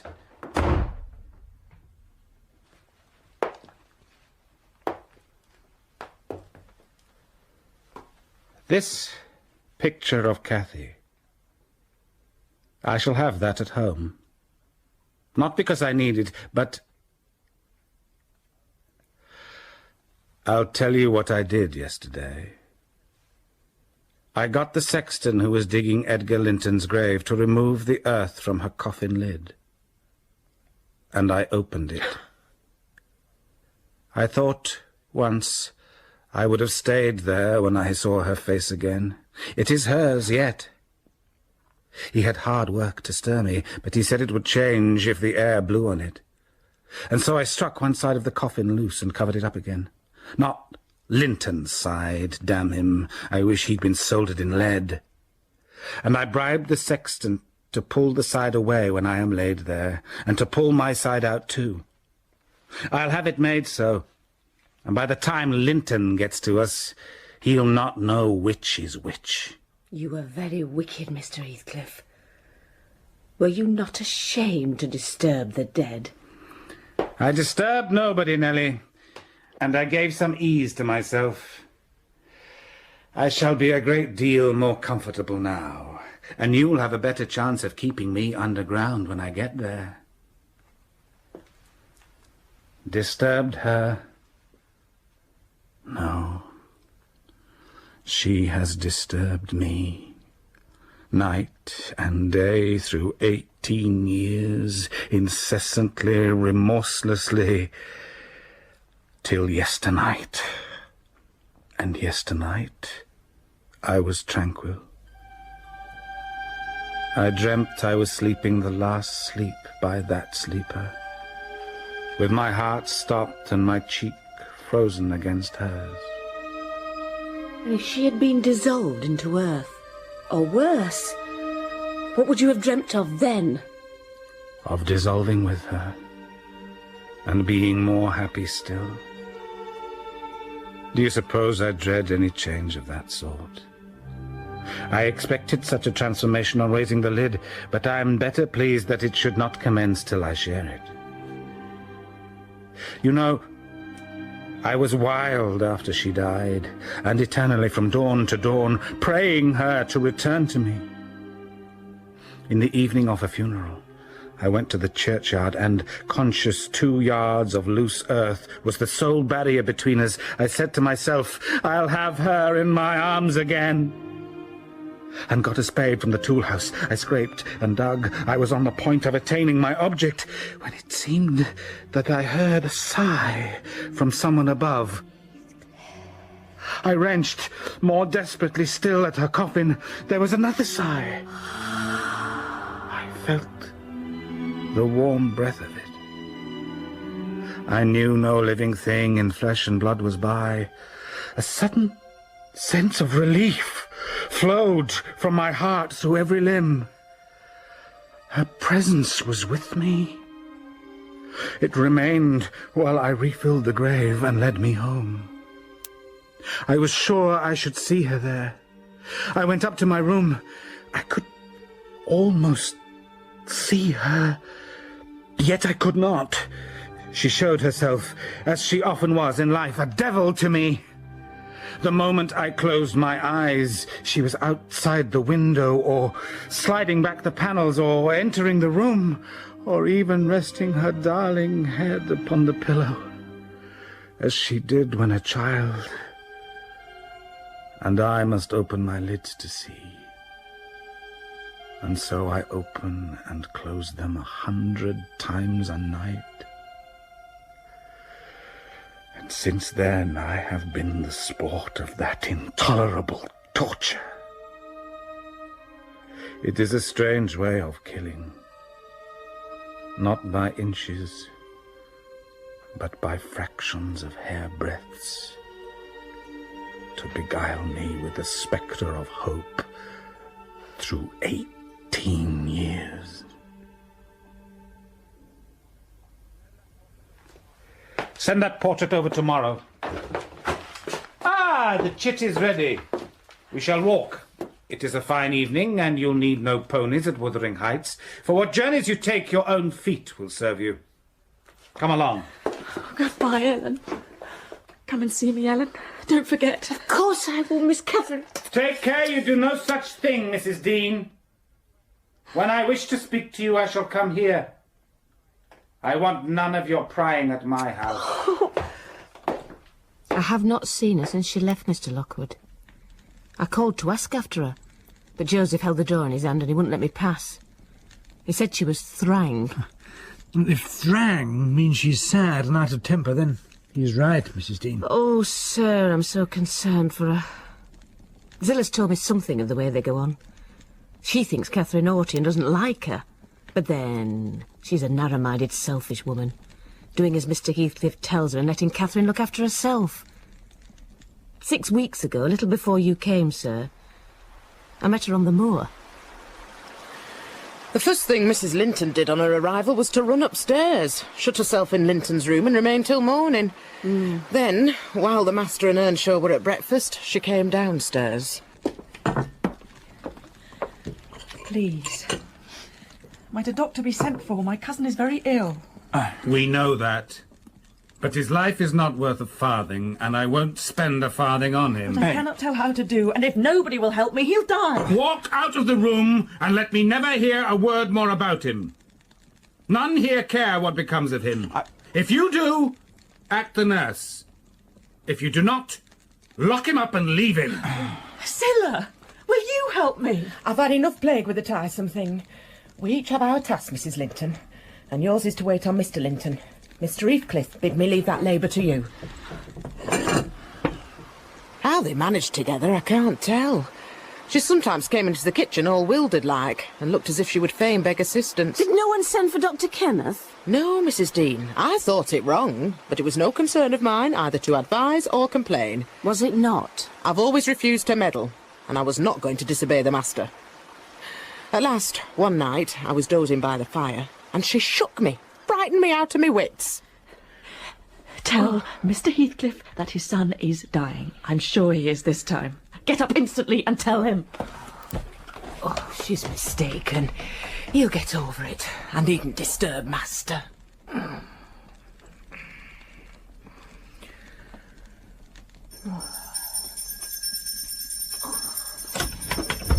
Zillah! What is the meaning of that infernal racket? It's Mr. Linton's bell, master. Go and silence it, then. I will not have the noise repeated. It's Mrs. Linton ringing it, sir. She says he's dying this time for certain. God damn him. Get the candles and come with me. Yes, master. Confound you, man! What is amiss? See for yourself. Hold the candle by his face, Zillah. You're too late. He's gone. She's right. Now, Catherine, how do you feel?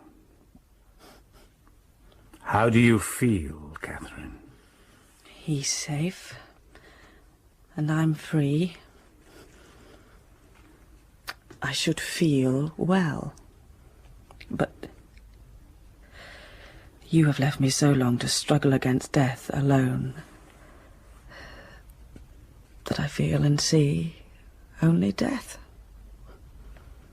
I feel like death. And she looked like it, too. Oh. I gave her a little wine. Hareton and Joseph entered, and the master bid Joseph remove the body to his chamber. Mrs. Heathcliff remained by herself till morning. Go tell Mrs. Heathcliff she must come down to breakfast. She's just undressed, sir, and seems to be about to sleep at last. She said she was ill. Did she? Well, let her be till after the funeral. As soon as she seems better, tell me, and I will show her Linton's will that he made last week in my presence, while she was sitting at Thrushcross Grange. She should know that her sickly spouse has bequeathed the whole of his, and by the same token her movable property to me, his beloved father. She stayed upstairs a fortnight. Alone? Apart from that once. What, when Heathcliff showed her the will? Nobody asked anything about her. One Sunday evening, Miss walked down, as chill as an icicle and as high as a princess. Come and sit on settle, miss. I'm sure you're starved. I've been starved a month and more. I'll sit over here, thank you. I'd like a book to read. Oh, here's some on this shelf. Here, have this one. Give it to me. She couldn't see him, and perhaps not quite awake to what he did, but attracted like a child to a candle. Hareton put out his hand and stroked one curl of her hair, as gently as if it were a bird. Get away this moment! Oh. How dare you touch me? Why are you stopping there? I can't endure you. Oh. I'll go upstairs again if you come anywhere near me. Will you ask her to read to us, Zillah? Oh, I'm stalled of doing naught. And I do like... I could like to hear her. Do not say I wanted it, but ask of yourself.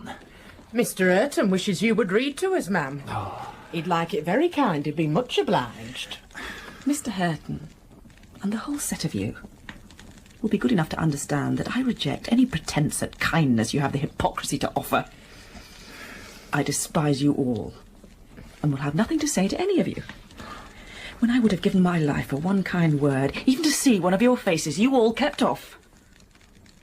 I'm driven down here by the cold, not either to amuse you or enjoy your society. Oh, what could I have done? How was I to blame? Oh, you're an exception. I never missed such a concern as you. But I offered more than once and I asked Mr. Heathcliff to... Be silent! I'll go out of doors or anywhere rather than have your disagreeable voice in my ear. Oh, you might go to hell for me. I'll find some better Sunday occupations. I took care there's been no further scorn in my good nature. Ever since, I've been as stiff as herself. She has no lover or liker among us, and she does not deserve one. No, Zilla. Well, let us say the least word to her, she'll curl back without respect of anyone. I was so worried by this account from Zilla that I determined to leave my situation here at Thrushcross Grange, take a cottage, and get Catherine to come and live with me. But Mr. Heathcliff would as soon permit that as he would set up Hareton in an independent house. I wonder how she does. Mrs. Dean, I shall endeavour to find out for you. Oh. I'm rapidly recovering my strength, and though it be only the second week in January, I propose getting out on horseback in a day or two, and riding over to Wuthering Heights to inform my landlord that I shall spend the next 6 months in London. And, if he likes, he may look out for another tenant to take the place after October. I would not pass another winter here for anything.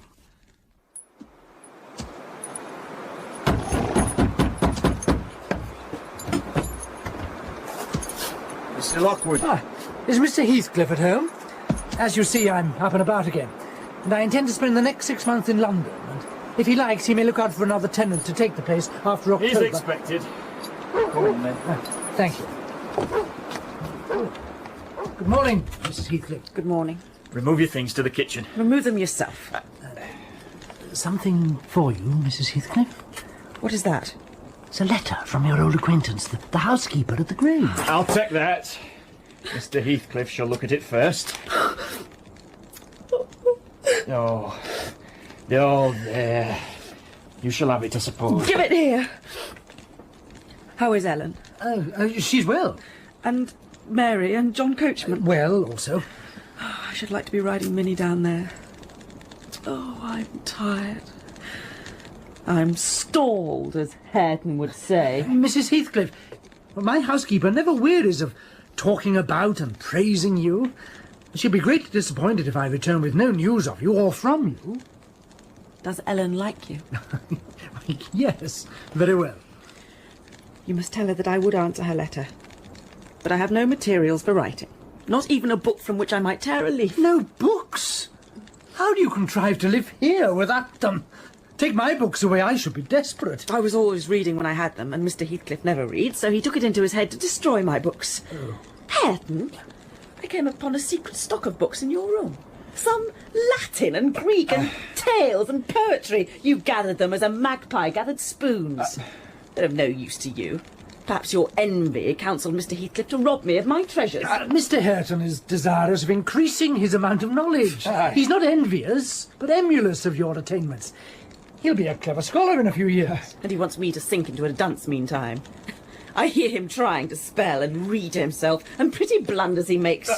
I wish you would repeat the Fairy Queen as you did yesterday. It was really extremely funny. Oh, go to the devil! But Mrs. Heathcliff, we have each had a commencement and each stumbled and tottered on the threshold. Had our teachers scorned instead of aiding us, we should stumble and totter yet. Oh, I don't wish to limit his acquirements. Still, he has no right to appropriate what is mine. Make it ridiculous to me with his vile mistakes and mispronunciations. He has selected my favourite pieces that I love most to repeat, as if out of deliberate malice. Here, take them! I never want to hear or read or think of them again. I won't have them now. I shall connect them with you and hate them. I'll chuck them on the fire then. Oh, no. They can be firewood. Yes, that's all the good such a brute as you can get from them. Oh, you better hold your tongue now. What's to do now, lad? Naught. Mr. Heathcliff, sir. I'm glad to see you out of doors again, Mr. Lockwood. Well, I shall set out for London next week. I must give you warning. that I feel no disposition to retain Thrushcross Grange beyond the 12 months I agreed to rent it. Tired of being banished from the world, are you? If you've come to plead off paying for a place you won't occupy, your journey is useless. I never relent in exacting my due from anyone. I've come to plead off nothing about it. I'll settle with you now. No, you shall leave enough behind sufficient to cover your debts if you fail to return. I'm not in such a hurry. Sit down and take your dinner with us. A guest that is safe from repeating his visit can generally be made welcome. Catherine, bring the things in. Where are you? You may lay the table, then get your dinner with Joseph and remain with him until Mr. Lockwood is gone. With Mr. Heathcliff grim and saturnine on the one hand and Hareton absolutely dumb on the other, I made a somewhat cheerless meal and bid adieu early. I would have departed by the back way to get a last glimpse of Catherine. Hareton, lead Mr. Lockwood's horse up to the front. Sir, let me escort you to the door. Thank you. Goodbye, Mr. Lockwood. How dreary life gets over in that house. What a realization of something more romantic than a fairy tale it would have been for Mrs. Linton Heathcliff had she and I struck up an attachment, as her good nurse desired, and migrated together into the stirring atmosphere of the town. Here we are, sir. Nice pail of water for your horses. Thank you. Is the shooting good this year? I've been invited to devastate the moors of a friend up here. Aye, nice fat bird, sir. It's been a grand harvest, all's been safely gathered in. Even on yon Carter Green oats there, yon's for Gimmerton now. They're all as 3 weeks after other folk with their harvest. Gimmerton? Oh, I know it. I was not far from there last winter. And how far is it from here? 14 mile over hills and a rough road. A sudden impulse seized me to visit Thrushcross Grange. I managed the distance in some 3 hours. It was sweet, warm weather, too warm for travelling, but the heat did not deter me from enjoying the delightful scenery above and below. I reached the Grange before sunset and knocked for admittance. Is Mrs. Dean within? Mistress Dean? Nay, stumped by day, she's up at Heights. Oh, at Wuthering Heights? Aye. Are you the housekeeper, then? Aye, I keep the house. Oh, well, I'm Mr. Lockwood, the master. Master? Well, whoever knew you were coming? Be composed. I'll go out for a walk while you prepare somewhere for me. All well at the Heights? Aye, for outs I know. I walked with the glow of a sinking sun behind and the mild glory of a rising moon in front, one fading and the other brightening as I quitted the park and climbed the stony by-road branching off across the moor to Mr. Heathcliff's dwelling. As I arrived in sight of the house, all remaining of day was a beamless amber light along the west. Both doors and lattices were open. A fine red fire illumined 2 figures in the window, their voices floating toward me in the sweet air. Caressed! That was the 3rd time, you dunce. Hey. I'm not going to tell you again. Recollect or I'll pull your hair. Caressed, then. And now kiss me for minding so well. No, read it over first correctly without a single mistake. He began to read. He was a young man, respectably dressed. His handsome features glowed with pleasure, and his eyes kept impatiently wandering from the page to a small white hand on his shoulder, which recalled him by a smart slap on the cheek. Its owner stood behind, her light, shining ringlets blending at intervals with his brown locks as she bent to superintend his studies. And her face. It was lucky he could not see her face, or Catherine Earnshaw would never have been so steady. I skulked round to seek refuge in the kitchen.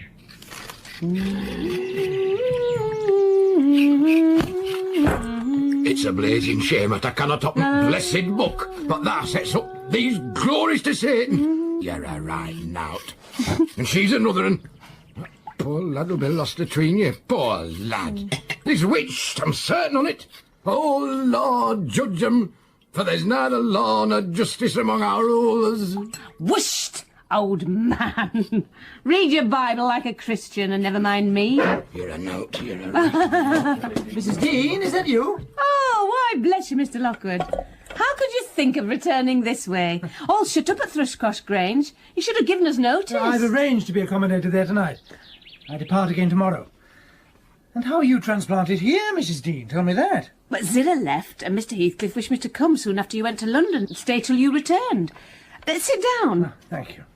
Have you walked from Gimmerton this evening? From the Grange. And while they make me lodging room there, I want to finish my business with your master. Because I don't think of having another opportunity in a hurry. What business is that, sir? About the rent. Oh, then it is with Mrs. Heathcliff you must settle. Or rather with me. What? She's not learned to manage her affairs yet, and I act for her. There's nobody else. Ah, you've not heard of Heathcliff's death, I can see. Heathcliff dead? How long ago? 3 months since. Let me take your hat. I'll tell you all about it. Thank you. You've had nothing to eat, have you? No, I want nothing. Now you sit down. I never dreamt of his dying. Let me hear how it came to pass. Well, at least have a drink of our old ale. It'll do you good. Thank you. You seem weary. And weren't it a crying scandal that thou should have fellows at thy time of life? And then to get them jogs out of master's cellar? I'm fair shamed to bide still and see it. Oh, snack up, Joseph. Here you are, Mr. Lockwood. Thank you. Now then, I was summoned here to Wuthering Heights within a fortnight of your leaving us, and I obeyed joyfully for Catherine's sake. My first sight of her grieved and shocked me, though. She'd altered so much since our separation, preferring quarrelling with Hareton to sitting at peace in her solitude. He's just like a dog, is he not, Ellen? Or a cart horse. He does his work, eats his food, and sleeps eternally. What a blank, dreary mind he must have. Do you ever dream, Hareton? And if you do, what is it about? Mr. Hareton will ask the master to send you upstairs if you don't behave. Aye. I know why Hareton never speaks when I'm in the kitchen. He's afraid I shall laugh at him. Ellen, what do you think? He began to teach himself to read once, and because I laughed, he burned his books and dropped it. Was he not a fool? Were you not naughty? Answer me that. Perhaps I was, but I did not expect him to be so silly. Hareton, if I gave you a book, would you take it now? Nay. I'll try. Here. Hold this in your hand. Oh, if you do not gee over, I'll break your neck. Well, I shall put it here in the table drawer. No. He wouldn't come near it. At the commencement of March... Hareton's gun burst while out on the hills by himself. And a splinter cut his arm, and he lost a good deal of blood before he could reach home. He was condemned to sit by the fireside. Well, this suited Catherine very well. I found out, Hareton, that I'm glad that I should like you to be my cousin now. You've not grown so cross to me and so rough. Hareton, do you hear? Oh, get off with you. Let me take that pipe. I can't speak while those clouds are floating in my face. Will you go to the devil and let me be? No, I won't. I can't tell what to do to make you talk to me, and you are determined not to understand. When I call you stupid, I don't mean anything. I don't mean that I despise you. Come. You shall take notice of me, Hareton. You are my cousin, and you shall own me. I shall have naught to do with you, and your mucky pride and your damn mocking tricks. I'll go to hell body and soul before I look sideways after you again. I side out at gate now, this minute. You should be friends with your cousin, Mr. Hareton, since she repents of her sauciness. It'd do you a great deal of good. It'd make you another man to have her for your companion. A companion? When she hates me and does not think me fit to wipe a shoon? Nay, if it made me a king, I'd not be scorned for seeking her goodwill any more. It is not I who hate you. It is you who hate me. You hate me as much as Mr. Heathcliff does and more. You're a damn liar. Why have I made him angry, taking your part then 100 times? And that when you sneered and despised me and... Go on plaguing me, and I'll step yonder and say you worried me out of the kitchen. I didn't know you took my part. And I was miserable and bitter at everybody, but now I thank you and beg you to forgive me. What can I do besides? Oh, here. Hey. I saw that, miss, you little rogue. Well, what should I have done, Ellen? He wouldn't shake hands and he wouldn't look. I must show him some way that I like him, that I want to be friends. Now what are you up to, miss? I'm wrapping up a handsome book. Here, I'll address it. And I want you to deliver it, Ellen.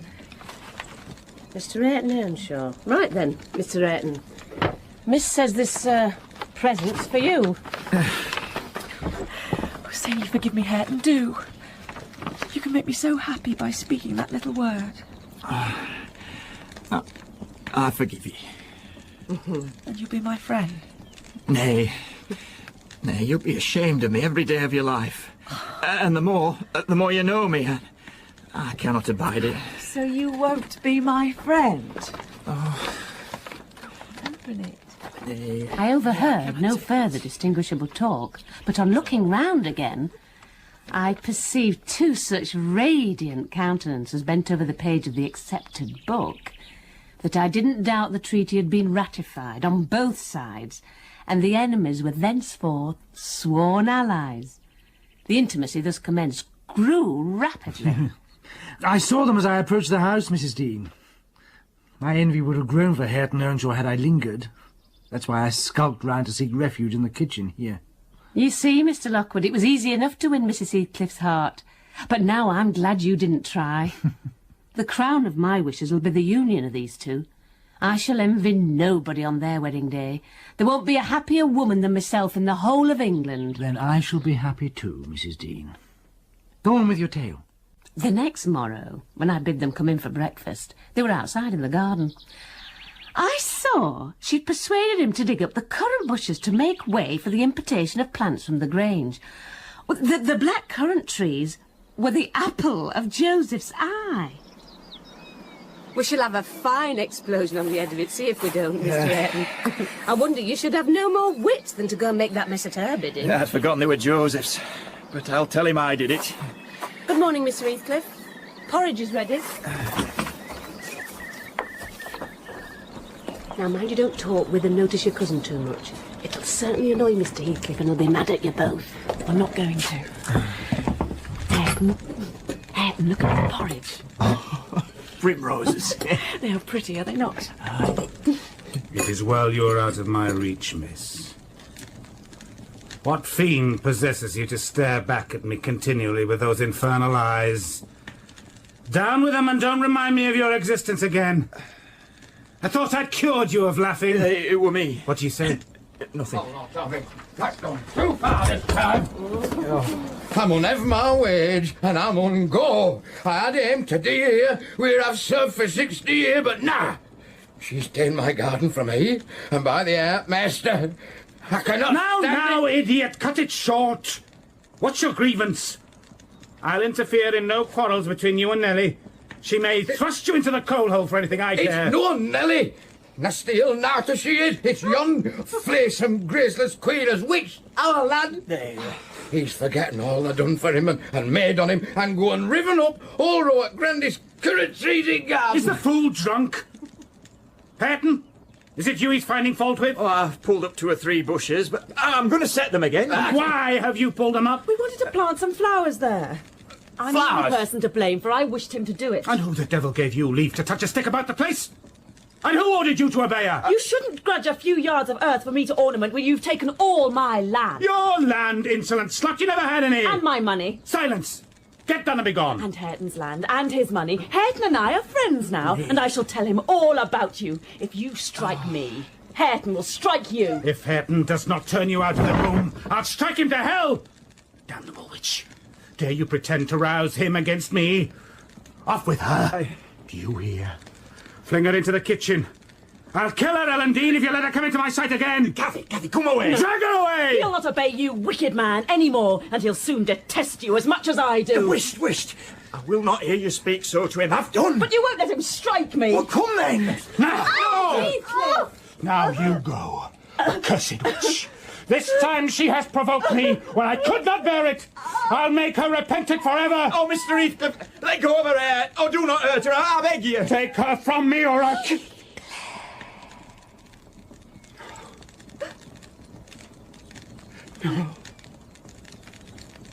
No.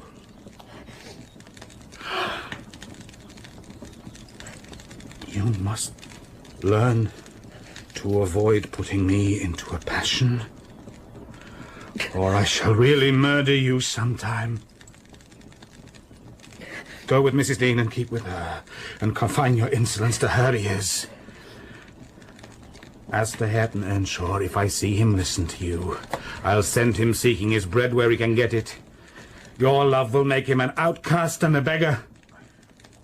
Nellie, take her and leave me.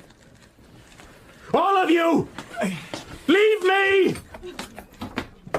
Heathcliff spoke to none of us thereafter, ate very little, and went out directly. The two new friends established themselves in the house.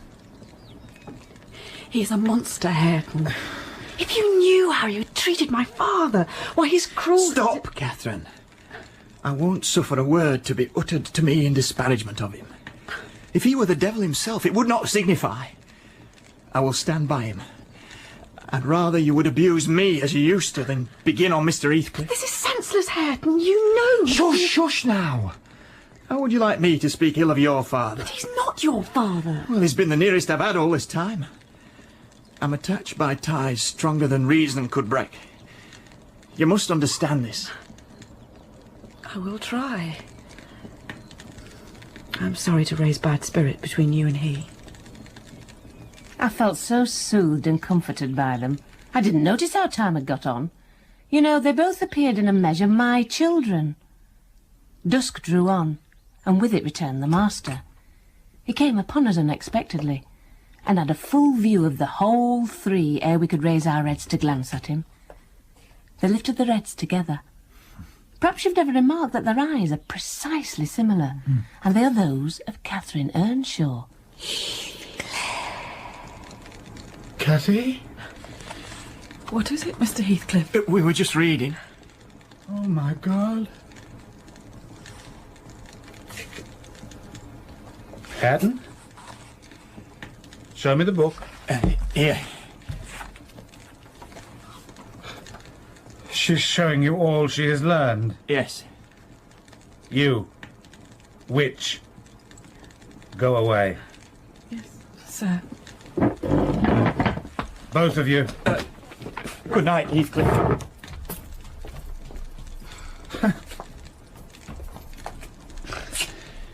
It is a poor conclusion, is it not, Nellie? And a third termination to my violent exertions. I get levers and mattocks to demolish 2 houses, and when everything is ready and in my power, I find the will to lift a slate off either roof has vanished. I could do it, and none could hinder me. But where is the use? I have lost the faculty of enjoying their destruction, and I am too idle to destroy for nothing. I'm very pleased to hear that, Mr. Heathcliff. Nellie, there is a strange change approaching. I am in its shadow at present. I take little interest in my daily life. Those 2 are the only objects which retain a distinct material appearance to me, and it causes me pain amounting to agony. I wish she were invisible. Her presence invokes maddening sensations. He moves me differently. 5 minutes ago he seemed a personification of my youth, yet if I could do it without seeming insane, I'd never see him again. His startling likeness to Cathy used to connect him fearfully with her. But what is not connected with her? I cannot look down to this floor, but her features are shaped on the flags. In every cloud, in every tree, filling the air, and caught by glimpses in every object. I am surrounded with her image. The entire world is a dreadful collection of memoranda that she did exist, and that I have lost her. Well, Hareton's aspect was the ghost of my immortal love, of my wild endeavours to hold my right, my degradation, my pride, my happiness, and my anguish. but it is a frenzy to repeat these thoughts to you. You are alarming me, Mr. Heathcliff. What do you mean by a change? I shan't know that till it comes. I'm only half conscious of it now. You have no feeling of illness, have you? No, Nellie, I have not.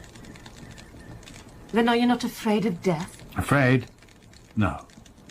I have neither a fear, nor a presentiment, nor a hope of death. Why should I? With my hard constitution, I shall probably remain above ground till there is scarcely a black hair on my head. And yet, I cannot continue in this condition. I have to remind myself to breathe, almost to remind my heart to beat. I have a single wish, and my whole being and faculties are yearning to attain it. They have yearned towards it so long and so unwaveringly that I am convinced it will be reached, and soon, because it has devoured my existence. I am swallowed in the anticipation of its fulfillment. Oh, God. It is a long fight. I wish it were over. For some days after that, Heathcliff shunned meeting us at meals. He chose to absent himself, eating once in every 24 hours. One night, after the family were in bed, I heard him going downstairs and out the front door. In the morning, I found he was still away, Mr. Lockwood. We were in April then. The weather was sweet and warm. I was sitting with my work under the fir trees at the end of the house. Hareton was arranging Miss Catherine's little garden. Nellie? Nellie? Why, miss, that's not enough primrose roots for a border. Your basket's only half laden. I came back. I met Mr. Heathcliff. He's just coming in. And he spoke to me. What did he say? He told me to be gone as fast as I could. But he looked so different from his usual look that I stopped for a moment to stare at him. Oh, how? Why, almost bright and cheerful. Oh, no, almost nothing.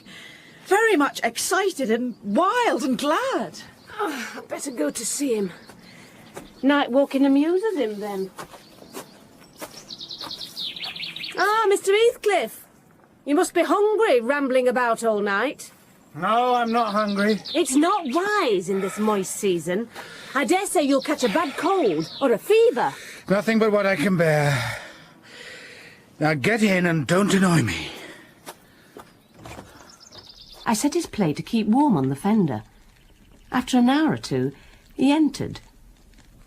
The same unnatural appearance of joy under his black brows, the same bloodless hue, and his teeth visible now and then in a kind of a smile, and his frame shivering as a tight-stretched cord vibrates. Have you heard any good news, Mr. Heathcliff? You look uncommonly animated. Where should good news come from to me? I am animated with hunger and seemingly... I must not eat. Your dinner is here. Why don't you get it? I don't want it now. I'll wait till supper. And Nellie, once for all, let me beg you to warn Hareton and the other away from me. I wish to be troubled by nobody. I wish to have this place to myself. Is there some new reason for this banishment? Tell me why you're so queer, Mr. Heathcliff. Where were you last night? Last night, I was on the threshold of hell. Today I am within sight of my heaven. I have my eyes on it, hardly 3 feet to sever me. And now you'd better go. You'll neither see nor hear anything to frighten you, if you refrain from prying. He didn't quit the house again, and no one intruded on his solitude till at 8 o'clock. I deemed it proper to carry a candle and his supper to him.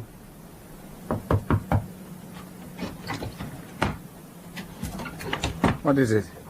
Mr. Heathcliff, I brought you some supper. I think this time you must eat something.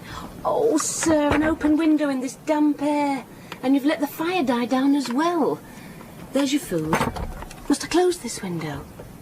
Her name is written here. Catherine Earnshaw. See? This was where we came to hide from Hindley. Must I close it, sir? The light flashed on his features. Oh, Mr. Lockwood. I cannot express what a terrible start I got. Those deep black eyes, that smile and ghastly paleness. It appeared to me not Mr. Heathcliff, but a goblin. Is he a ghoul or a vampire? Where did he come from? The little dark thing. Ah, but by a good man to his bane. Yes. Close it. You've extinguished the candle!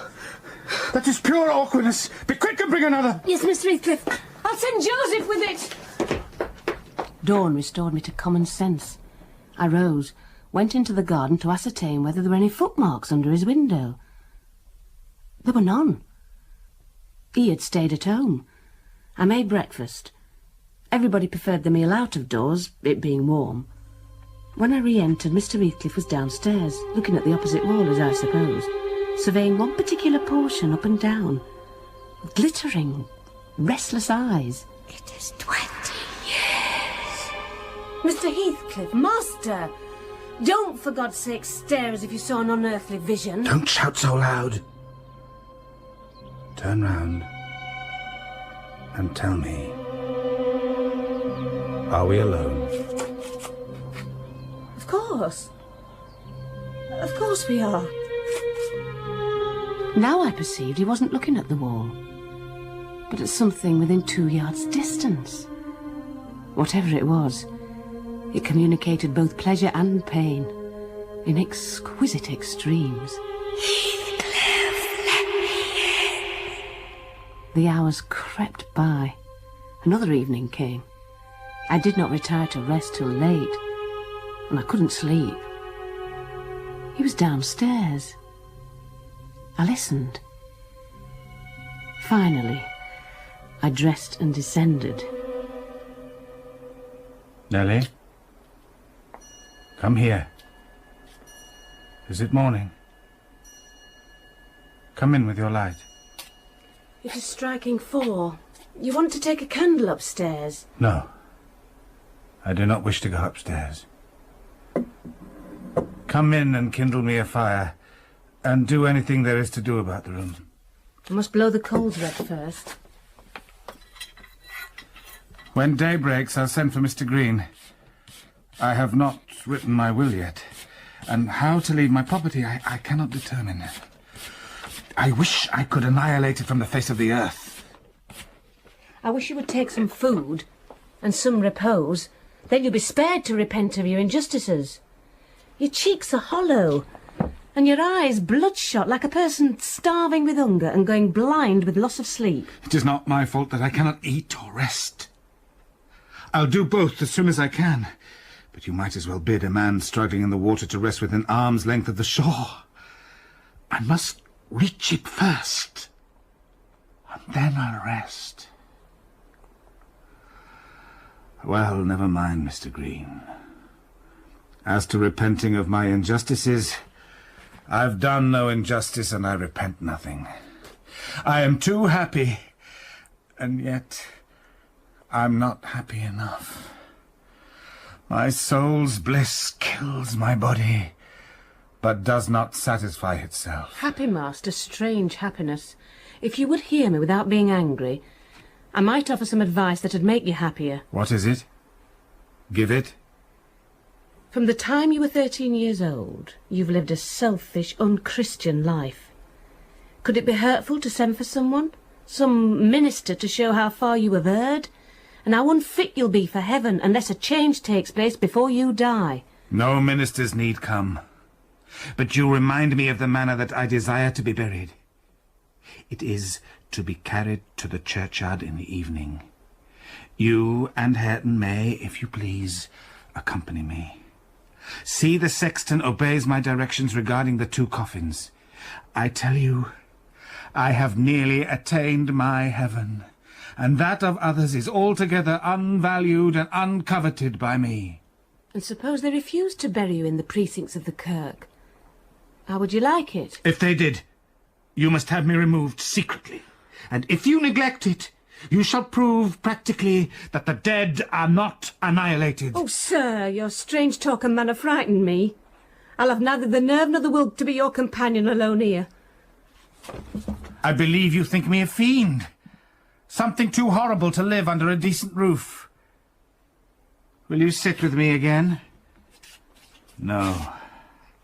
I've made myself worse than the devil. Well, there's one who won't shrink from my company. Oh, by God, she's relentless. Oh, damn it! It is unutterably too much for flesh and blood to bear. Even mine. Cathy! He solicited the society of no one more. At dusk he went to his chamber. Throughout the whole night and far into the morning we heard him groaning and murmuring to himself. I sent for Dr. Kenneth. Mr. Heathcliff, please let us in. Master, here's Dr. Kenneth now to see you. Please open the door. Be damned to you all! Leave me alone! Mr. Heathcliff, how are you feeling? I am well, thank you, sir. I would be left alone, damn you! The following evening was very wet. Indeed, it poured down till dawn. As I took my morning walk round the house, I observed the master's window swinging open, and the rain driving straight in. He couldn't be in bed, Mr. Lockwood. The showers would drench him through. I decided to make no more ado and go and look. Mr. Heathcliff? Master?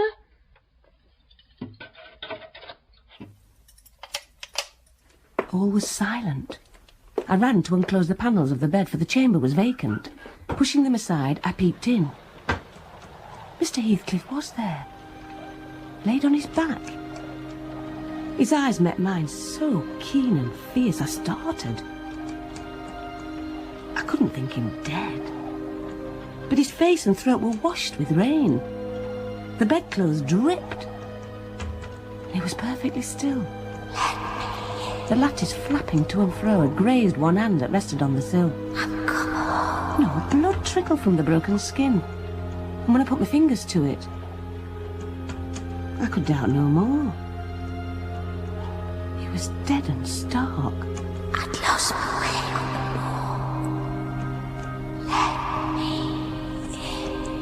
moor. I tried to close his eyes, to extinguish, if possible, that frightful, lifelike gaze of exultation before anyone else beheld it. They would not shut. We buried him, to the scandal of the whole neighbourhood, as he had wished. Hareton, with a streaming face, dug green sods and laid them over the mound himself.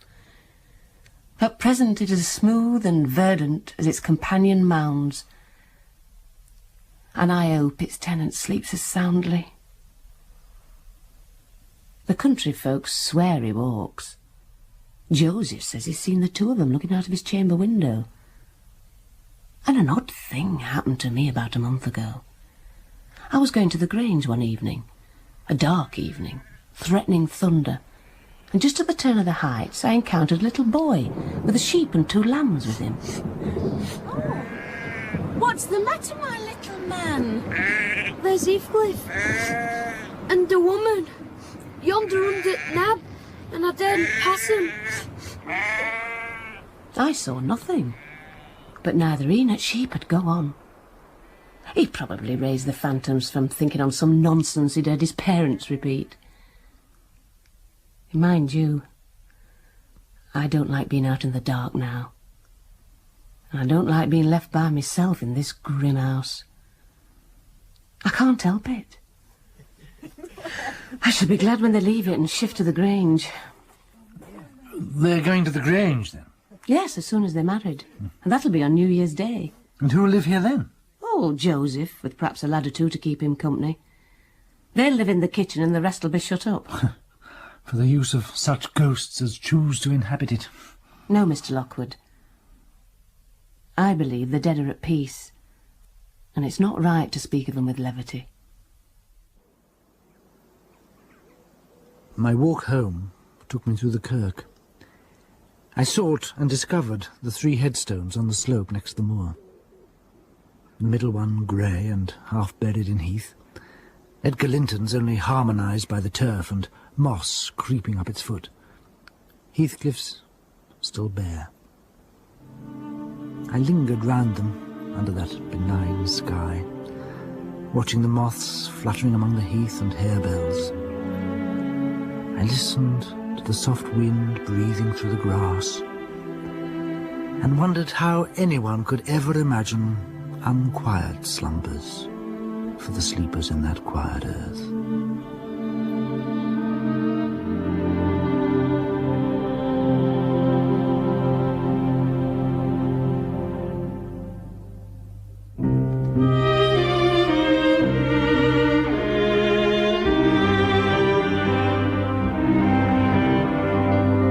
In the final episode of Wuthering Heights, John Duttine played Heathcliff, with Sharon Duce as Nellie Dean and David Collings as Mr. Lockwood.